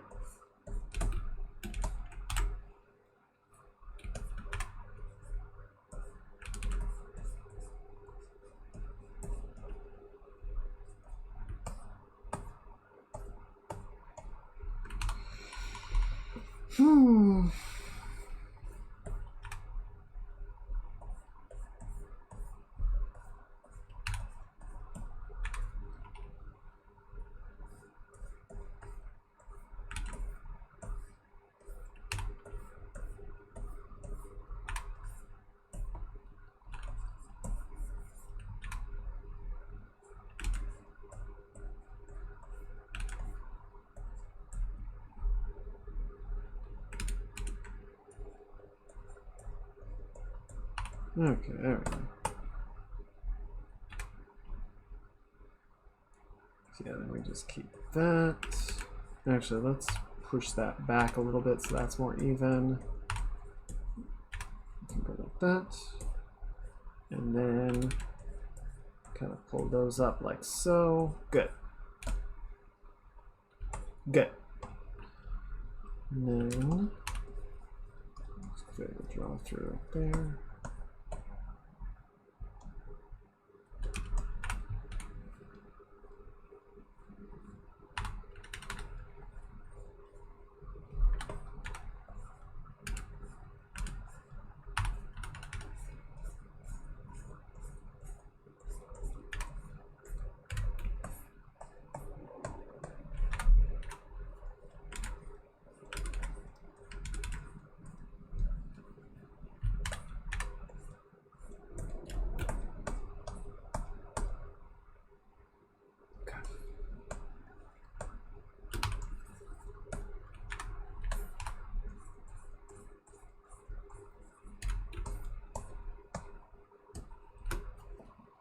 Yeah, I think compared to the original concept, since I do want to illustrate this one more fully, I'm not going to spend a lot of time cleaning up the line work. We're going to keep it very loose hand.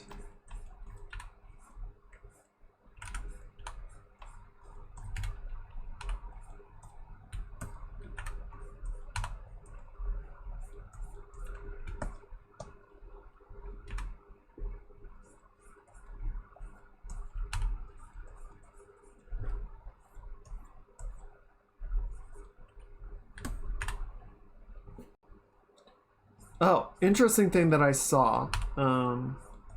So October 14th, I believe it is. There's going to be a solar eclipse is going to be crossing North America. So it is worth checking to see if it's going to be in your area, what time it would be. I think it's going to be starting in the northwest and then passing to the southeast.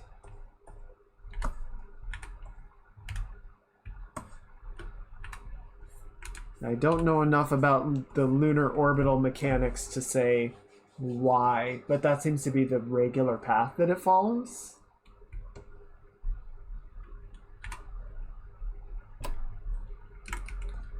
But yeah, interesting. Interesting something to keep an eye on.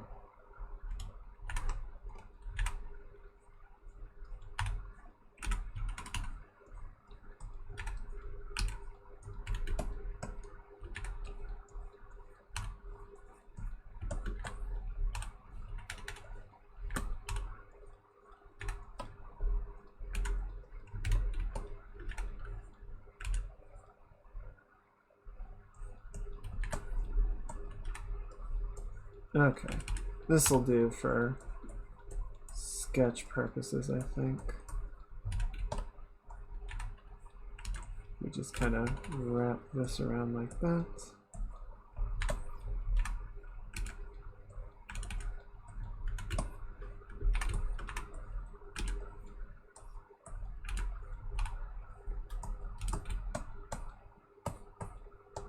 Cool.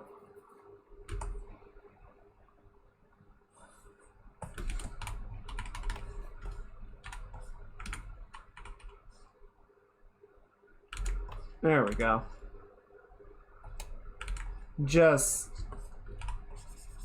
what do you want?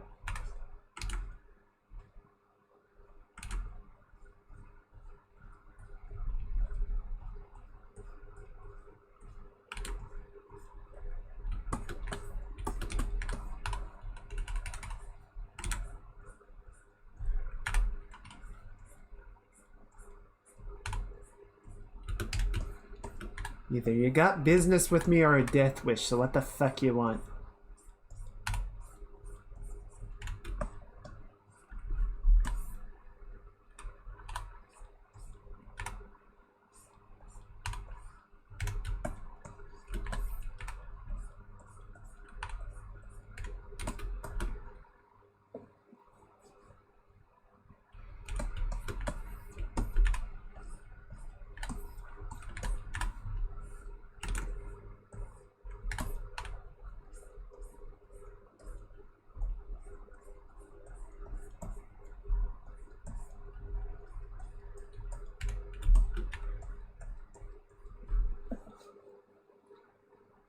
One of the things, so this has gotten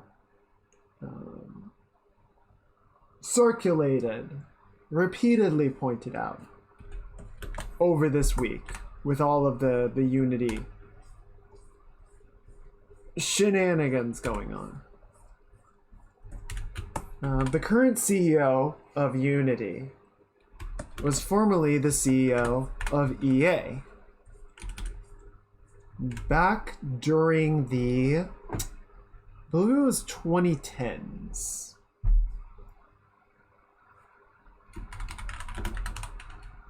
This is and his tenure there, shall we say, was not great.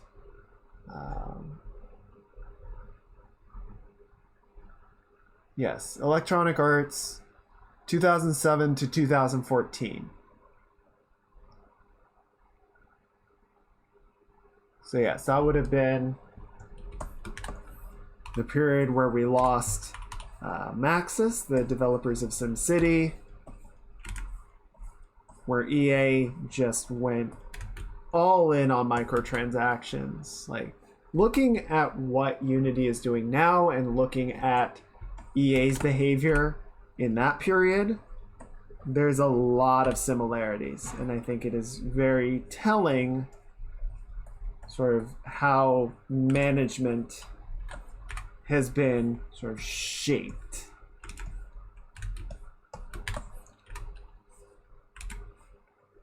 I think part of what's really frustrating, especially right now, is that a lot of the moves that were made at EA and in the industry at large during the early to mid 2010s were what really sort of set the groundwork for the games as a service environment that we see now, and the focus on multiplayer centric battle pass ongoing games, which I think for more and more people are just kind of becoming exhausting. Like, there's definitely fun to be had with it, depending on the game. But I think a lot of people are just kind of getting to a point where they just kind of want not a curated experience, but a nice, self-contained, well-built single-player game, right? It doesn't need to run for 3,000 hours. It doesn't need perpetual investment. It doesn't need the developer to be constantly releasing new content for it. Just give me something good that I can sit down and play and enjoy, and it will end, and I will sit there during the credits and be like, that was good. I liked that. And then you go to the next one and you have that experience again.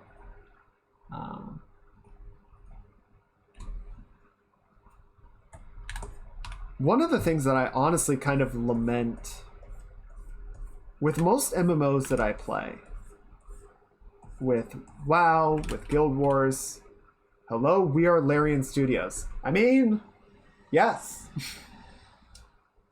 And, Baldur's Gate 3 is not a perfect game, but it is a very good game. And it is, I think, winning a lot of hearts just by virtue of being that. Right? It's a game that you can sit down and play and enjoy your way. And then when it's over, there is definitely a lot of replay value, but you might also just say, that was good, I'm done. And if you look at a lot of the games that are really popping off this year, really catching a lot of attention, catching a lot of good results, most of them are single player experiences. Lies of P just came out, Armored Core 6, Hi-Fi Rush, Tears of the Kingdom, Final Fantasy 16, Baldur's Gate, Starfield, Sea of Stars. The Cyberpunk DLC content and update is due out at the end of this month, which flies a little bit in the face of what I said, just because, it's an update to an existing game, but it's still this nice self-contained, it's a nice contained game, right? It's not a always online service game or anything. I can go back and I can play Cyberpunk at my pace when I decide to play it. Nothing's going to change or be gone from me not being there week one. Yeah, what I was saying, every time I start an MMO, it feels so much bigger because I haven't found the edges yet. I haven't run through the experience.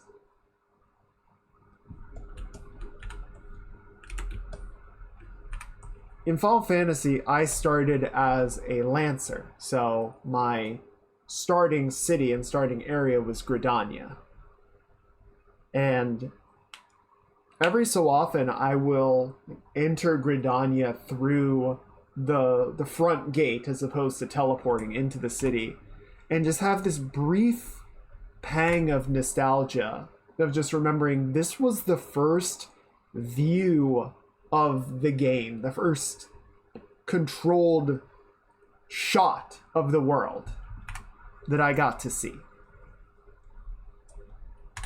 And I didn't have the context of where this was or why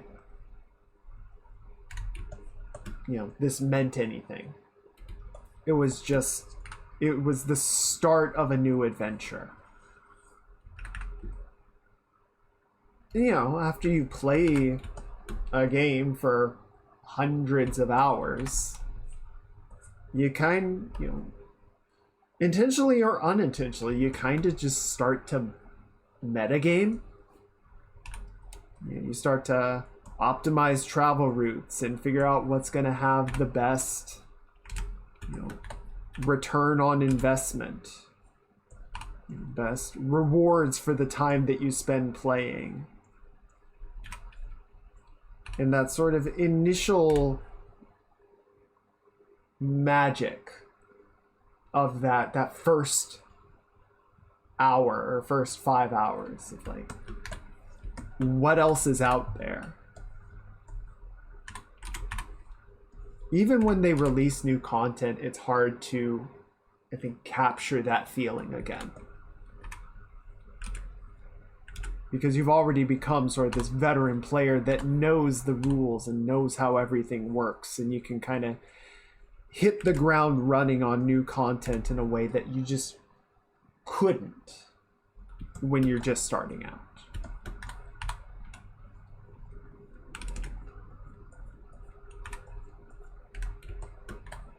So I don't think it's bad, right, to have a comfort game that you're like, I just like logging in and kind of meandering around and doing the stuff that I'm familiar with and comfortable with, right? I don't think that's bad. I think that's nice. I do that a lot. But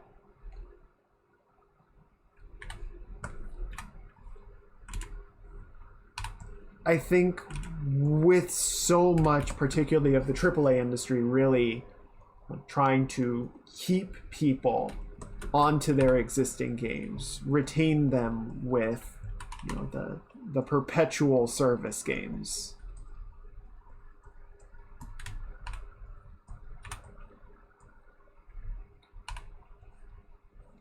That want for that fresh experience, that sense of wonder,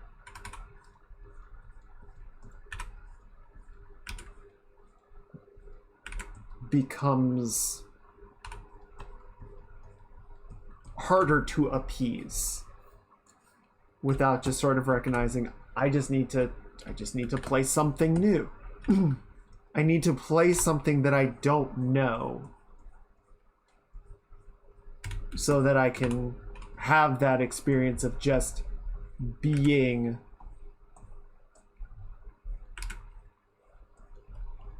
surprised by everything.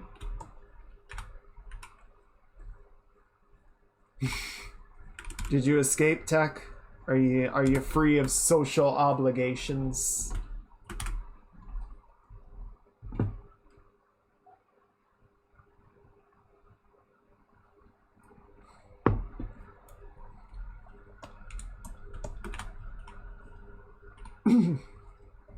$18 deaths.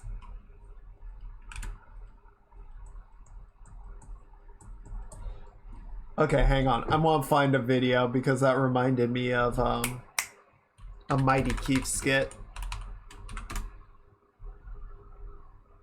Let me find this. Oh, here we go.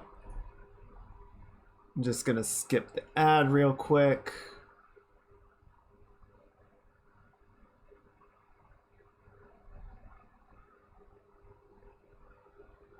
There we go.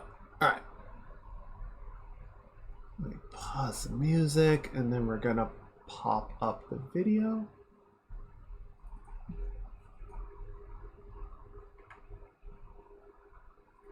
Are you on the right thing? There we go. Okay. Oh, it's too big. Back it up. Back it up. There we go.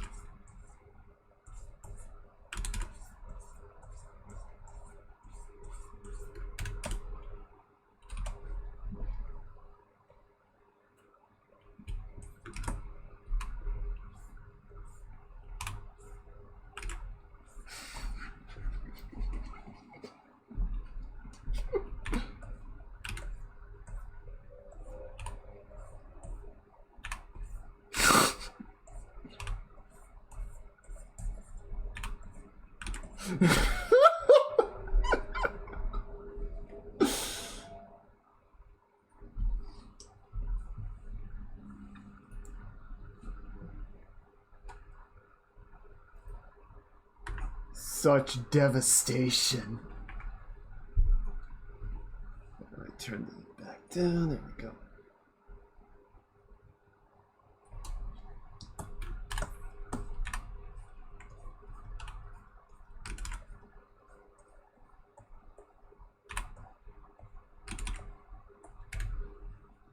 So yeah, Tech, next time someone's like, hey, let's play Rocket League, just tell them you died.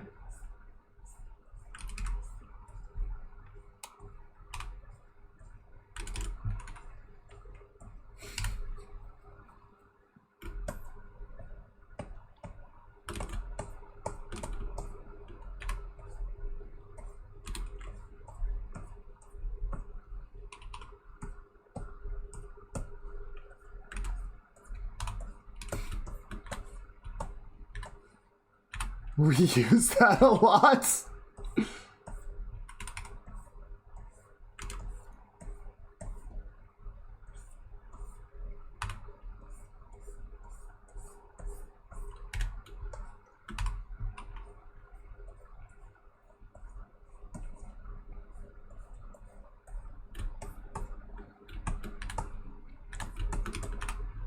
It's a foolproof defense. What are they gonna say?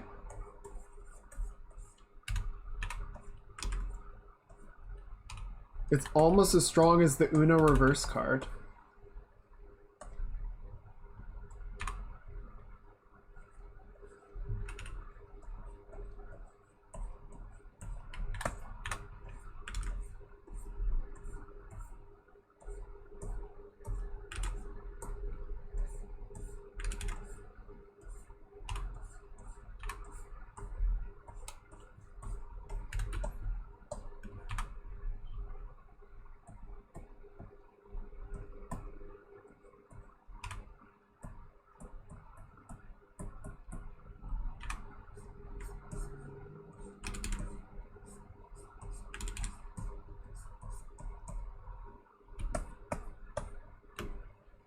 There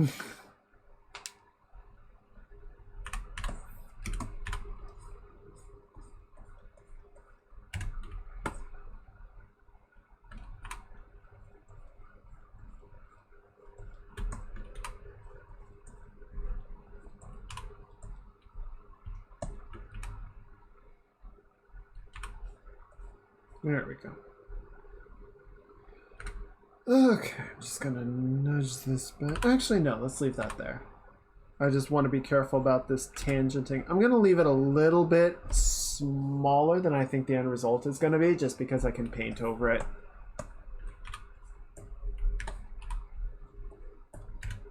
Okay, that looks pretty good. Let's just slim down the arm a teeny bit.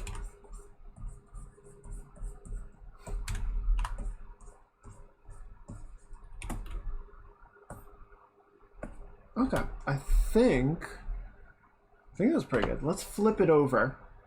Oh, you're all good. You had social obligations.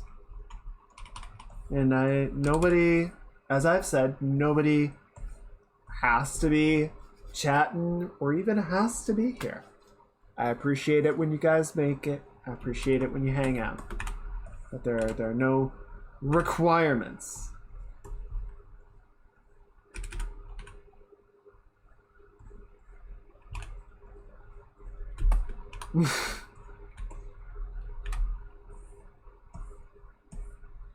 Yeah, I thought you just wanted to be here, but I guess not, so bye. Jeez.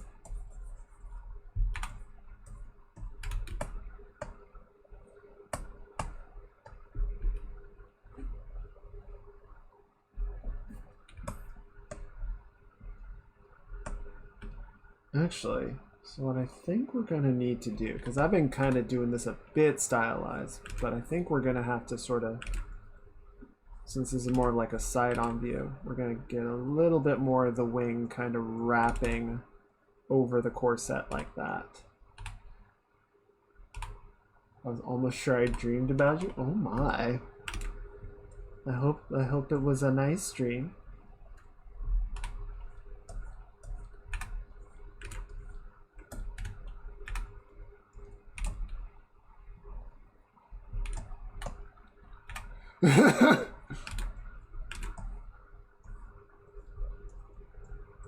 You're just like, what? Oogie.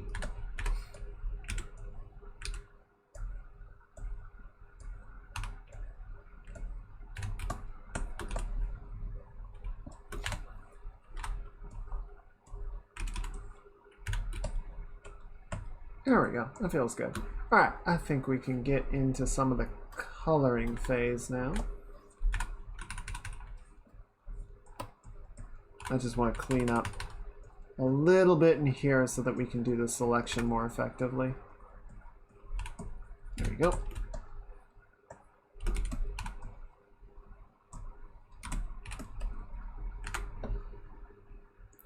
Connected only. That should do it. Good. Let's also flip it back.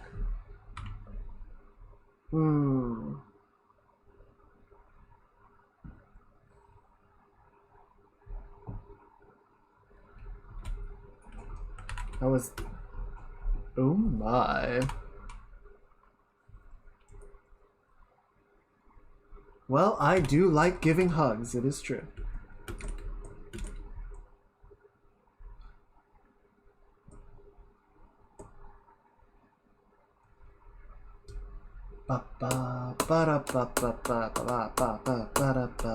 Okay, what's...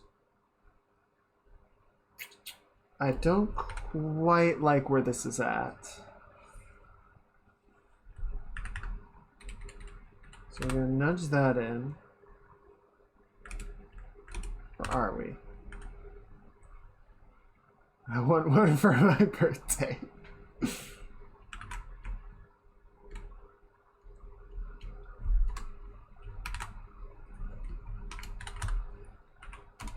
There you go. Bounce. Haha.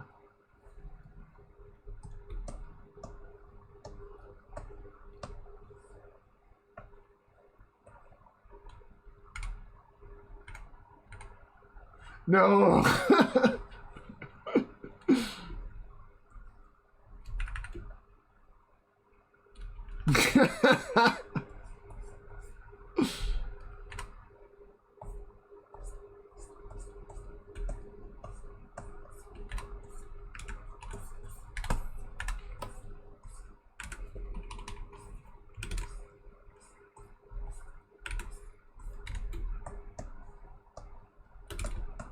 Okay, I think this creates a slightly better center line.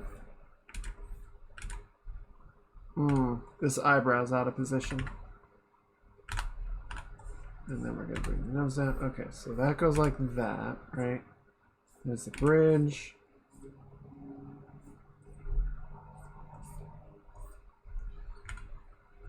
Okay, so then, yeah, I think the nose just needs to come a bit more forward.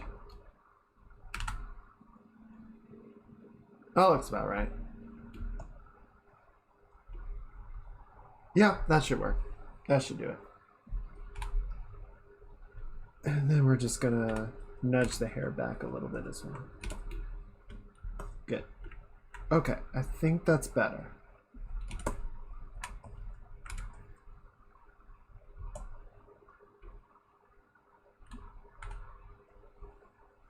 What if we just move sort of the whole, excuse me, the whole eye, nose, mask situation a bit more out like that?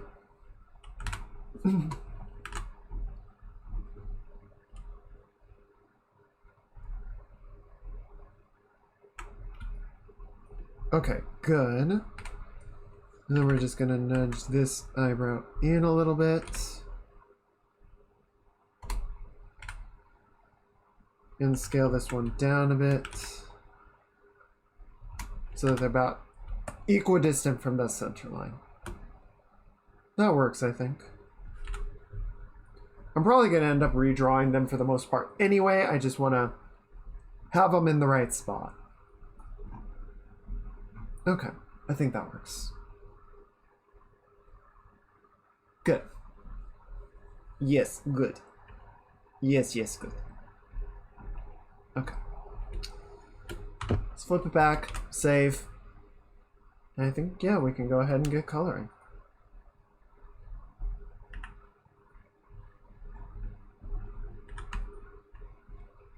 So we're just going to grab the skin tone. We're going to call this line.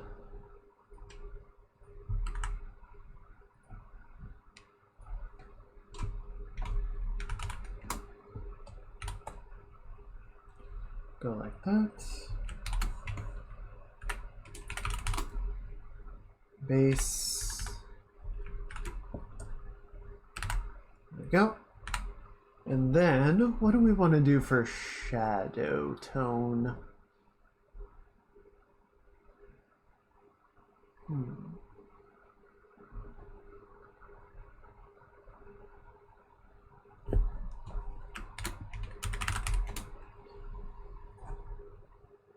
Let's try. I feel like a muted teal is going to be too weird. We can try it. I just don't think it's going to work.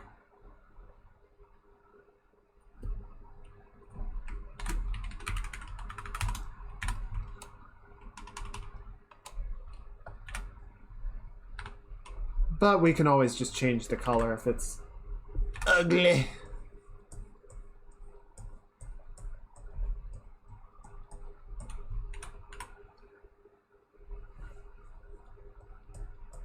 A chocolate sounds good.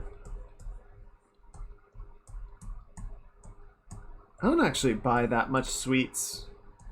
Occasionally, especially during the summer, I'll like maybe buy some ice cream.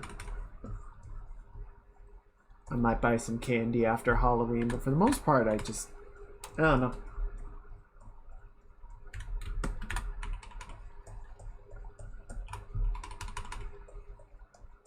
I guess I prefer to save my calories for other stuff. Okay, so let's try two things. One, just kind of based on what we're seeing here.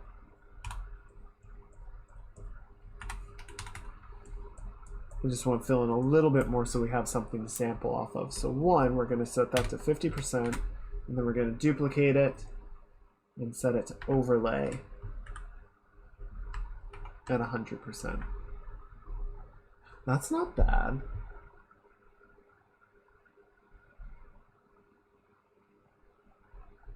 I feel like,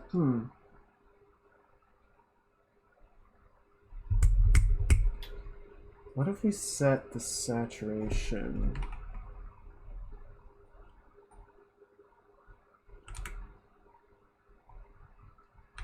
What color is that? It's a very muted orange. That's not bad.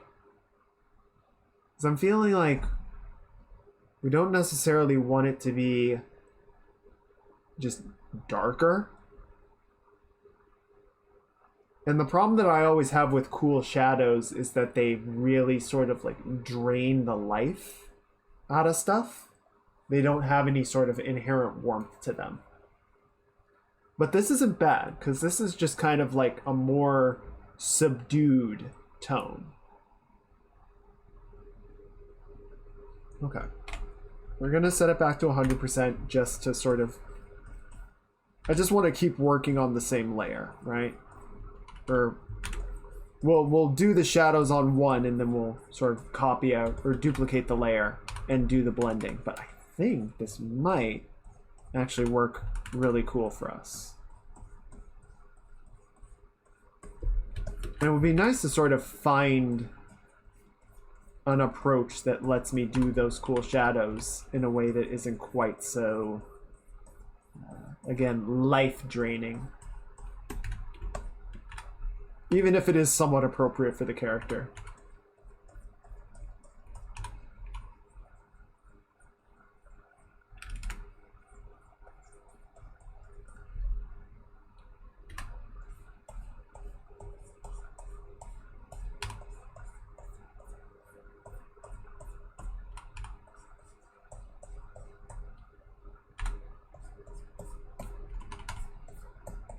There we go.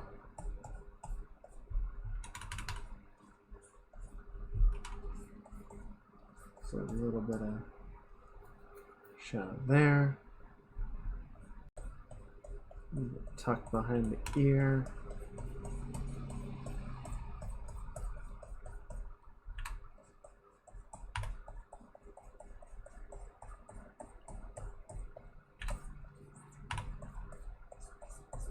Okay.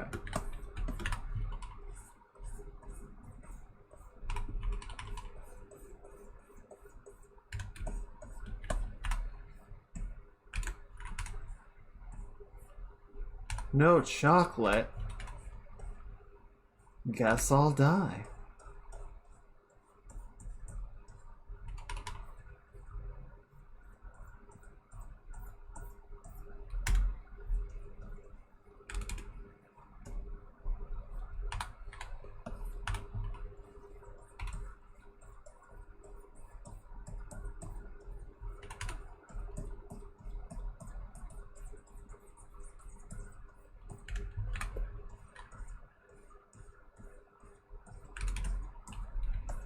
Let's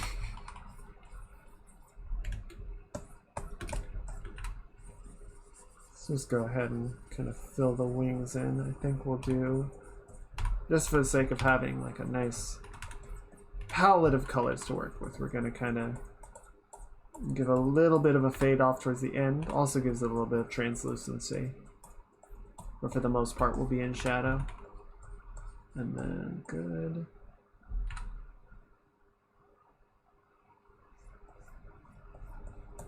Oh yeah, it's actually going to be warming up for you guys, isn't it?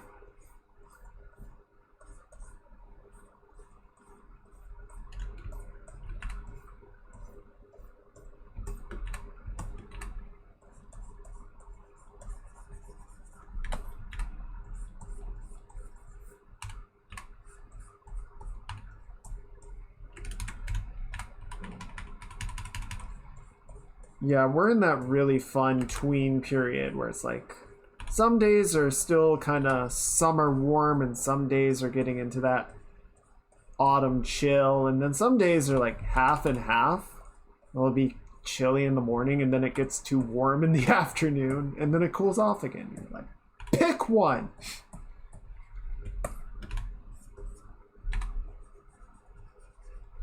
Okay, there we go.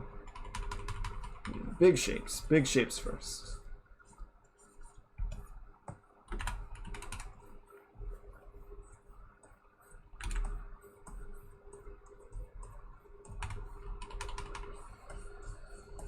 Okay.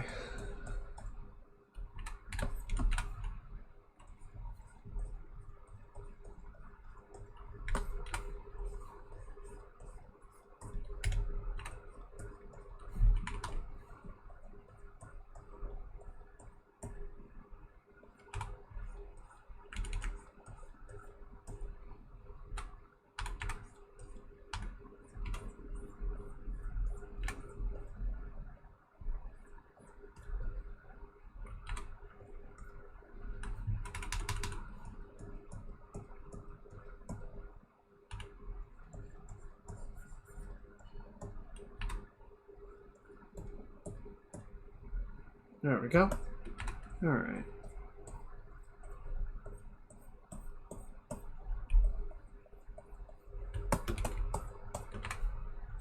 We're gonna go like that. Just get that sort of cast shadow from the tunic.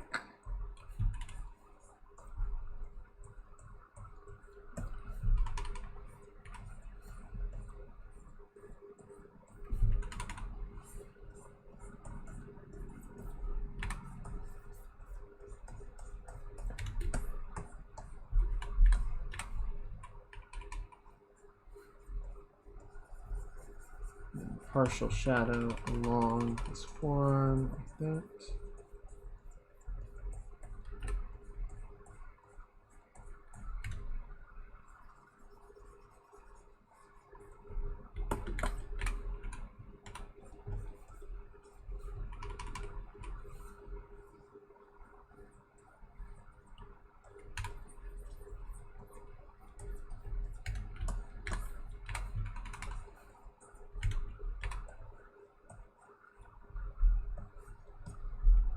I think the only game that I'm looking at sort of playing at launch when it's the new hotness is whenever Giant Squid's next project, Sword of the Sea, releases.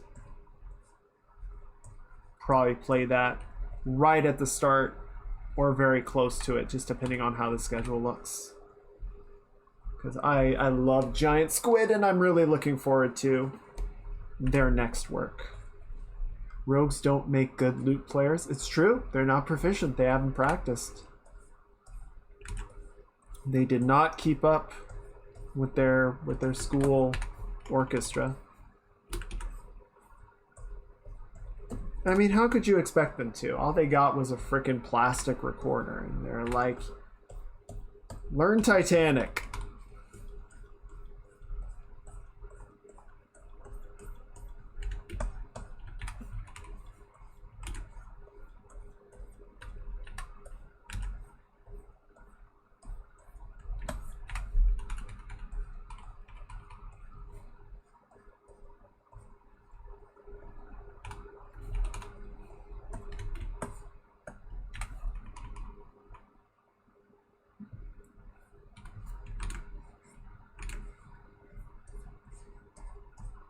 I wouldn't recommend throwing fairies.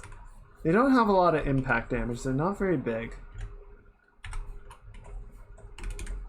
Also, they'll probably turn you into things afterwards. They tend not to appreciate it.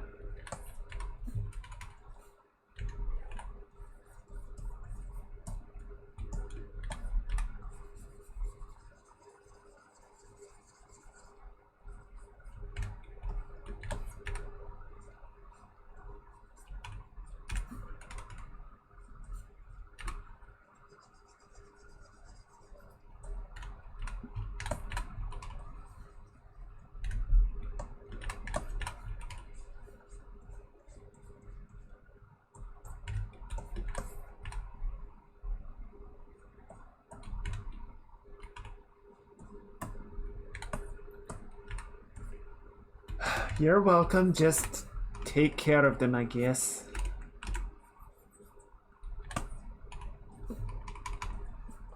I'd rather they grow in the wild where they belong, but better they're given a chance to grow than not at all.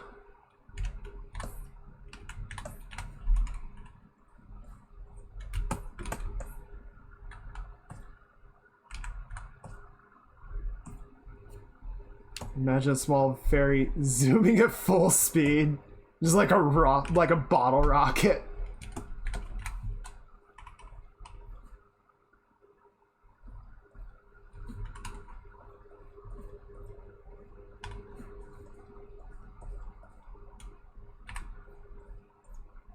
We're not selling them off to some fucking circus.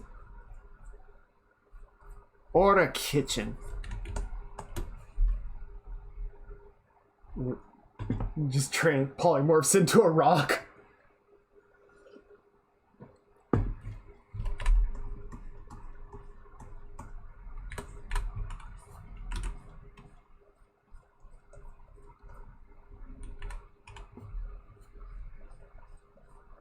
You know the beautiful thing about D&D that's actually very possible?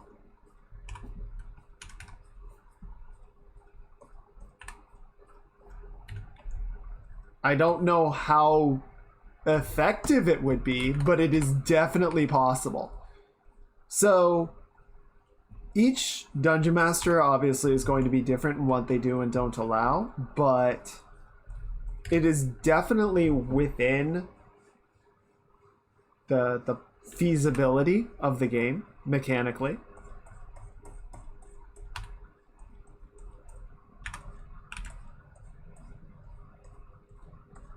I think the only thing that you would actually really need to weigh is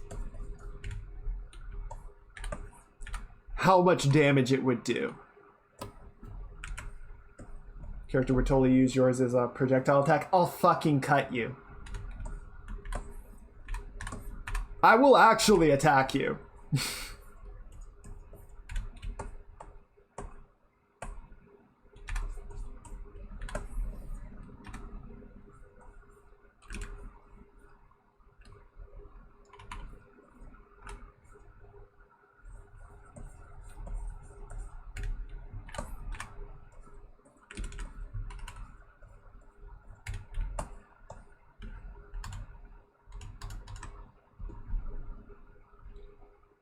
Okay, yeah, so I think the main thing is, like, if the fairy just transforms into a regular rock, it probably wouldn't do more damage than just grabbing a rock. You know?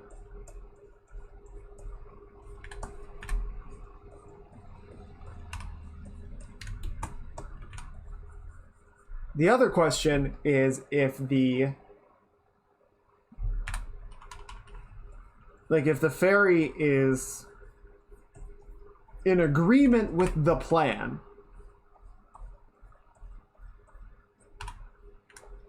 then I think it would just sort of be treated as a standard attack. If the fairy is not in agreement with the plan, then you would need to make some checks to see whether you actually manage to grab the fairy or if they escape, and then if you can successfully throw them.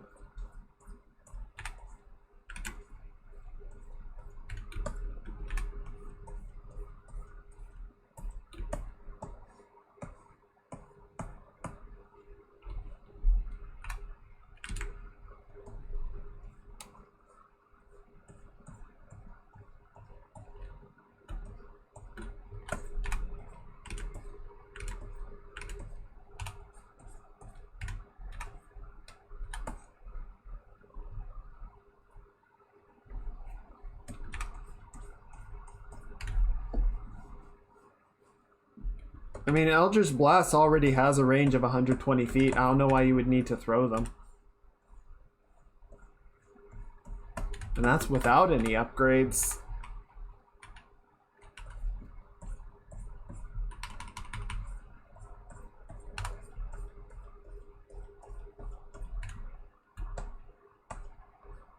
Okay, I think that'll work.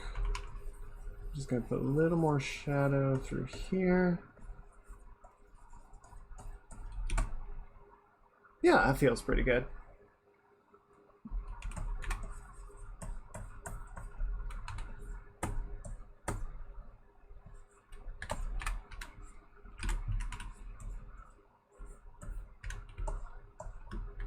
You can throw the warlock this way.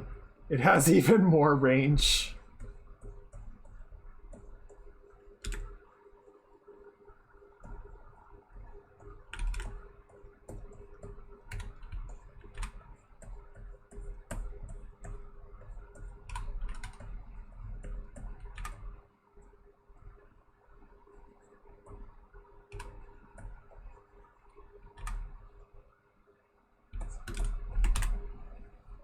Yes, on top of your 120 feet, you get like 8. I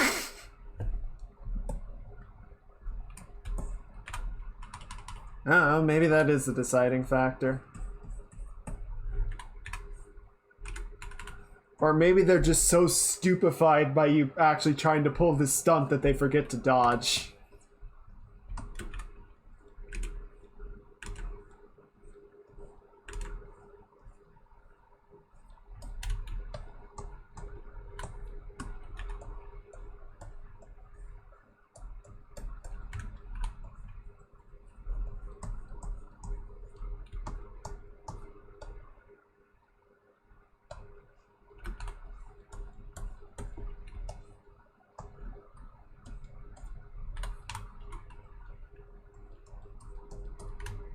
Okay, I think that'll work. And then let's go ahead and do the highlight layer while we're here.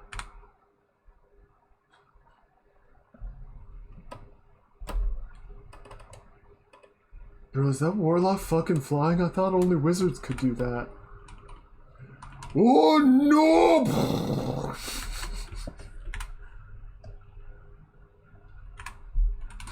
Yeah, the warlock's just like 20 feet up. I see no gods here but me.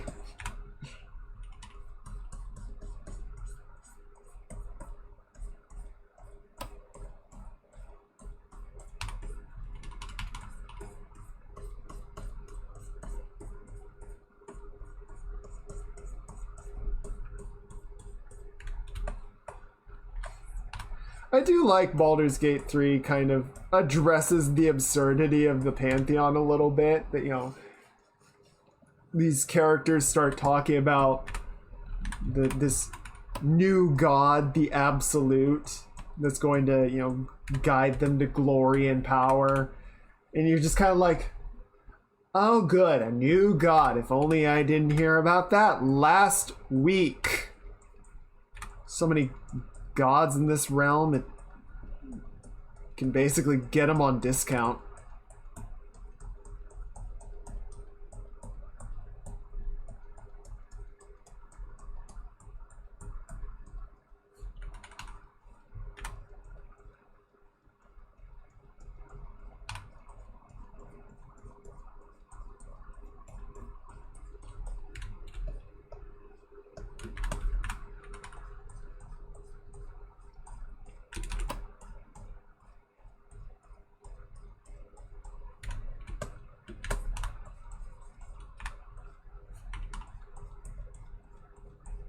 Gods here, get your 6-pack of gods. We also have Diet Deity,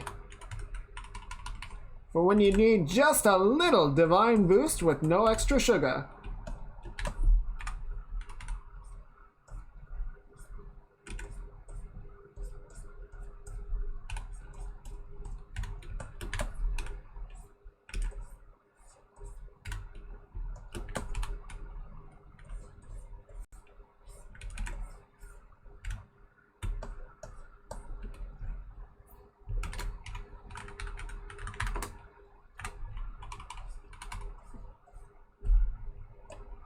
What does this look like on overlay? That's kind of neat. Let's see what that looks like.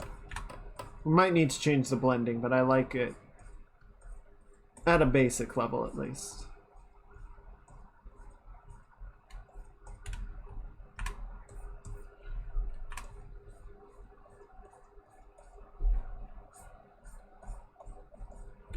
It's nice on the quote-unquote grayscale. Maybe it'll fill out nicely. And if not, we change it. That's the nice thing about digital art. It's really easy to walk back a lot of stuff. Traditional art is just like, well, I guess it's stuck like that forever.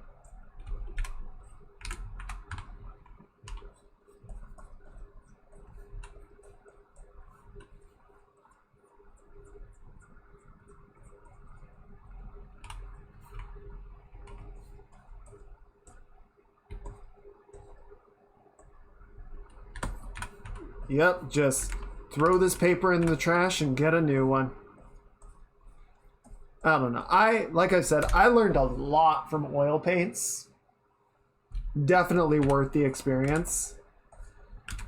But my God, like just the process of mixing colors, trying to get the one that you want,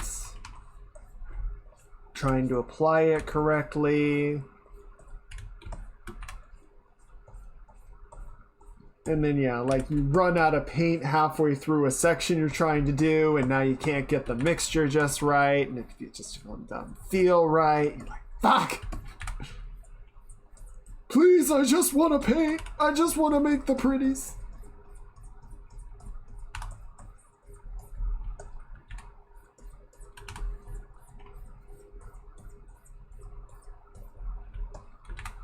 I mean, it's one thing if you're doing, like an oil painting on canvas. I don't know, because, people will paint miniatures.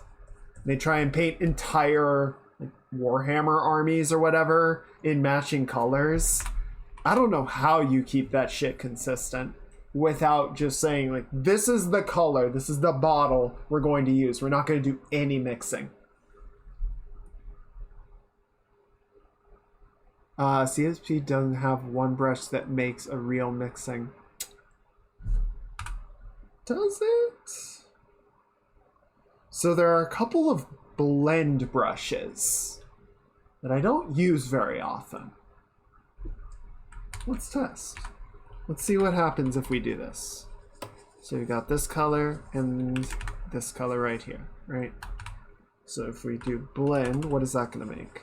Yeah, so that just makes kind of a middle tone.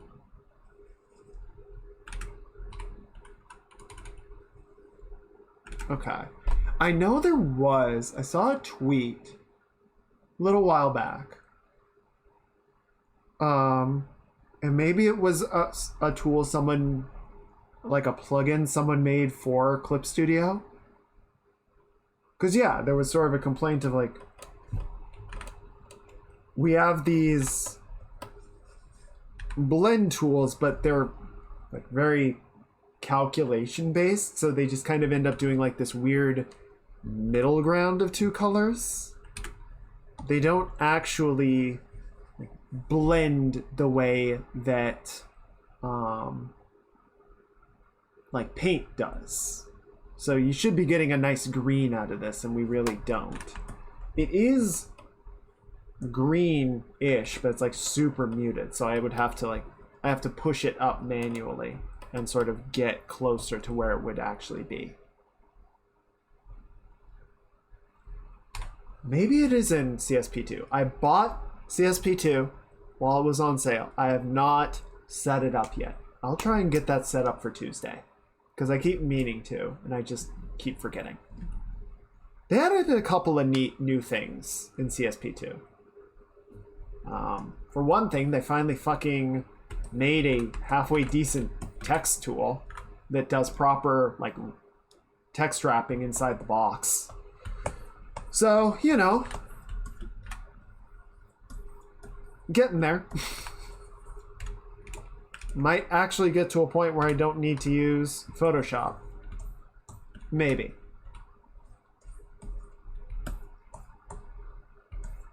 Maybe. Might be getting a little ahead of myself with that.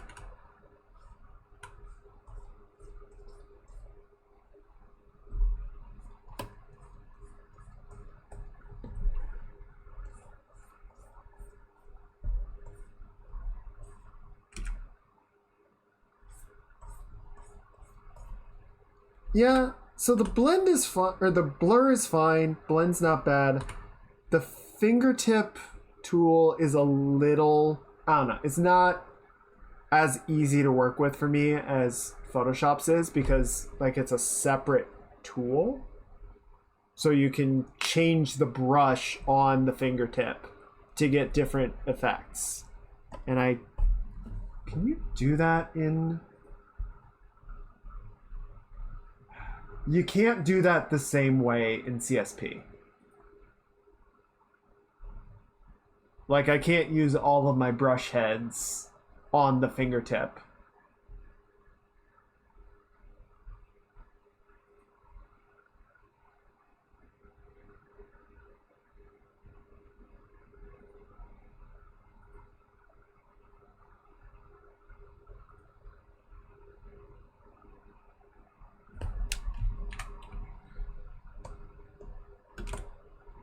Okay, let's do that, and then we're gonna do one more layer. We're gonna call it AO.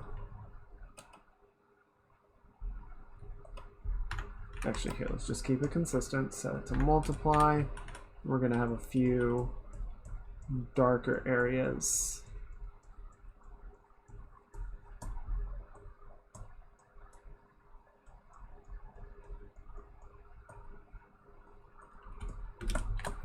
Turn everything in a texture brush. What do you mean?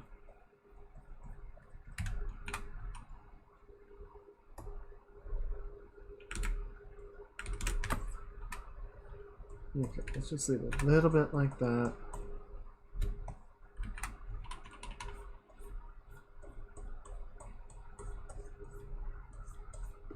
Good. Actually, let's leave that off the wings just to keep them nice and transparent. Put a little bit down here like that. A little bit underneath the cast of the wings. A little bit in here.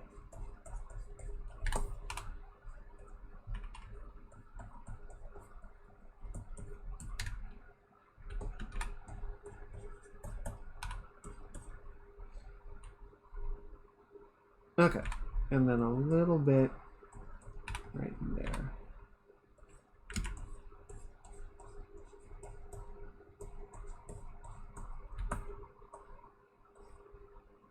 Yes, okay. Now just for funsies, if we put all this on an actual gray, yeah, I think that's working pretty well.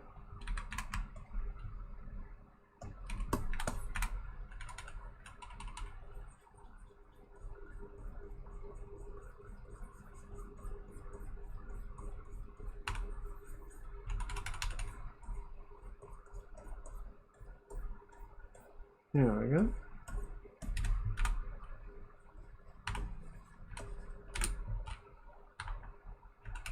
And we're going to blur it.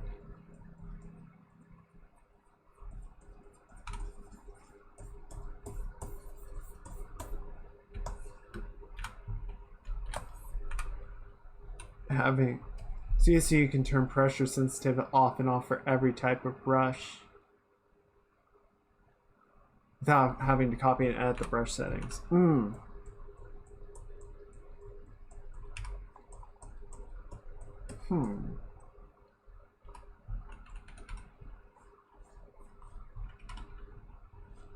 Interesting.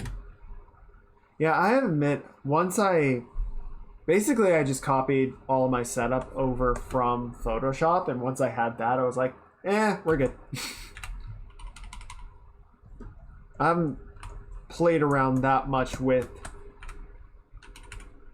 Clip's sort of more unique or original functionality, which I probably should, but I just kind of I know what I know.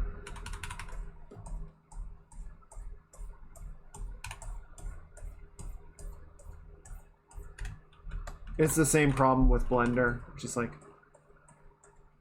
need to learn it, but I also know that I'm just gonna need to like start that from scratch and really let it do its thing. Clip, I was really able to just sort of get to mostly behave like Photoshop, and just kind of went from there.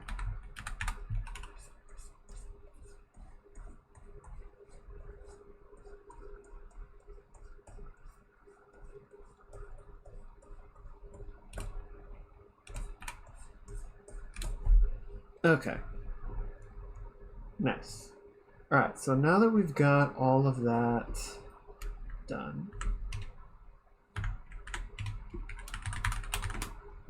you're not going to... No. Shit. Okay, so I gotta leave that where it is. I really like the pencil.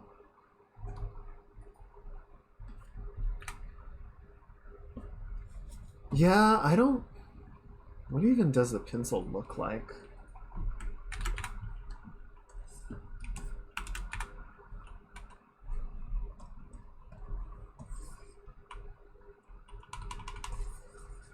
Okay, yeah, I can kind of see that.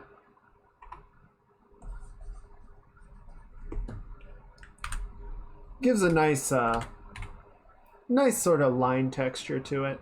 For painting, like I said, I just copied all my brushes over from Photoshop because I knew how to use them. I know how they work. I was like, yep, good enough.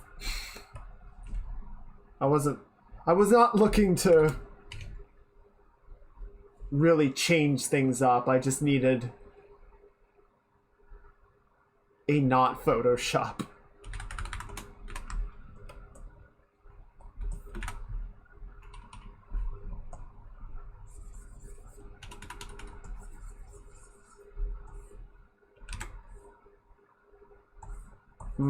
Yeah. Yeah, it's never gonna be exactly the same, unfortunately.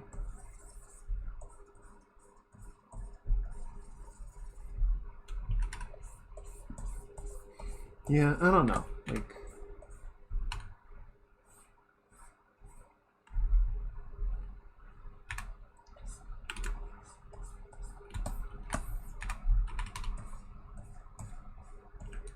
for me, I guess I've gotten them to behave close enough to each other that I can sort of navigate around whatever little quirks each program has or slight differences in like how they interpret tablet pressure, etc.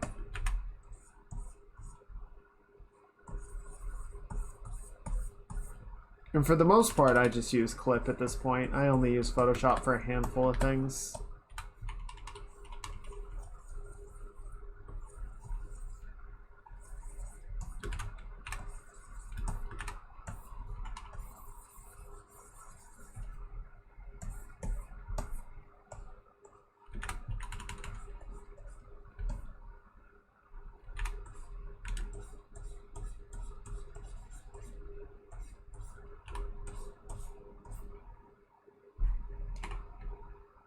Okay. Excuse me.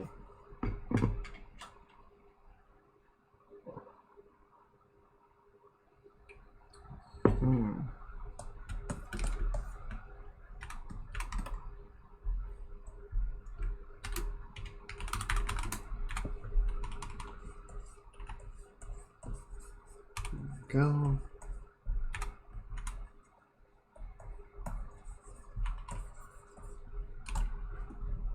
Let's turn the shirt layer off for a second.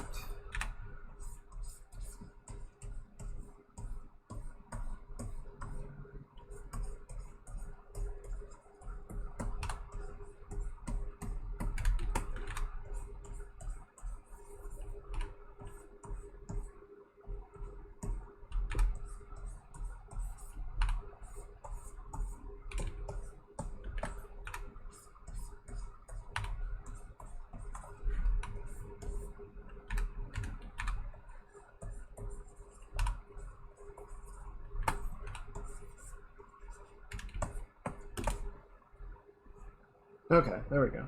Did I fill in? I did not fill in that bottom section. So let's do that real quick.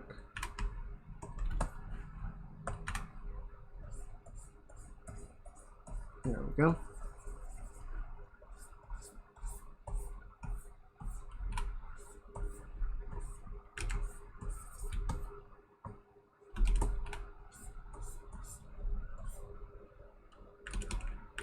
Okay.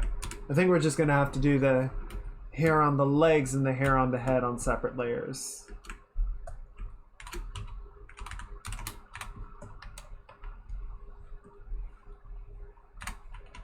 Blah, blah, blah, blah, blah, blah, blah. Done. Perfect.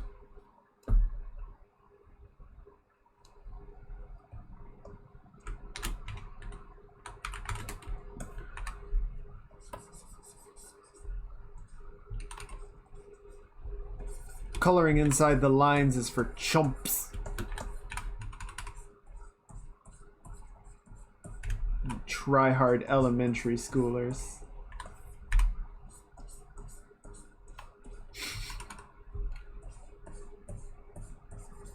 There we go.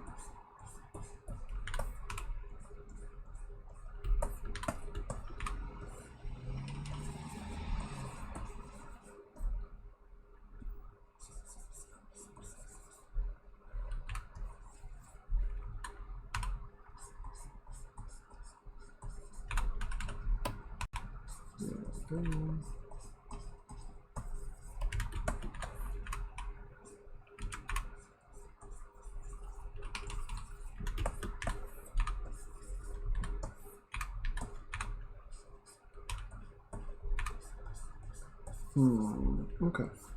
And we're gonna go like that.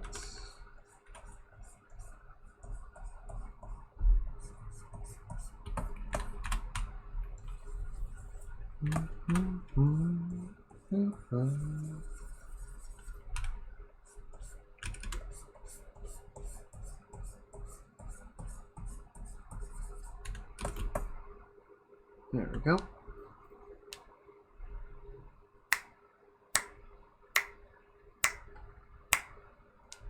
Okay.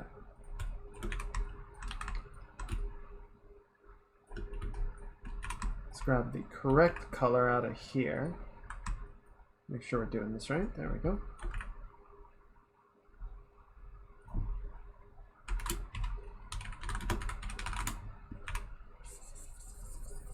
So we can fill that in.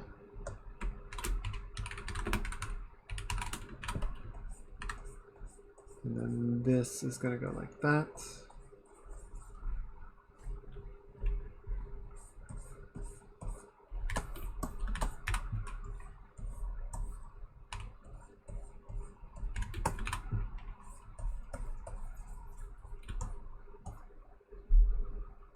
Okay.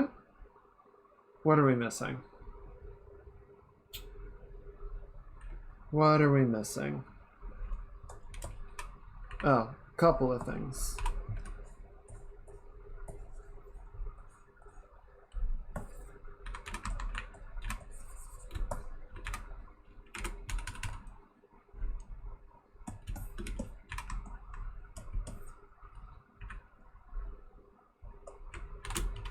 Trim.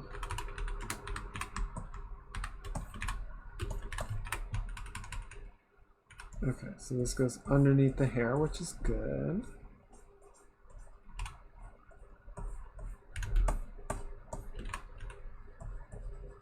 Okay.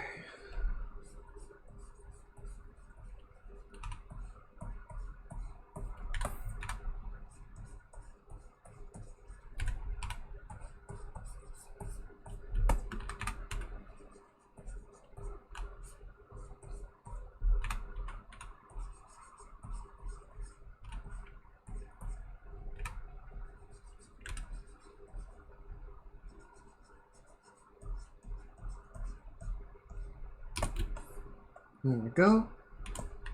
I'm just gonna add a little bit. Oh, this actually does need to be on top of the hair, so it can go like that. So we just need to trim that part and this part. Okay. Are we missing anything else? I think we got it.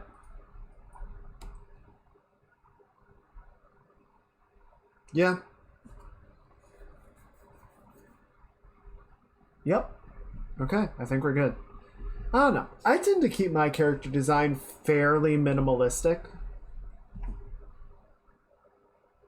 I tend not to get into having a lot of like detailed patterns or whatnot. sometimes I'll go a little heavier, but I think part of the reasoning is just that, like, if it's a character that I know I'm going to be drawing multiple times, trying to add a bunch of fine detail is just setting myself up for frustration.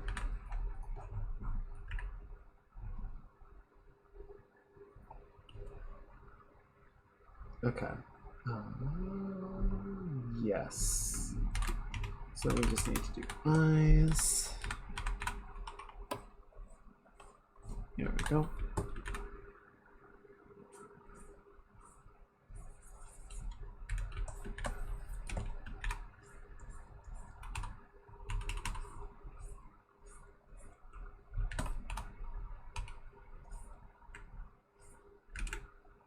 You should be drawing.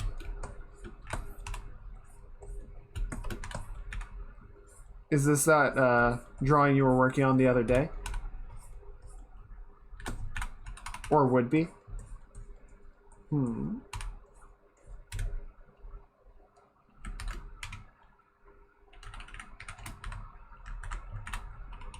Well, you should do it. You should get to it. You should draw. Yes.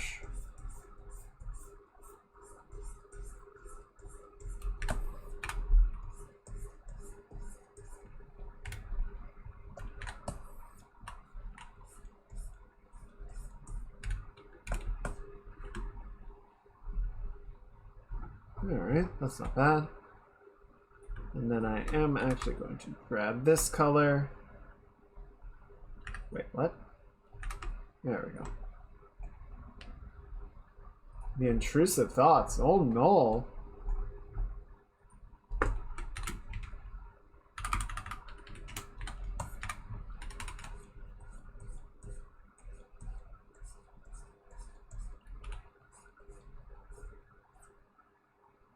We'll do it now.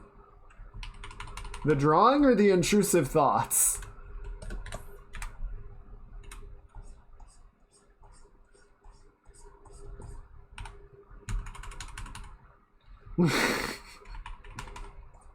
Or is the drawing the intrusive thoughts?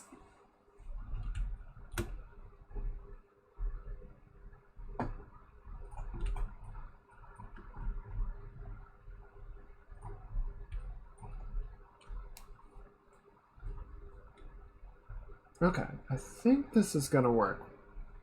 The third option. Oh no. Oh. There we go.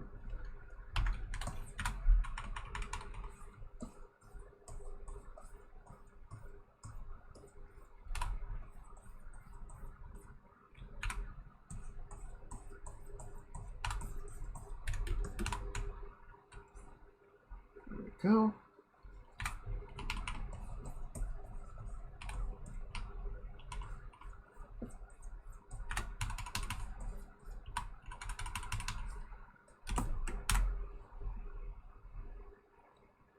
Okay, that should work. And then we're going to turn our lighting back on.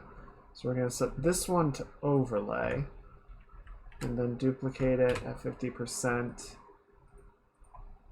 Set that back to multiply.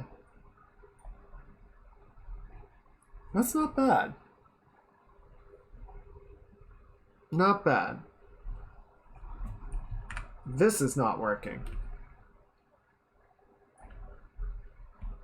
So let's just take all of these, copy it, get it out of here. Get it out of here. Okay, that'll work. That's fine, I guess. And then we're gonna do one more thing. We're gonna come in here with kind of a rosy tint.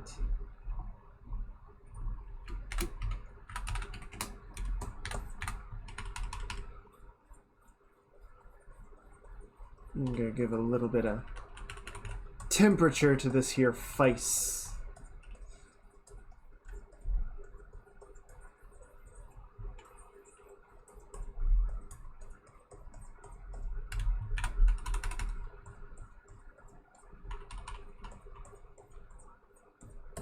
Always ends up looking like a clown.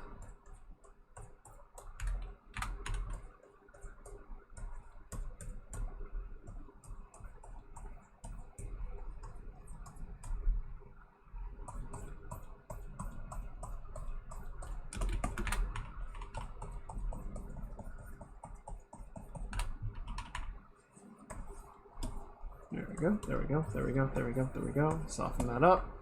So that's like 40%. Not bad. What does it look like on multiply? Yes. Okay, I think that works.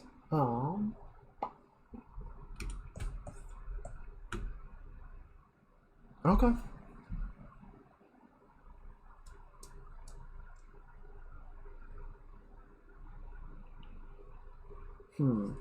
Let me try one more thing, just to see what it does. If we make this sort of a lighter, cool blue for this is gonna be the rim light. That's kind of fun. Yeah, I like that.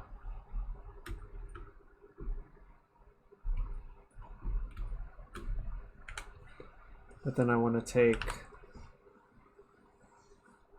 the portions off of the face.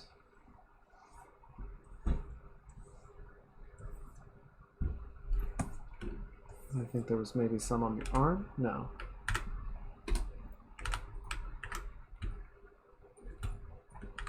And let's make this yellow again and see what that does. Maybe... Okay, so add is too strong. What about glow? That's kind of interesting. Let's just tone down the intensity. There we go. That's not bad. What is this? Oh no. Okay. Oh no. I remember this.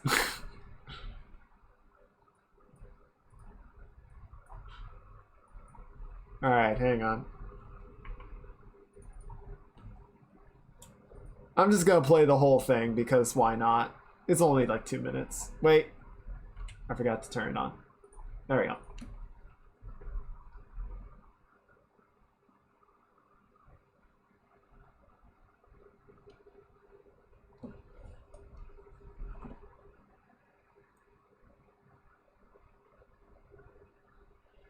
Whoa!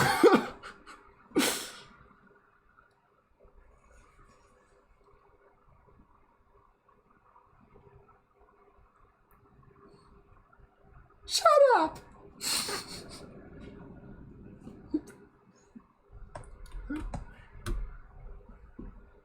Delete.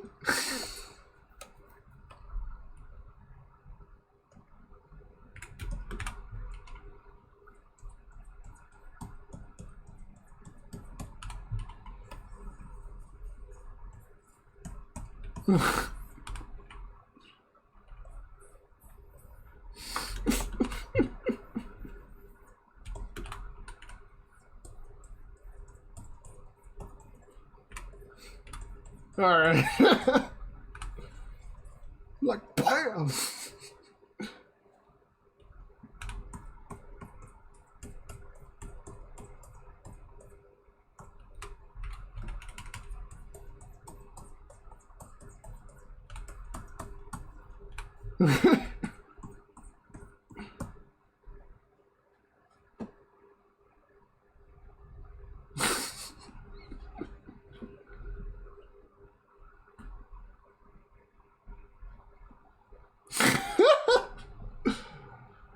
I'm not gonna lie, the freaking, like, you know how every so often you get a line that just like sticks in your head and you'll just quote it randomly? For me, that line, I don't know why, it's just, "You're just a lady." I'm sorry, you the princess? No, I don't think so.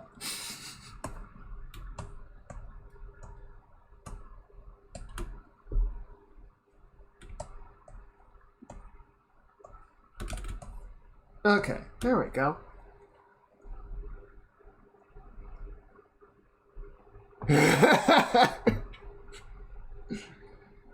Tishel's degen senses are tingling.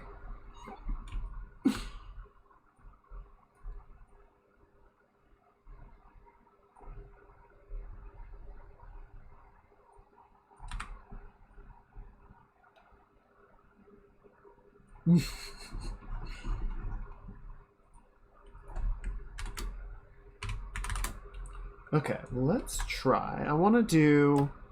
I mean, this is kind of just like a, nice portrait. So let's try doing something portraity.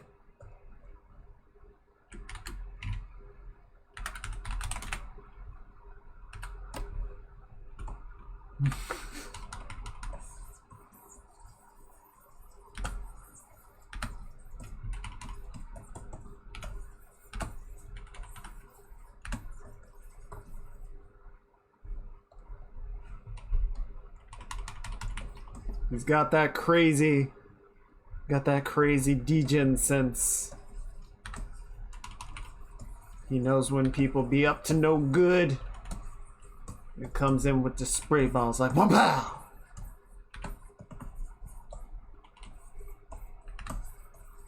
Stop right there, degenerate scum.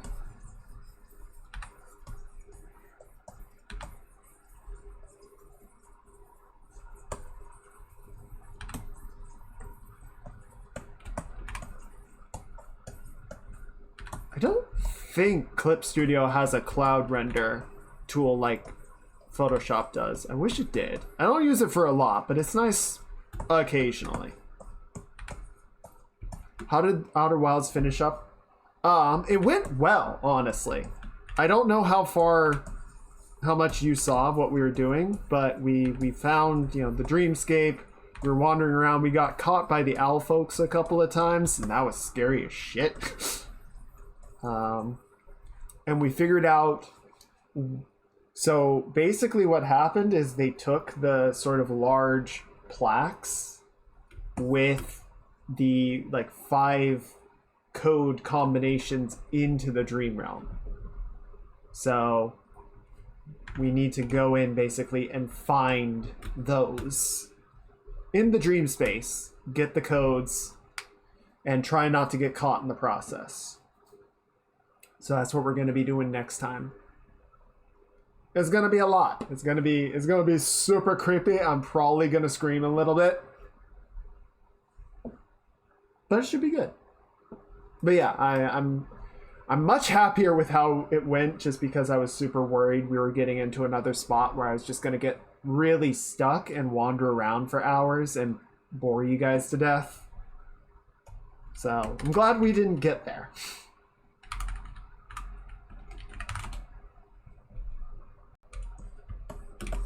Oh, let me check my rule of thirds.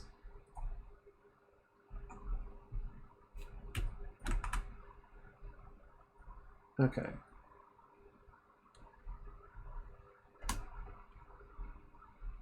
October came a little early. It sure the fuck did.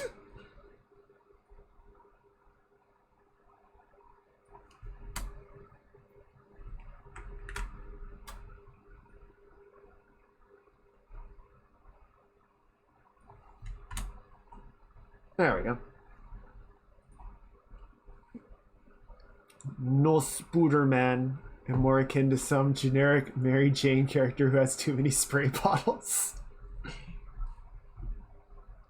You're like the Punisher, but with spray bottles.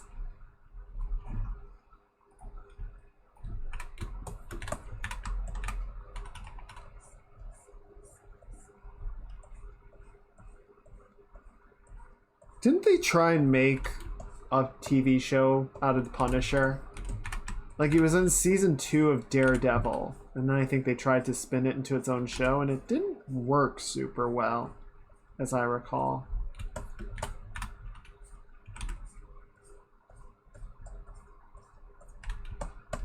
Speaking of things that just went on for too long. Oh boy. Is Marvel, baby.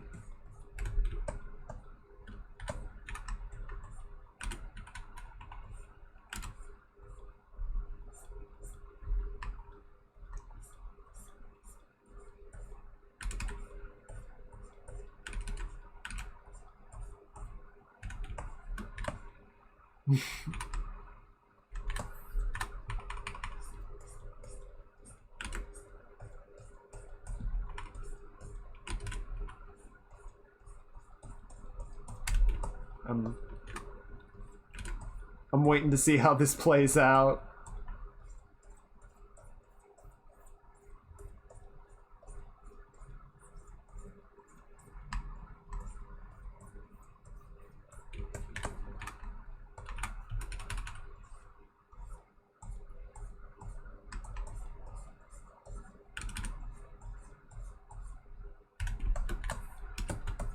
So I had a thought the other day.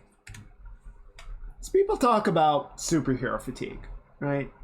People are tired of superhero movies. They don't want to see more superhero movies. Superhero movies are done. They had like 15 great years, and that we're good. We're good. Stop. And in part, I think that's true. Certainly for my part, after seeing Avengers Endgame, I've seen a couple more Marvel movies, but not many. And I don't really get motivated to go see more of them. So I think to some degree superhero fatigue is real. I think that's true. However, I did go see Spider-Man Across the Spider-Verse, and that was fantastic. I loved that movie. In the middle of superhero fatigue, possibly my favorite movie of the year is a superhero movie. So I would posit that the problem is not so much superheroes specifically. It is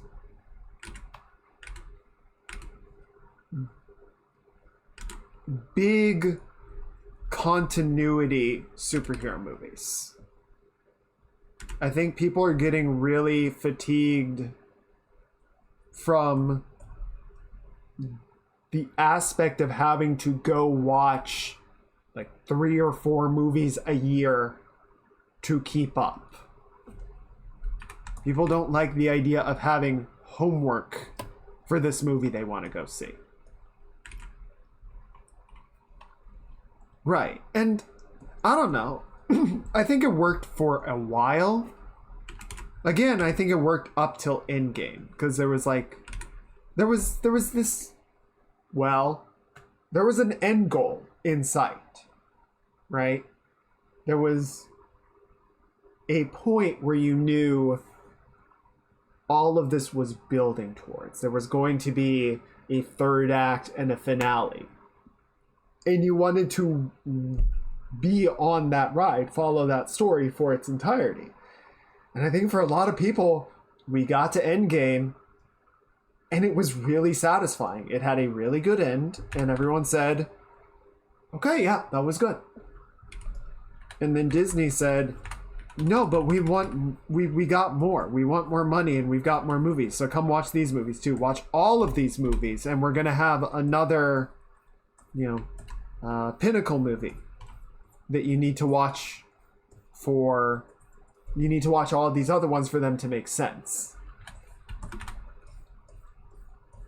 And I think people are just really done with that aspect of it, more than being done with, okay, yes, end it. More than being done with superheroes specifically, right? Because superheroes have always been there. Like, in addition to the literal superhero movies like Batman, Superman, Spider-Man, which have decades of movies that people have made and people like and hate. Even, non-direct ones like, like Terminator. Terminator is kind of a superhero movie. in a lot of ways. Discord's fine.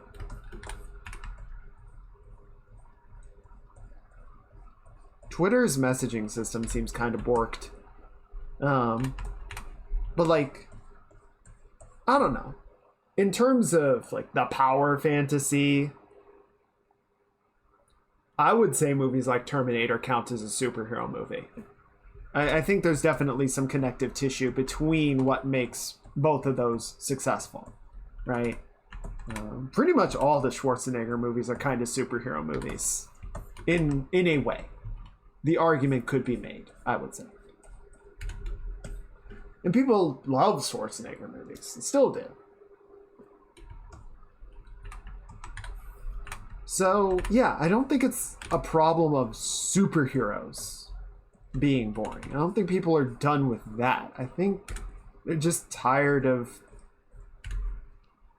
having to sign up for an entire continuity of movies.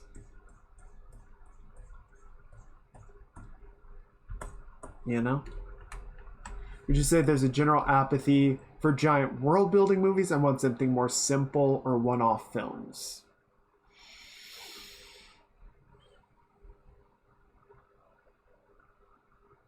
I think, so this is my opinion, right? This is just sort of my take.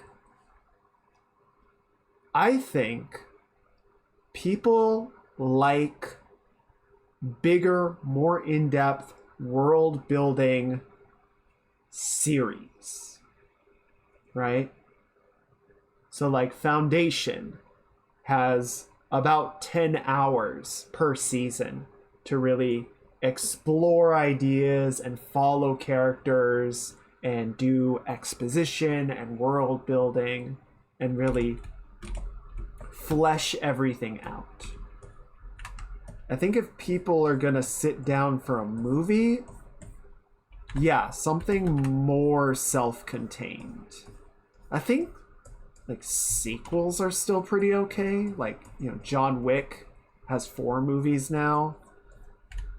I think people are pretty okay with sequels beyond the sort of general frustration of make a new thing now, please. Stop just making sequels and adaptations and reboots. But yeah, if it's something they like, a sequel is not inexcusable.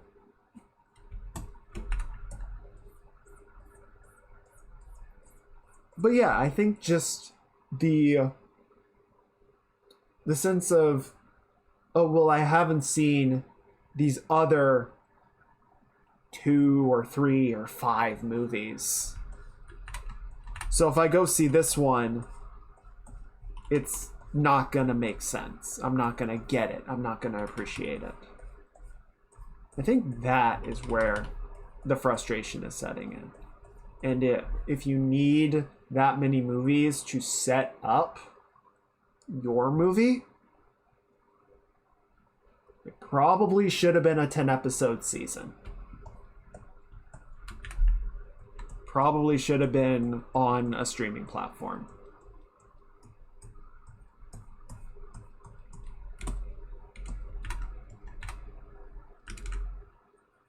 I mean, I honestly quite like the 10-episode season format that we've sort of gotten out of streaming platforms. I think it is a great length to tell really interesting stories. You know, with more runtime and room for development than a movie, without necessarily sort of the padding that a 23-episode season seems to end up needing a lot of times.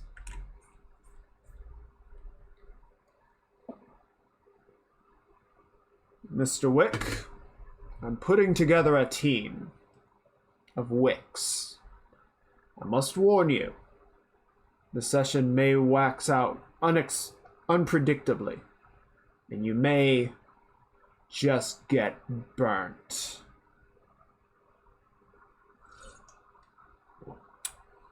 So are you in?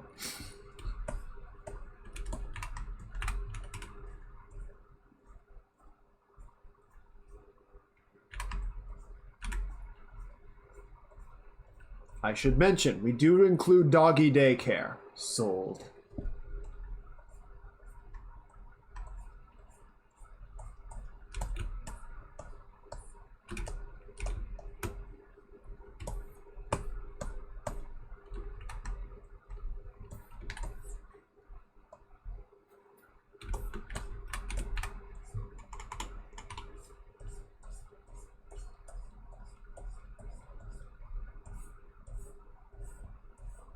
I don't know, there's a weird... I was talking about a bit before with Unity that it seems like, everyone just wants to make all the money that they can right now with no consideration for long-term health or viability, which is just so utterly corrosive to everything that mentality touches. But in a similar way, it's 2023 and it feels like everyone is still chasing Game of Thrones. Right? Game of Thrones was this cultural phenomenon that everyone was watching and everyone was talking about, and even if you weren't watching it yourself, you still knew about Game of Thrones because everyone you knew was talking about it. When I went to watch the finale, I went with my roommate because one of his coworkers was holding a viewing party. And he never watched Game of Thrones. The guy hosting the party had never watched it. He just liked hanging out, and this was a reason to have a house party. And it was like, we're all going to get together, and we're going to drink, and we're going to eat, and we're going to watch Game of Thrones and probably laugh at it. And we sure the fuck did because it sucked. But it was a cultural, what's the word?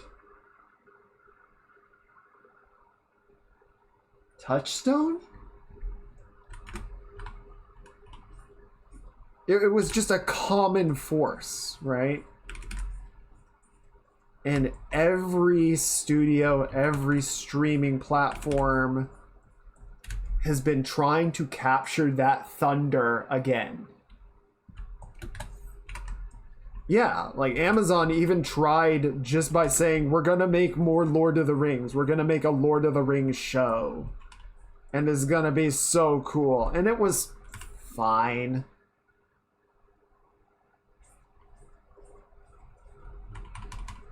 Oh yeah, they definitely used the sex appeal to try and get people in, and I'd say it worked to some degree. I hear Tisho pumping the spray bottle from here. Why does it sound like a shotgun?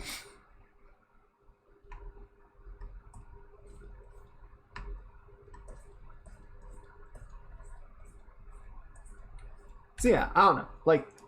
I guess I would say even some stuff. Foundation obviously is a sci-fi show as opposed to a fantasy. But it's still, it has the political intrigue. It's got a little bit of romance and sex in, though not nearly as explicit. It's got a few sort of capstone action sequences for the season. It's not a one-to-one Game of Thrones, but it definitely sort of has the fingerprints of a Game of Thrones chaser, if you get my meaning. Which isn't to say that I don't like the show, I do. But I still get the sense of someone saying, get us that fucking Game of Thrones money. I have 57 bottle rounds in this 2-barrel spray bottle.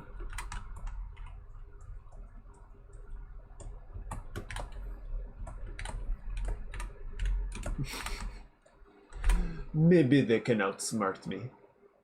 Maybe. Maybe. I've never seen anyone outsmart Bottle.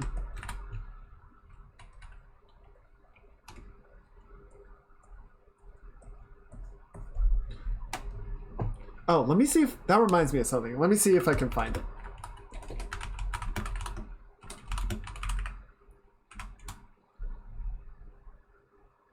Yeah, there it is. I don't know why.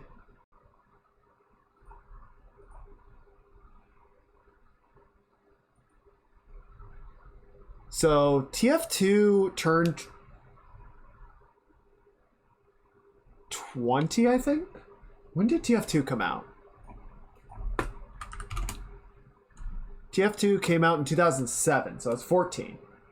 13. Did that really come out after Steam? Interesting. Anyway, so the voice actor, just for the anniversary. I guess it's not really a specific one, but 16. Oh my God! Stop! I'm in pain.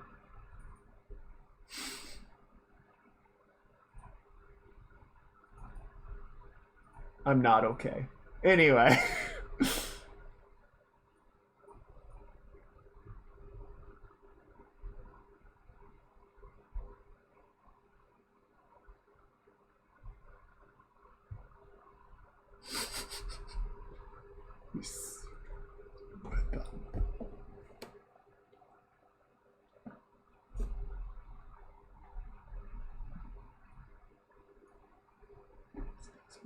Per minute.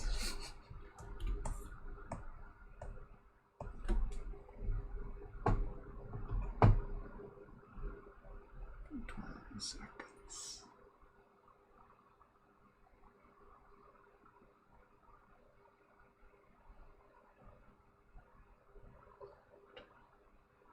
Touch Sasha.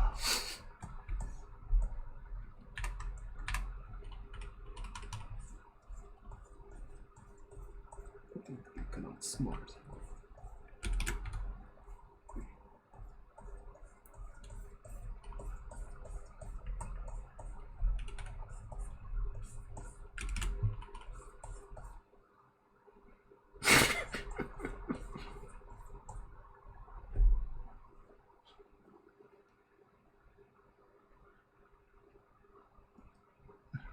Cry some more.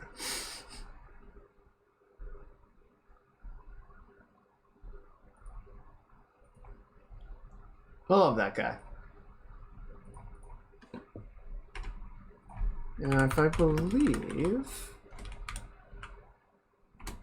Gary Schwartz,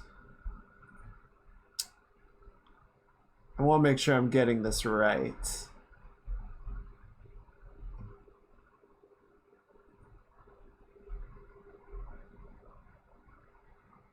Okay, no. I believe the voice actress for GLaDOS is married to another voice actor who also does work for Valve.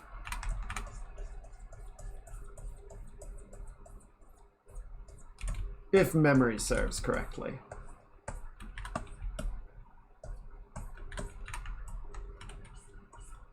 Oh, music is way too loud now. Sorry.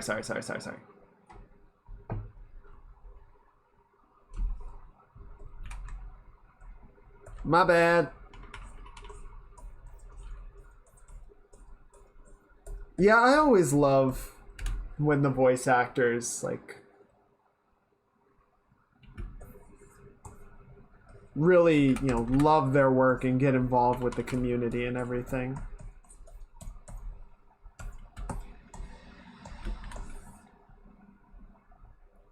I think that's it. The VA for Sniper. TF2 Sniper VA. John Patrick Lowry is married to Ellen McLean, who does the voice for GLaDOS and is the announcer. Yes.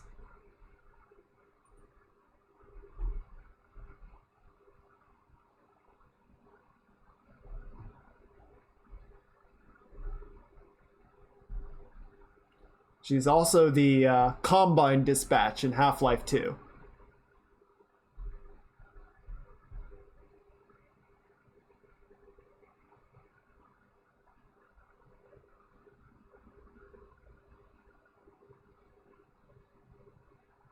Interesting.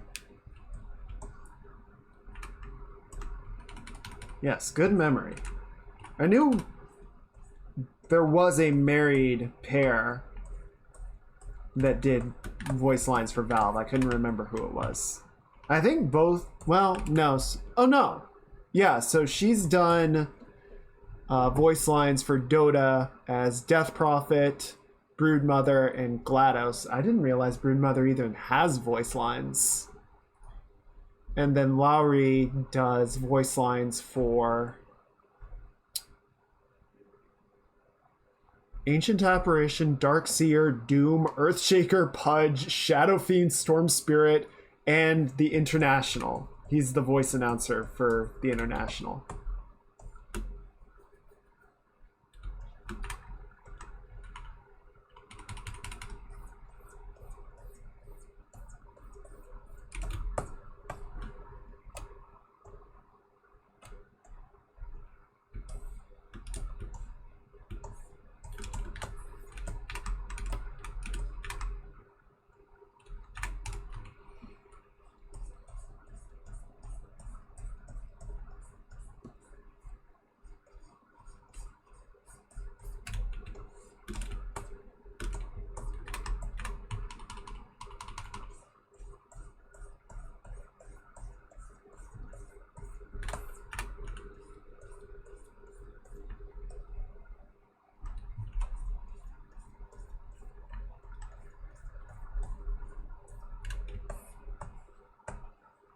There we go.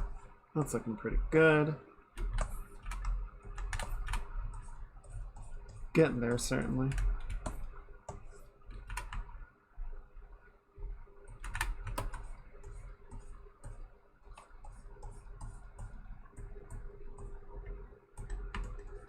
How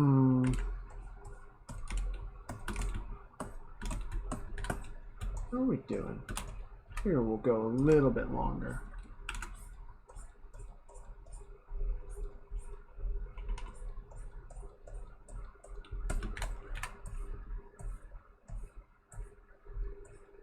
Oh, I did want to mention, so I went ahead and rolled this out. So there is a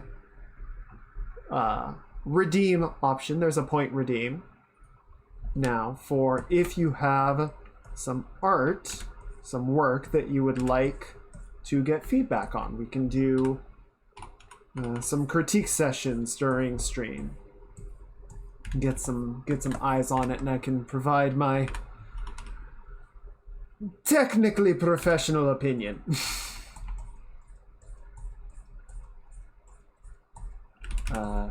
Only stipulation obviously being that it has to be safe for work, because we're going to be putting it up on Twitch and all that. But yeah, that is a redeem offer. It is fairly expensive. I don't want people, you know, just kind of coming in and derailing the stream. It's more for regulars, you know?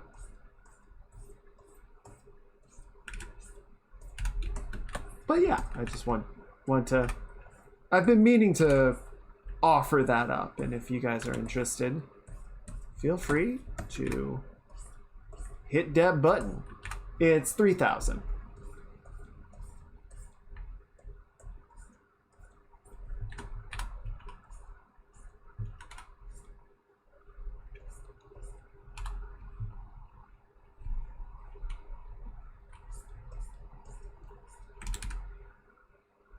Oh, bro, I only have 24K.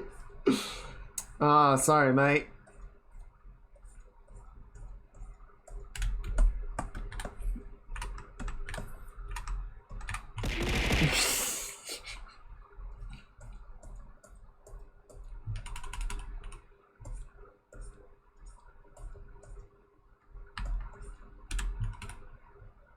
Oh, 23K. Well, you gotta spend wisely.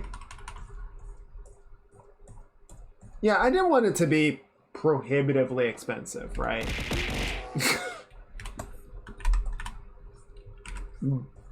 But I also didn't want it to be so cheap that, you know, people could come in and use it after like 1 or 2 streams. 22K. I'm sensing a problem.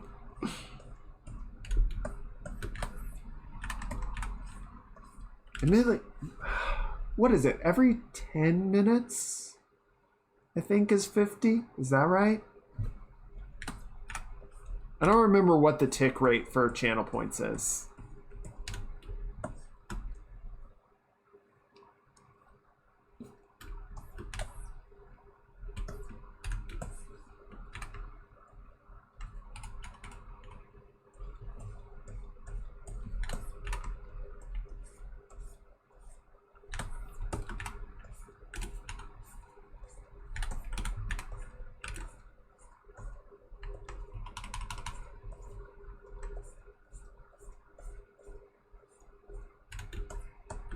But yeah, that is there now.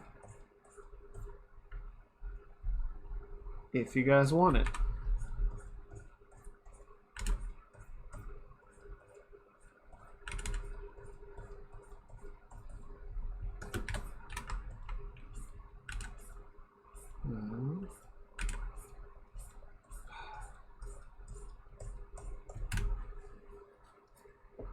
I was thinking, because we were also talking at one point about merchandising.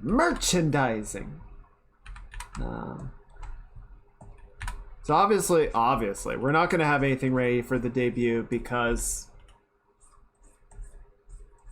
it's just physically impossible. There's no earthly way that that's going to happen.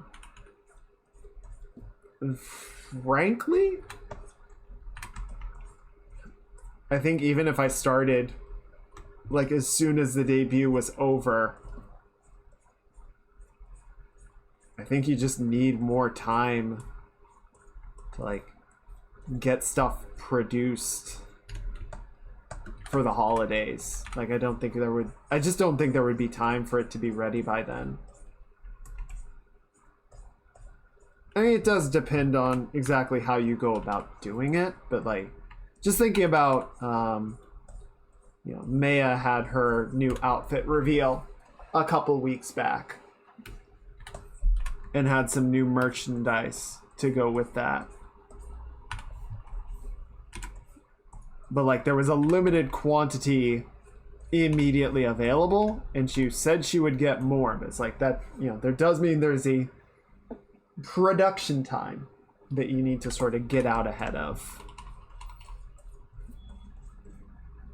And yeah, I think if I wanted to have stuff ready for the holidays, I would need to be looking at getting it prototyped and produced like this month, and that's not happening.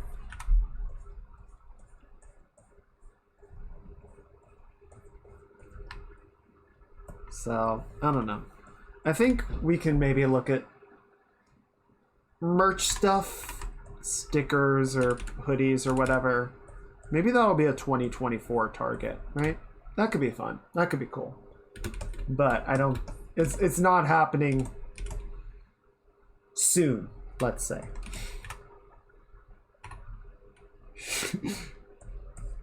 Yes, for 3,000, I don't even know how much a bear costs. I'm pretty sure if I try and Google how much does a bear cost, I'm gonna wind up on a list.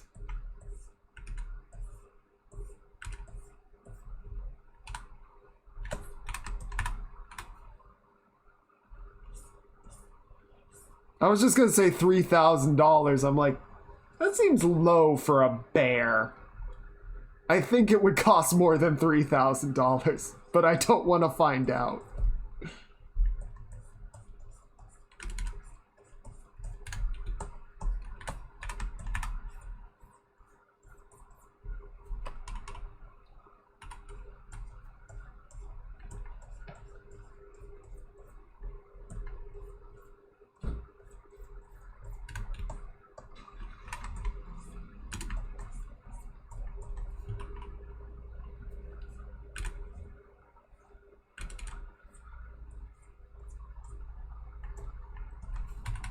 Yeah, no. A plushie would definitely be cool. I think plushies, just in general, are really expensive.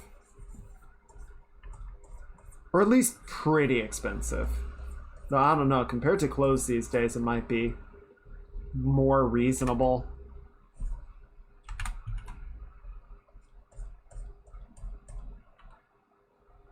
Yes, so emote stickers is definitely on the list.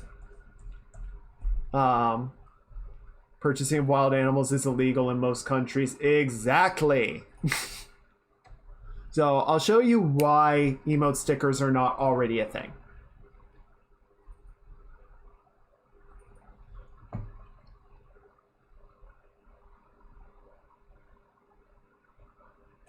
So let's just grab this one. We're going to drag it in real quick. It's this. It's this right. Where's my mouse? There it is. So I would want this to carry all the way around. Maybe make it a nice round shape, you know? And the fact that it doesn't do that is like, this would make an awful sticker. Right, the fact that they're all in this kind of awkward box cropping. Yes, it is me in egg form.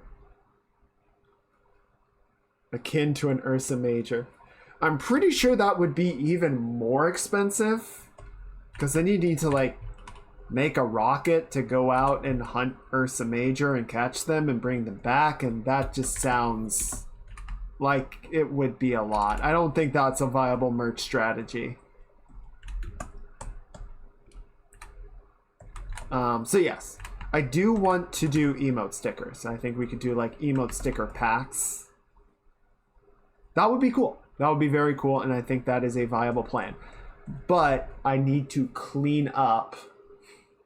Oh, so we like sell tours where you can go out and find an Ursa Major and just pet it. Pet the bear. Pet the bear. Meanwhile, all the wildlife organizations are like, don't pet the space bear. You're going to die. Please do not pet the space bear. Please do not feed the space bear. Please do not approach the space bear.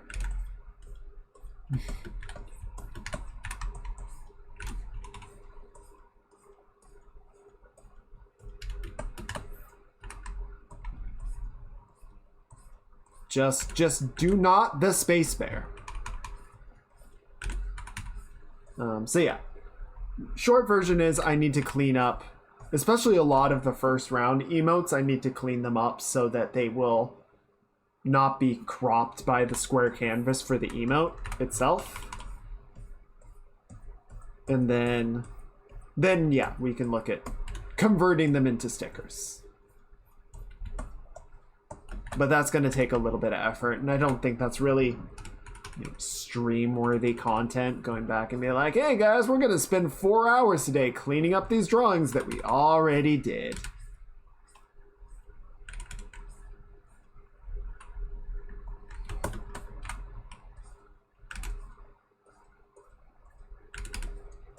I don't know, maybe there's a niche community of cleanup artists that are like, finally! The content I crave!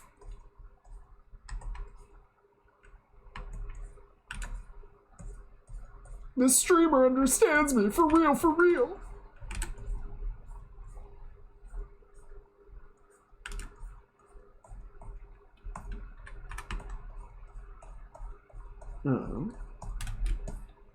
So yeah, that's in the future. Definitely possibly like a t-shirt. I'd really like to do a hoodie that's sort of styled after the robe, so like it has the logo on either shoulder and then maybe has something on the chest, maybe on the back. That would be really cool. Nice purple.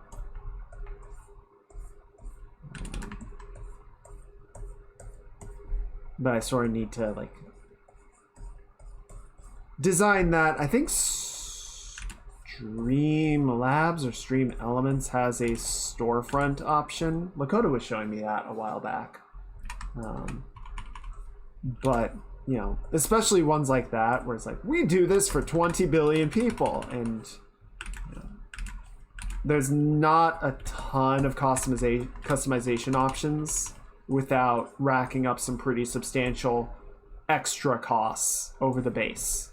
So trying to find a good balance of that and a good service that'll provide the customizations that I would like without charging an arm and a leg for it.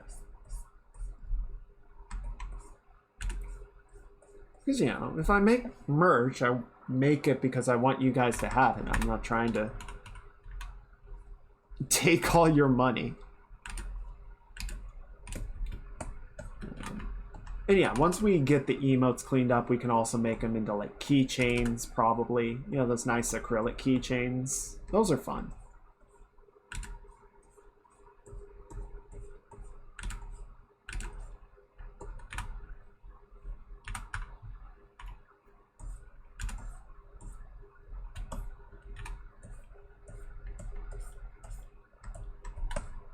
Okay, I guess you don't like the acrylic keychains. That's fine. That's fine.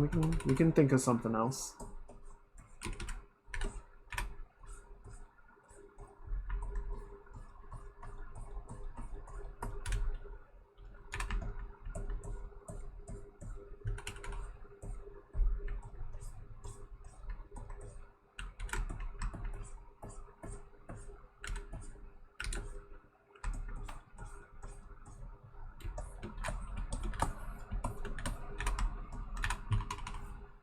Clean up the hairline a little bit more.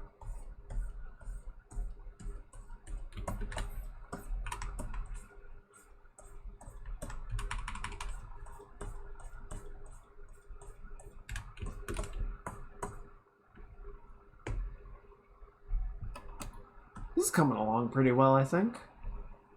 Really like to have merch, but only as expensive. Yeah, I know. Between the two, it's just a lot to deal with. I get that.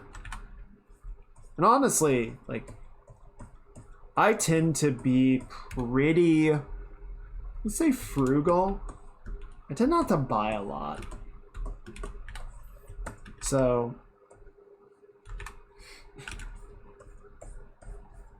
I don't know, like, even when I see merch, I'm like, ooh, that would be really cool. I'm like, how much do I want this? And then I end up kind of delaying on it and not getting it.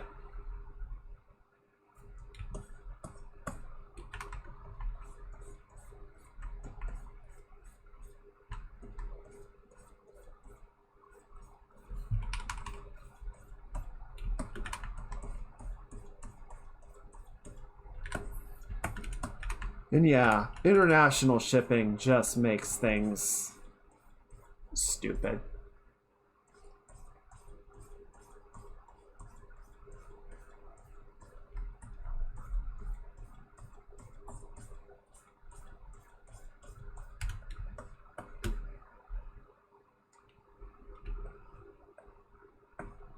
Just tear a hole in the fabric of space-time. Yeah, we just need to invent warp technology and then, or teleportation technology, and then shipping is free. I mean, you might accidentally blip a universe out of existence here and there, but you know, it's just the cost of doing business.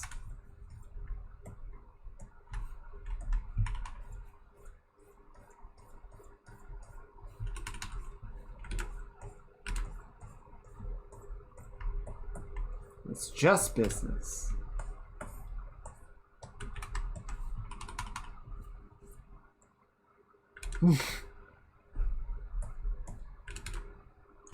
A universe without VTuber merch ain't a universe I wanna live in.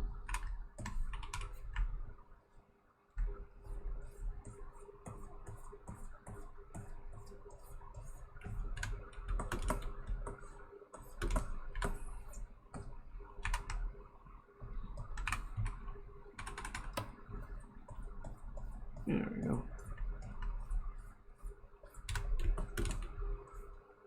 That's nice. I like that coloring. That feels good. Definitely a lot. Her hair is so pale, like every little blemish in the value just shows up super harsh. There's a lot to clean up.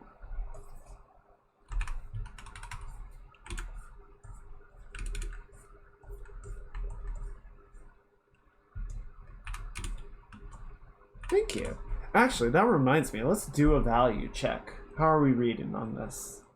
Also, I forgot the fucking value gradient that I like to do. Let's do that real quick, and then we'll do a value check.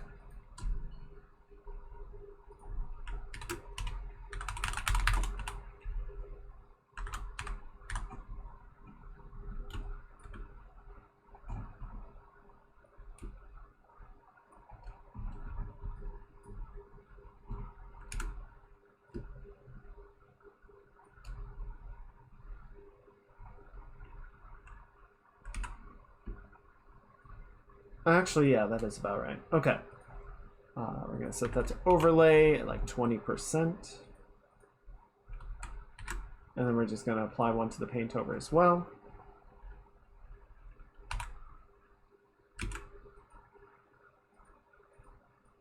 Yes. Okay, good.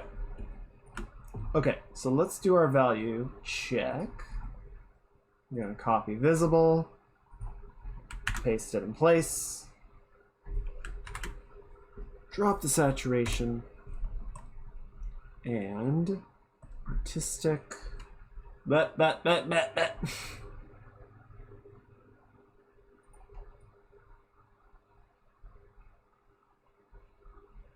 That's some dark clothing. I tell you what. And we did the shadow toning, right? Yes, we did. It's very dark clothing. But you know what? That's okay. We're going to add some vignetting as well. But we've definitely got this. And we also don't have the highlights in the eyes that'll help sort of pop the focus up here as well. We can add a little bit of extra like rim lighting to help frame the face. But yeah, I think this is working. The dark side of the fabric.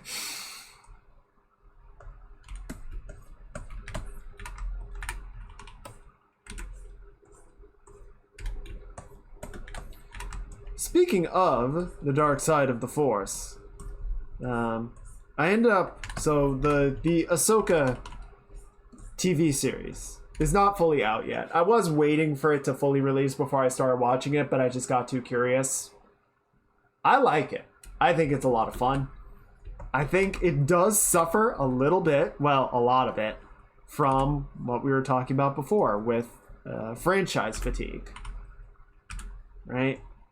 Like, it's a Dave Filoni project, and you will want to have watched a lot of the Dave Filoni Star Wars content to be fully familiar with everyone and all of the stuff that they've done before this show. I think they have learned their lesson a little bit. Like, they drop a fair amount of exposition in the show to sort of help catch you up to... I see you guys talking. I'm going to answer in just a second. I just want to finish this thought. So they drop a fair amount of exposition in the show to catch you up in case you didn't watch Clone Wars and Rebels. Those are the two main ones, is you'll want to have watched the cartoon series. So it's not necessary, but it definitely adds a lot to have watched them. I definitely recommend them. I mean, they're good in their own right, so you should watch them anyway. But yeah, it definitely is like, I hope you did your homework. Trying to imagine Sheev Palpatine replacing Bob Ross. Good. Let the paintbrush flow. Feel the power of these chartreuse. There's a huge moss outside my house today. Shine the phone's flashlight and the eyes flash back. Oh yeah, they do that. I don't know why.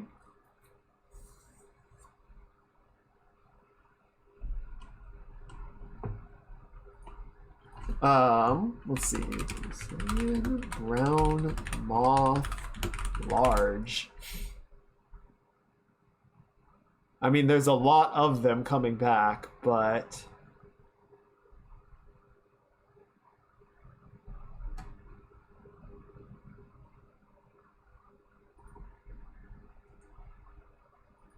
Did it look like this?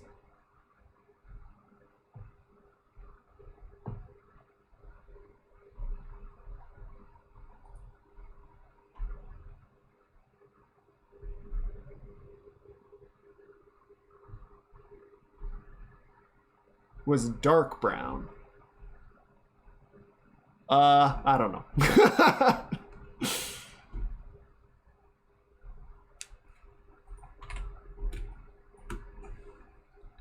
One saw a pastel green moth with pink wings.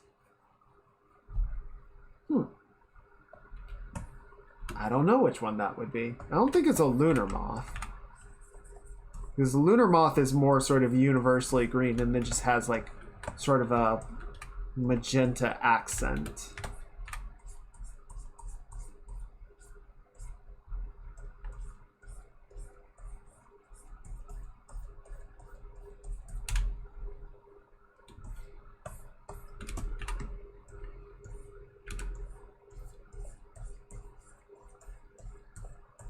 Which is ultimately a lot of where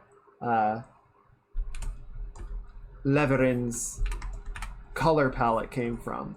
And I did end up going in that direction for her.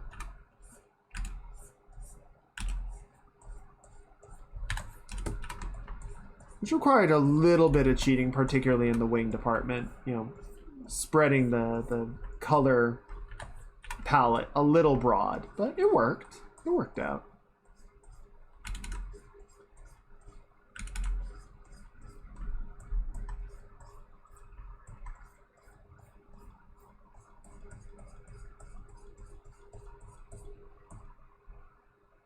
The Black Witch Moth. Oh, bro, you haunted. You cursed, bro.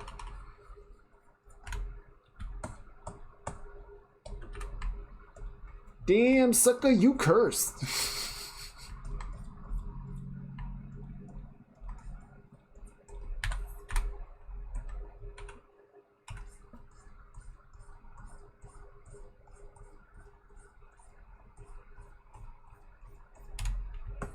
Okay, cool.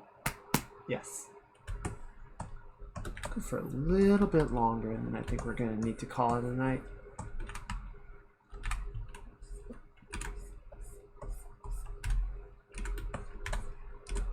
Just a few more minutes. I am liking the way this is going. It feels nice.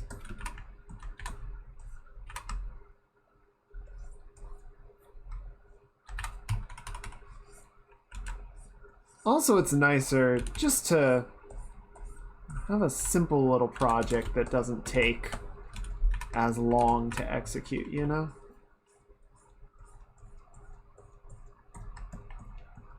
Big projects are nice, but sometimes you just want something to kind of casually work on.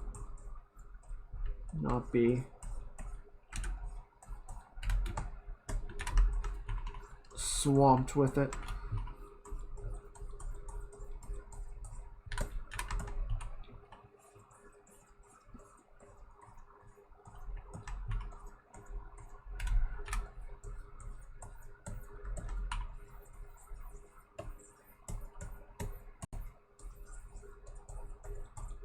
There we go.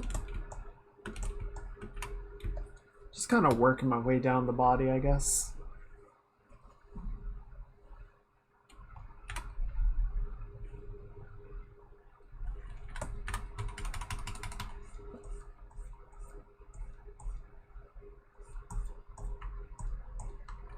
Bit of a random question. Any tips for getting into digital painting?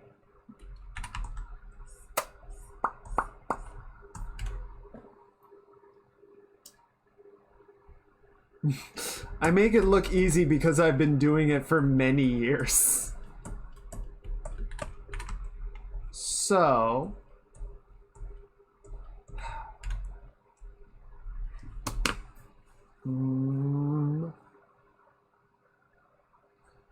So I've talked about this before, but one of the things that I actually found to be very helpful, not so much from a technical standpoint, but from like a mental standpoint, is honestly to do traditional painting. I found oils, like doing a few months of oil painting in a class, just dramatically improved my digital painting, because it just gave me a better sense of sort of how to evaluate colors and values from each other and create more interesting end results. So that is a big element to me. I think, it sounds very sort of bougie art school, but I think there is legitimately a huge benefit to doing traditional work to learn how to do digital work. That I think is a big thing. So one of the artists that has been a big influence to me, and I've always been a big fan of his work, is Ian McConville. He's a web comic artist and game developer. You can see where the love comes from. But in particular, he does a really good job of sort of doing that like low to high value painting in a lot of his work. So like blocking out silhouettes. Like sometimes he'll do line work, sometimes he'll do, sort of block painting, but starting in the lower values and then sort of almost like layering up lighter and lighter values to sort of build in the detail layer by layer. Another web artist that I really enjoy is Sana Diaz. They do Dresden Codec. Very good work there, really love it. And you can see a fair amount of the influence, I would say, in sort of the way that I approach a lot of my own illustration. So to sort of circle back a little bit to your question, I would say definitely looking at other artists and sort of trying to break down ways that they approach certain ideas, I think will be a big help. Not trying to copy it one for one. Definitely if you want to sort of do a study of an illustration that they've done and sort of try to recreate it, see how to go about approaching it, that's a good way to go. Doing master studies, master copies is a tried and true approach, both in traditional and digital work.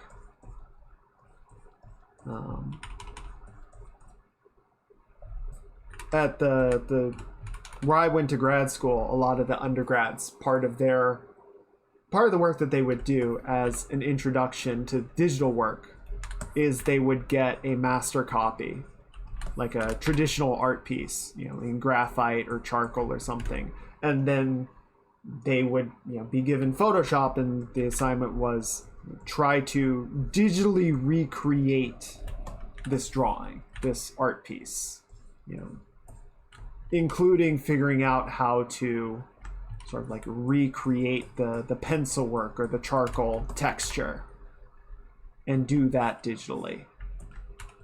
Both to sort of help familiarize themselves with how to use Photoshop, but also sort of how to sort of take traditional methodologies and ideas and recreate them in a digital sense. So yeah, doing studies, looking at other artists, and sort of trying to understand their approaches, their techniques, how they sort of break up color and value to get a look that they want and that you resonate with, I think is a really effective approach.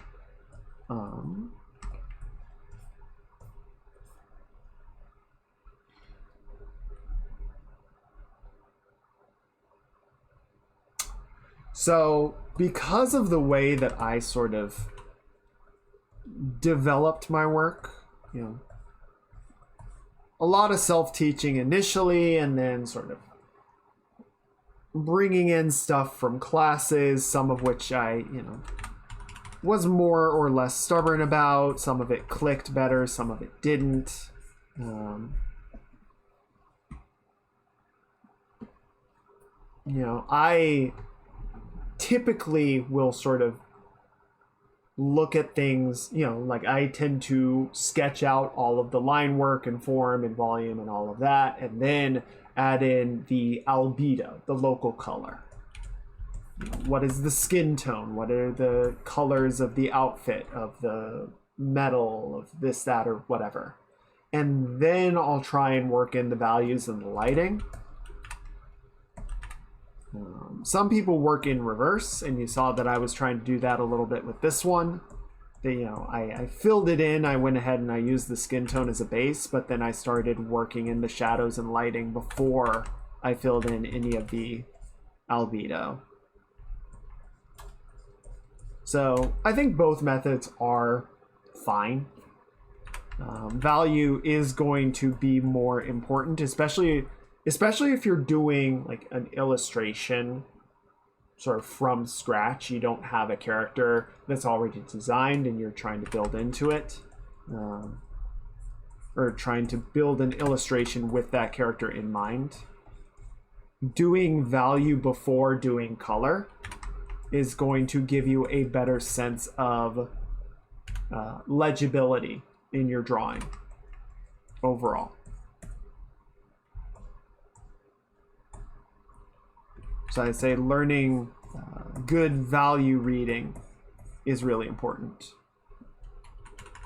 Yeah, okay.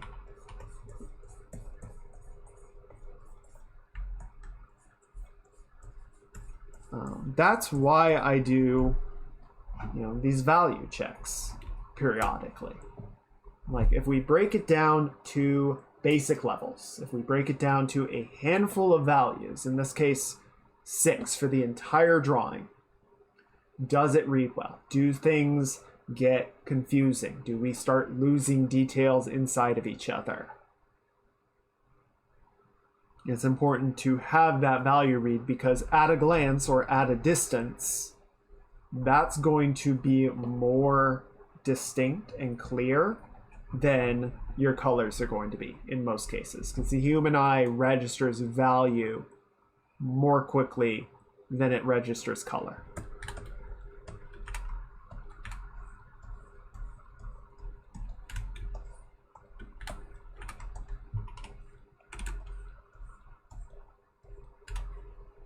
That's why night vision, human night vision, is effectively in grayscale.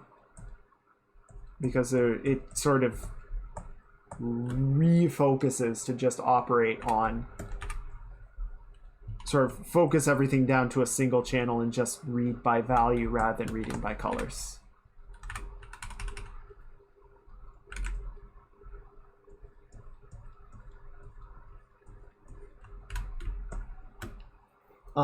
So that's definitely an important element of it. I don't know if any of this is really answering your question or helping. I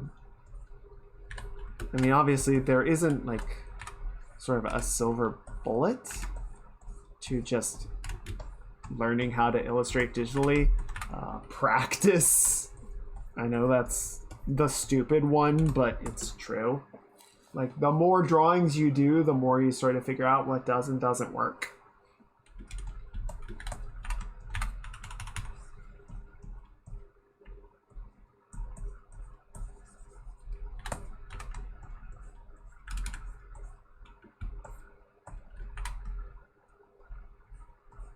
I guess I will pause my rambling and say, is there like a particular element of digital painting or illustration that is sort of proving to be a challenge?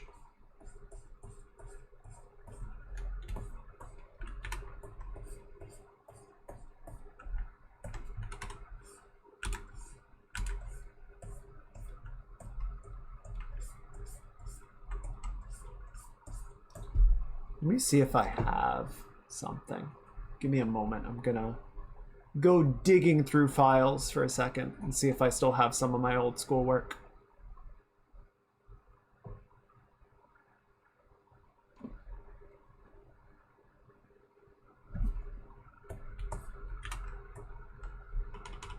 Like when I'm doing the hand here, because it's all kind of reading together.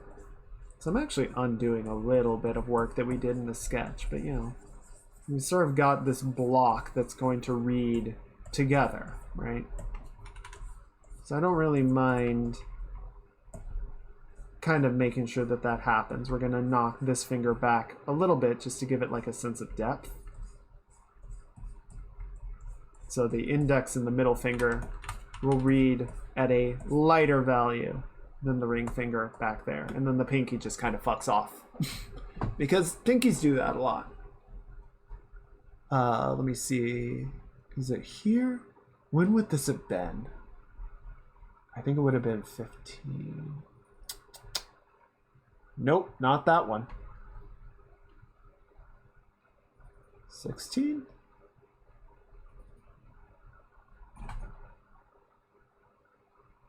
No, that was an interesting project though. Oh, wait. No. Shit. I think I lost it. Or is it? Here we go. I feel silly having asked it. Oh, no. If only for the fact that a similar answer could be said of most mediums, but it's most helpful to hear it. Yeah. Well, I don't know. Sometimes you just kind of have to, like, go through it. Go through the process. Okay, so this was a fun... So back in grad school, we had this art history course that we did. And it's like, ugh, art history is fucking boring. I always do art history. But what was really interesting about this one, and you know, took me a little bit of time to like figure this out, was shut up, it's not fun. Art history is boring and dumb. It's just looking at a bunch of dead people's art. Oh, I'm kidding. But what was really sort of unique about this one, and what the teacher was really trying to sort of get across, was a technique of being very critical about the work that we were looking at. Not in like a how does this suck way, but like what are the visual language choices? What is the technique? What is the... You know, if I wanted to recreate something to fit into this look and feel, what are the key elements to make that happen? Right? What is the language that I need to speak to line up my work with this? So we looked at a number of things. We looked at like Byzantine, at Greek, at medieval, at Renaissance work. And for each one, we had to sort of do this like written breakdown of, you know, here are the critical elements. Here's a little bit of background on the piece that we're looking at. And then here is the piece that we've recreated, or that we've created in the stylings of this other thing. So for the medieval piece, I looked at the Book of Kells because I love the Book of Kells. It's just a super fascinating piece of work. It has a ton of history and personality to it. And then, like, you know, had this breakdown of like, here's how they seem to sort of arrange things and how they use shape languages, how the figures are broken up. And then the piece that I made was a recreation of a scene from Django Unchained in the styling of the Book of Kells.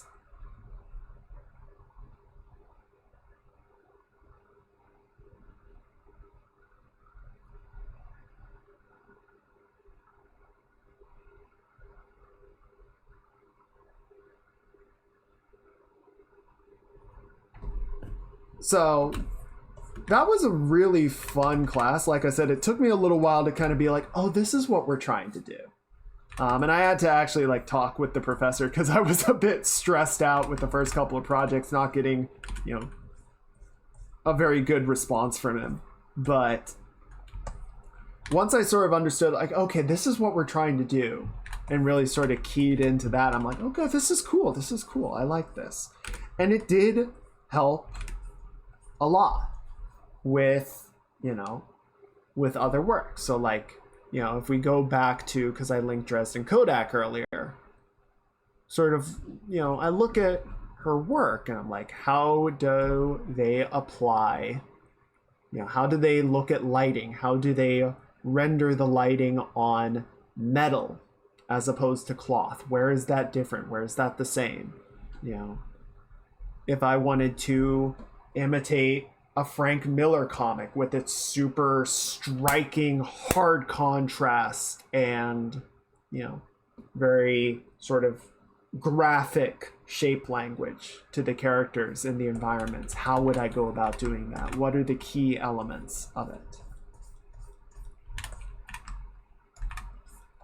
How does Senna use lighting, like rim lighting and fill lighting, to create like a more graphic look? When is, the lighting, if the character is more sort of in a headspace, like with the latest page, like the lighting tends to be more sort of colorful and abstract, whereas if it's just them in the scene, it's much more grounded. It has a lot less sort of distinct color breakup. Details like that. And then, you just sort of try and put that to, well, not paper because it's digital, but you put that to canvas. And welcome back, Tech. I hope you got some good food.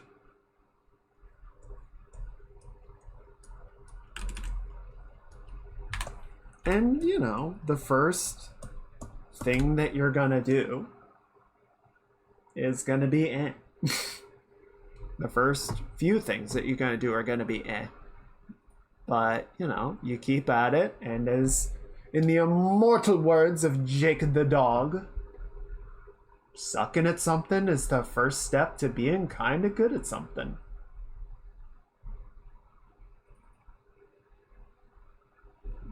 Where is pages?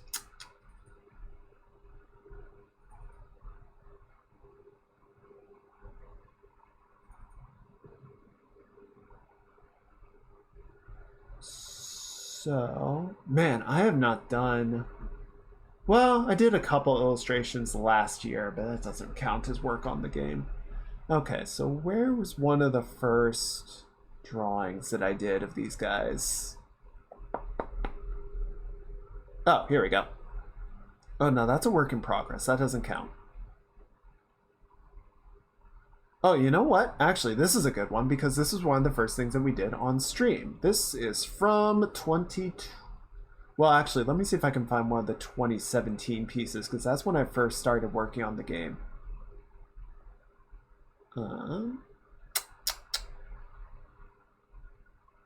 Trying to find it. Oh, there we go. So this was from 2018. Right, you can definitely see a lot of like what I'm employing now, but it's in a bit more of like a primitive idea. And then 2021, this was one of the first things that we did on stream. Similar stuff, but you can see like there's a greater attention to detail, better use of lighting, better blending techniques. And then this was from last year. So like there's a progression, right? Sort of taking ideas, taking techniques, elements, refining them, reconsidering them, tossing some stuff out, keeping other things. And now we're here. I really want to work on that game more. I feel bad for leaving it in a, shall we say, quarter finished state. Quarter at best. But it's hard to, spend all day working on a game and then come home and be like, I want to work on video games.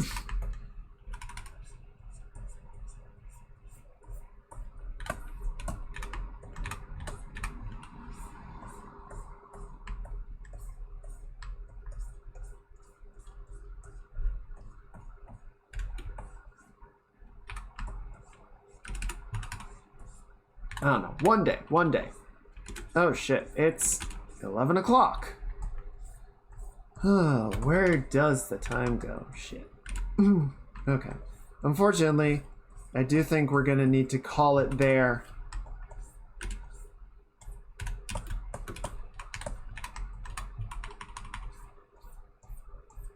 I say as I just kind of keep idly drawing.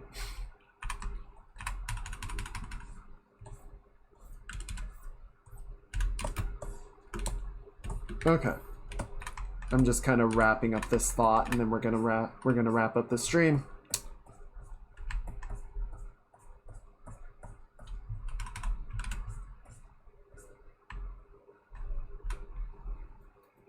I'm tired of working. I will work to relax. Yeah, I feel that.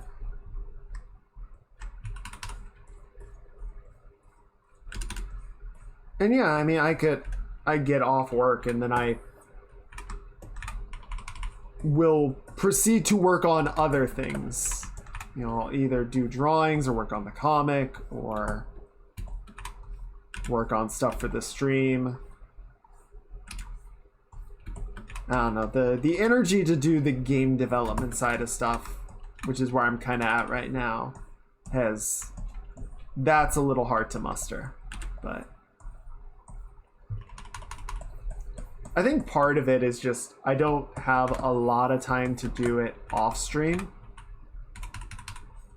and it would be very much a learning process to do it on stream. I'd be doing a lot of like learning stuff with you guys. We'd be figuring it out on stream together, which I don't know, I worry would not be very entertaining. So maybe it would be fun. I would like to try it at some point, but especially so far, I think we've just been doing a lot of sort of more familiar and comfortable stuff. Because even with some drawings, like if it's not going well during the stream, I end up feeling really bad. I'm like, I'm trying to put on a nice show for you guys. I'm just mucking it up left and right. So, I don't know. I would like to try and do that at some point, but I think it'll be sort of a tentative thing that we roll out sometime next year. Once all of the sort of current plate of work has calmed down and resolved. And doing nothing is hard. I always like to be doing something. Even when I'm playing games, I'm like, can I squeeze in a little bit of drawing, a little bit of something? Let's multitask.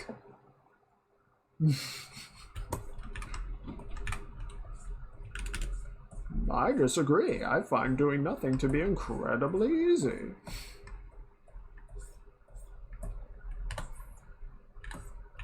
Well, I'm glad you like it, Tisha. I appreciate it. Okay. Let's call it there for tonight. I definitely want to... Well, we'll keep working on this. I think we'll work on this a bit more on Tuesday. And then Wednesday... I'll decide, but either Tuesday or Wednesday, we'll do some more art. We'll work on this some more, and the other day we'll play some Outer Wilds. I don't think we're gonna finish it in one more stream.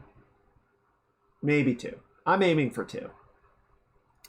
I know. I'm sorry, Tisha, but I do need to call it at some point. I gotta get some food myself.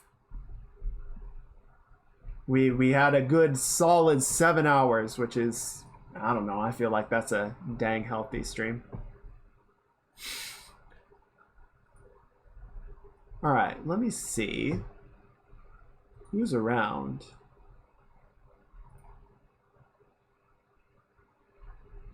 Shit, man, my brain is going. You see how much I need to call it. I don't even know who's talking anymore. Shit. Did I say T-Shill? I don't know.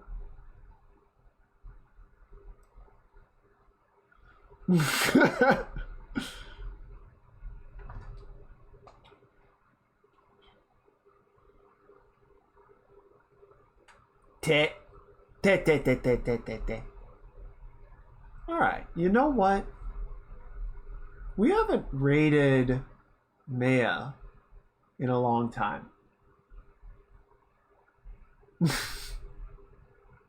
Yeah, I deserve it. We haven't made a raid. Oh my god. Yep, I'm done. Let's go say hi to Maya. Jeezum. Sweet Jeezum.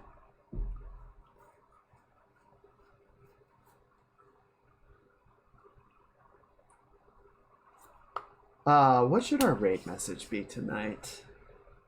I don't have a standard raid message. I should.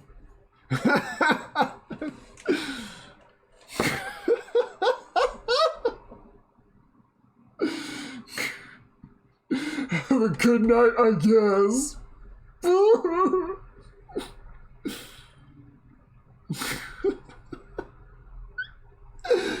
my god. What's gonna be our raid message?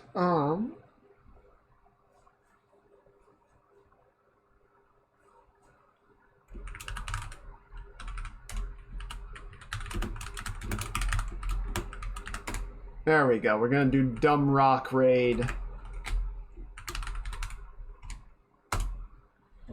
Alright, let's go say hi to Maya. She is playing Armored Core 6, The Fires of Rubicon. Which, from what I've heard, is a pretty heckin' good game. So, that should be fun. That should be good.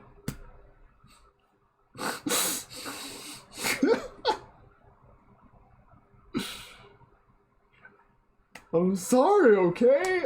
My brain is shutting down. I gotta go feed it and then get some rest. But yeah, thank you guys for hanging out. I hope you had fun. I think we got a lot of good stuff done today. Today was good. I feel really good about how that went. So thank you guys. I always appreciate you being here, even if I say the wrong name. I hope you have a great rest of your weekend and a great start to your week. I'll see you guys on Tuesday and Wednesday for streams. There will be no stream on Saturday because I will be moving. Wow. But yes, remember to be kind to others and to be kind to yourselves, because you guys are doing a wonderful job and I'm really proud of you and I really appreciate you. Yes, and we will sing for your birthday. We will rat jam for your birthday. And yes, lift with your knees, not your back. All right. Take care, guys. Be good. I'll see you next time. Love you. Bye-bye.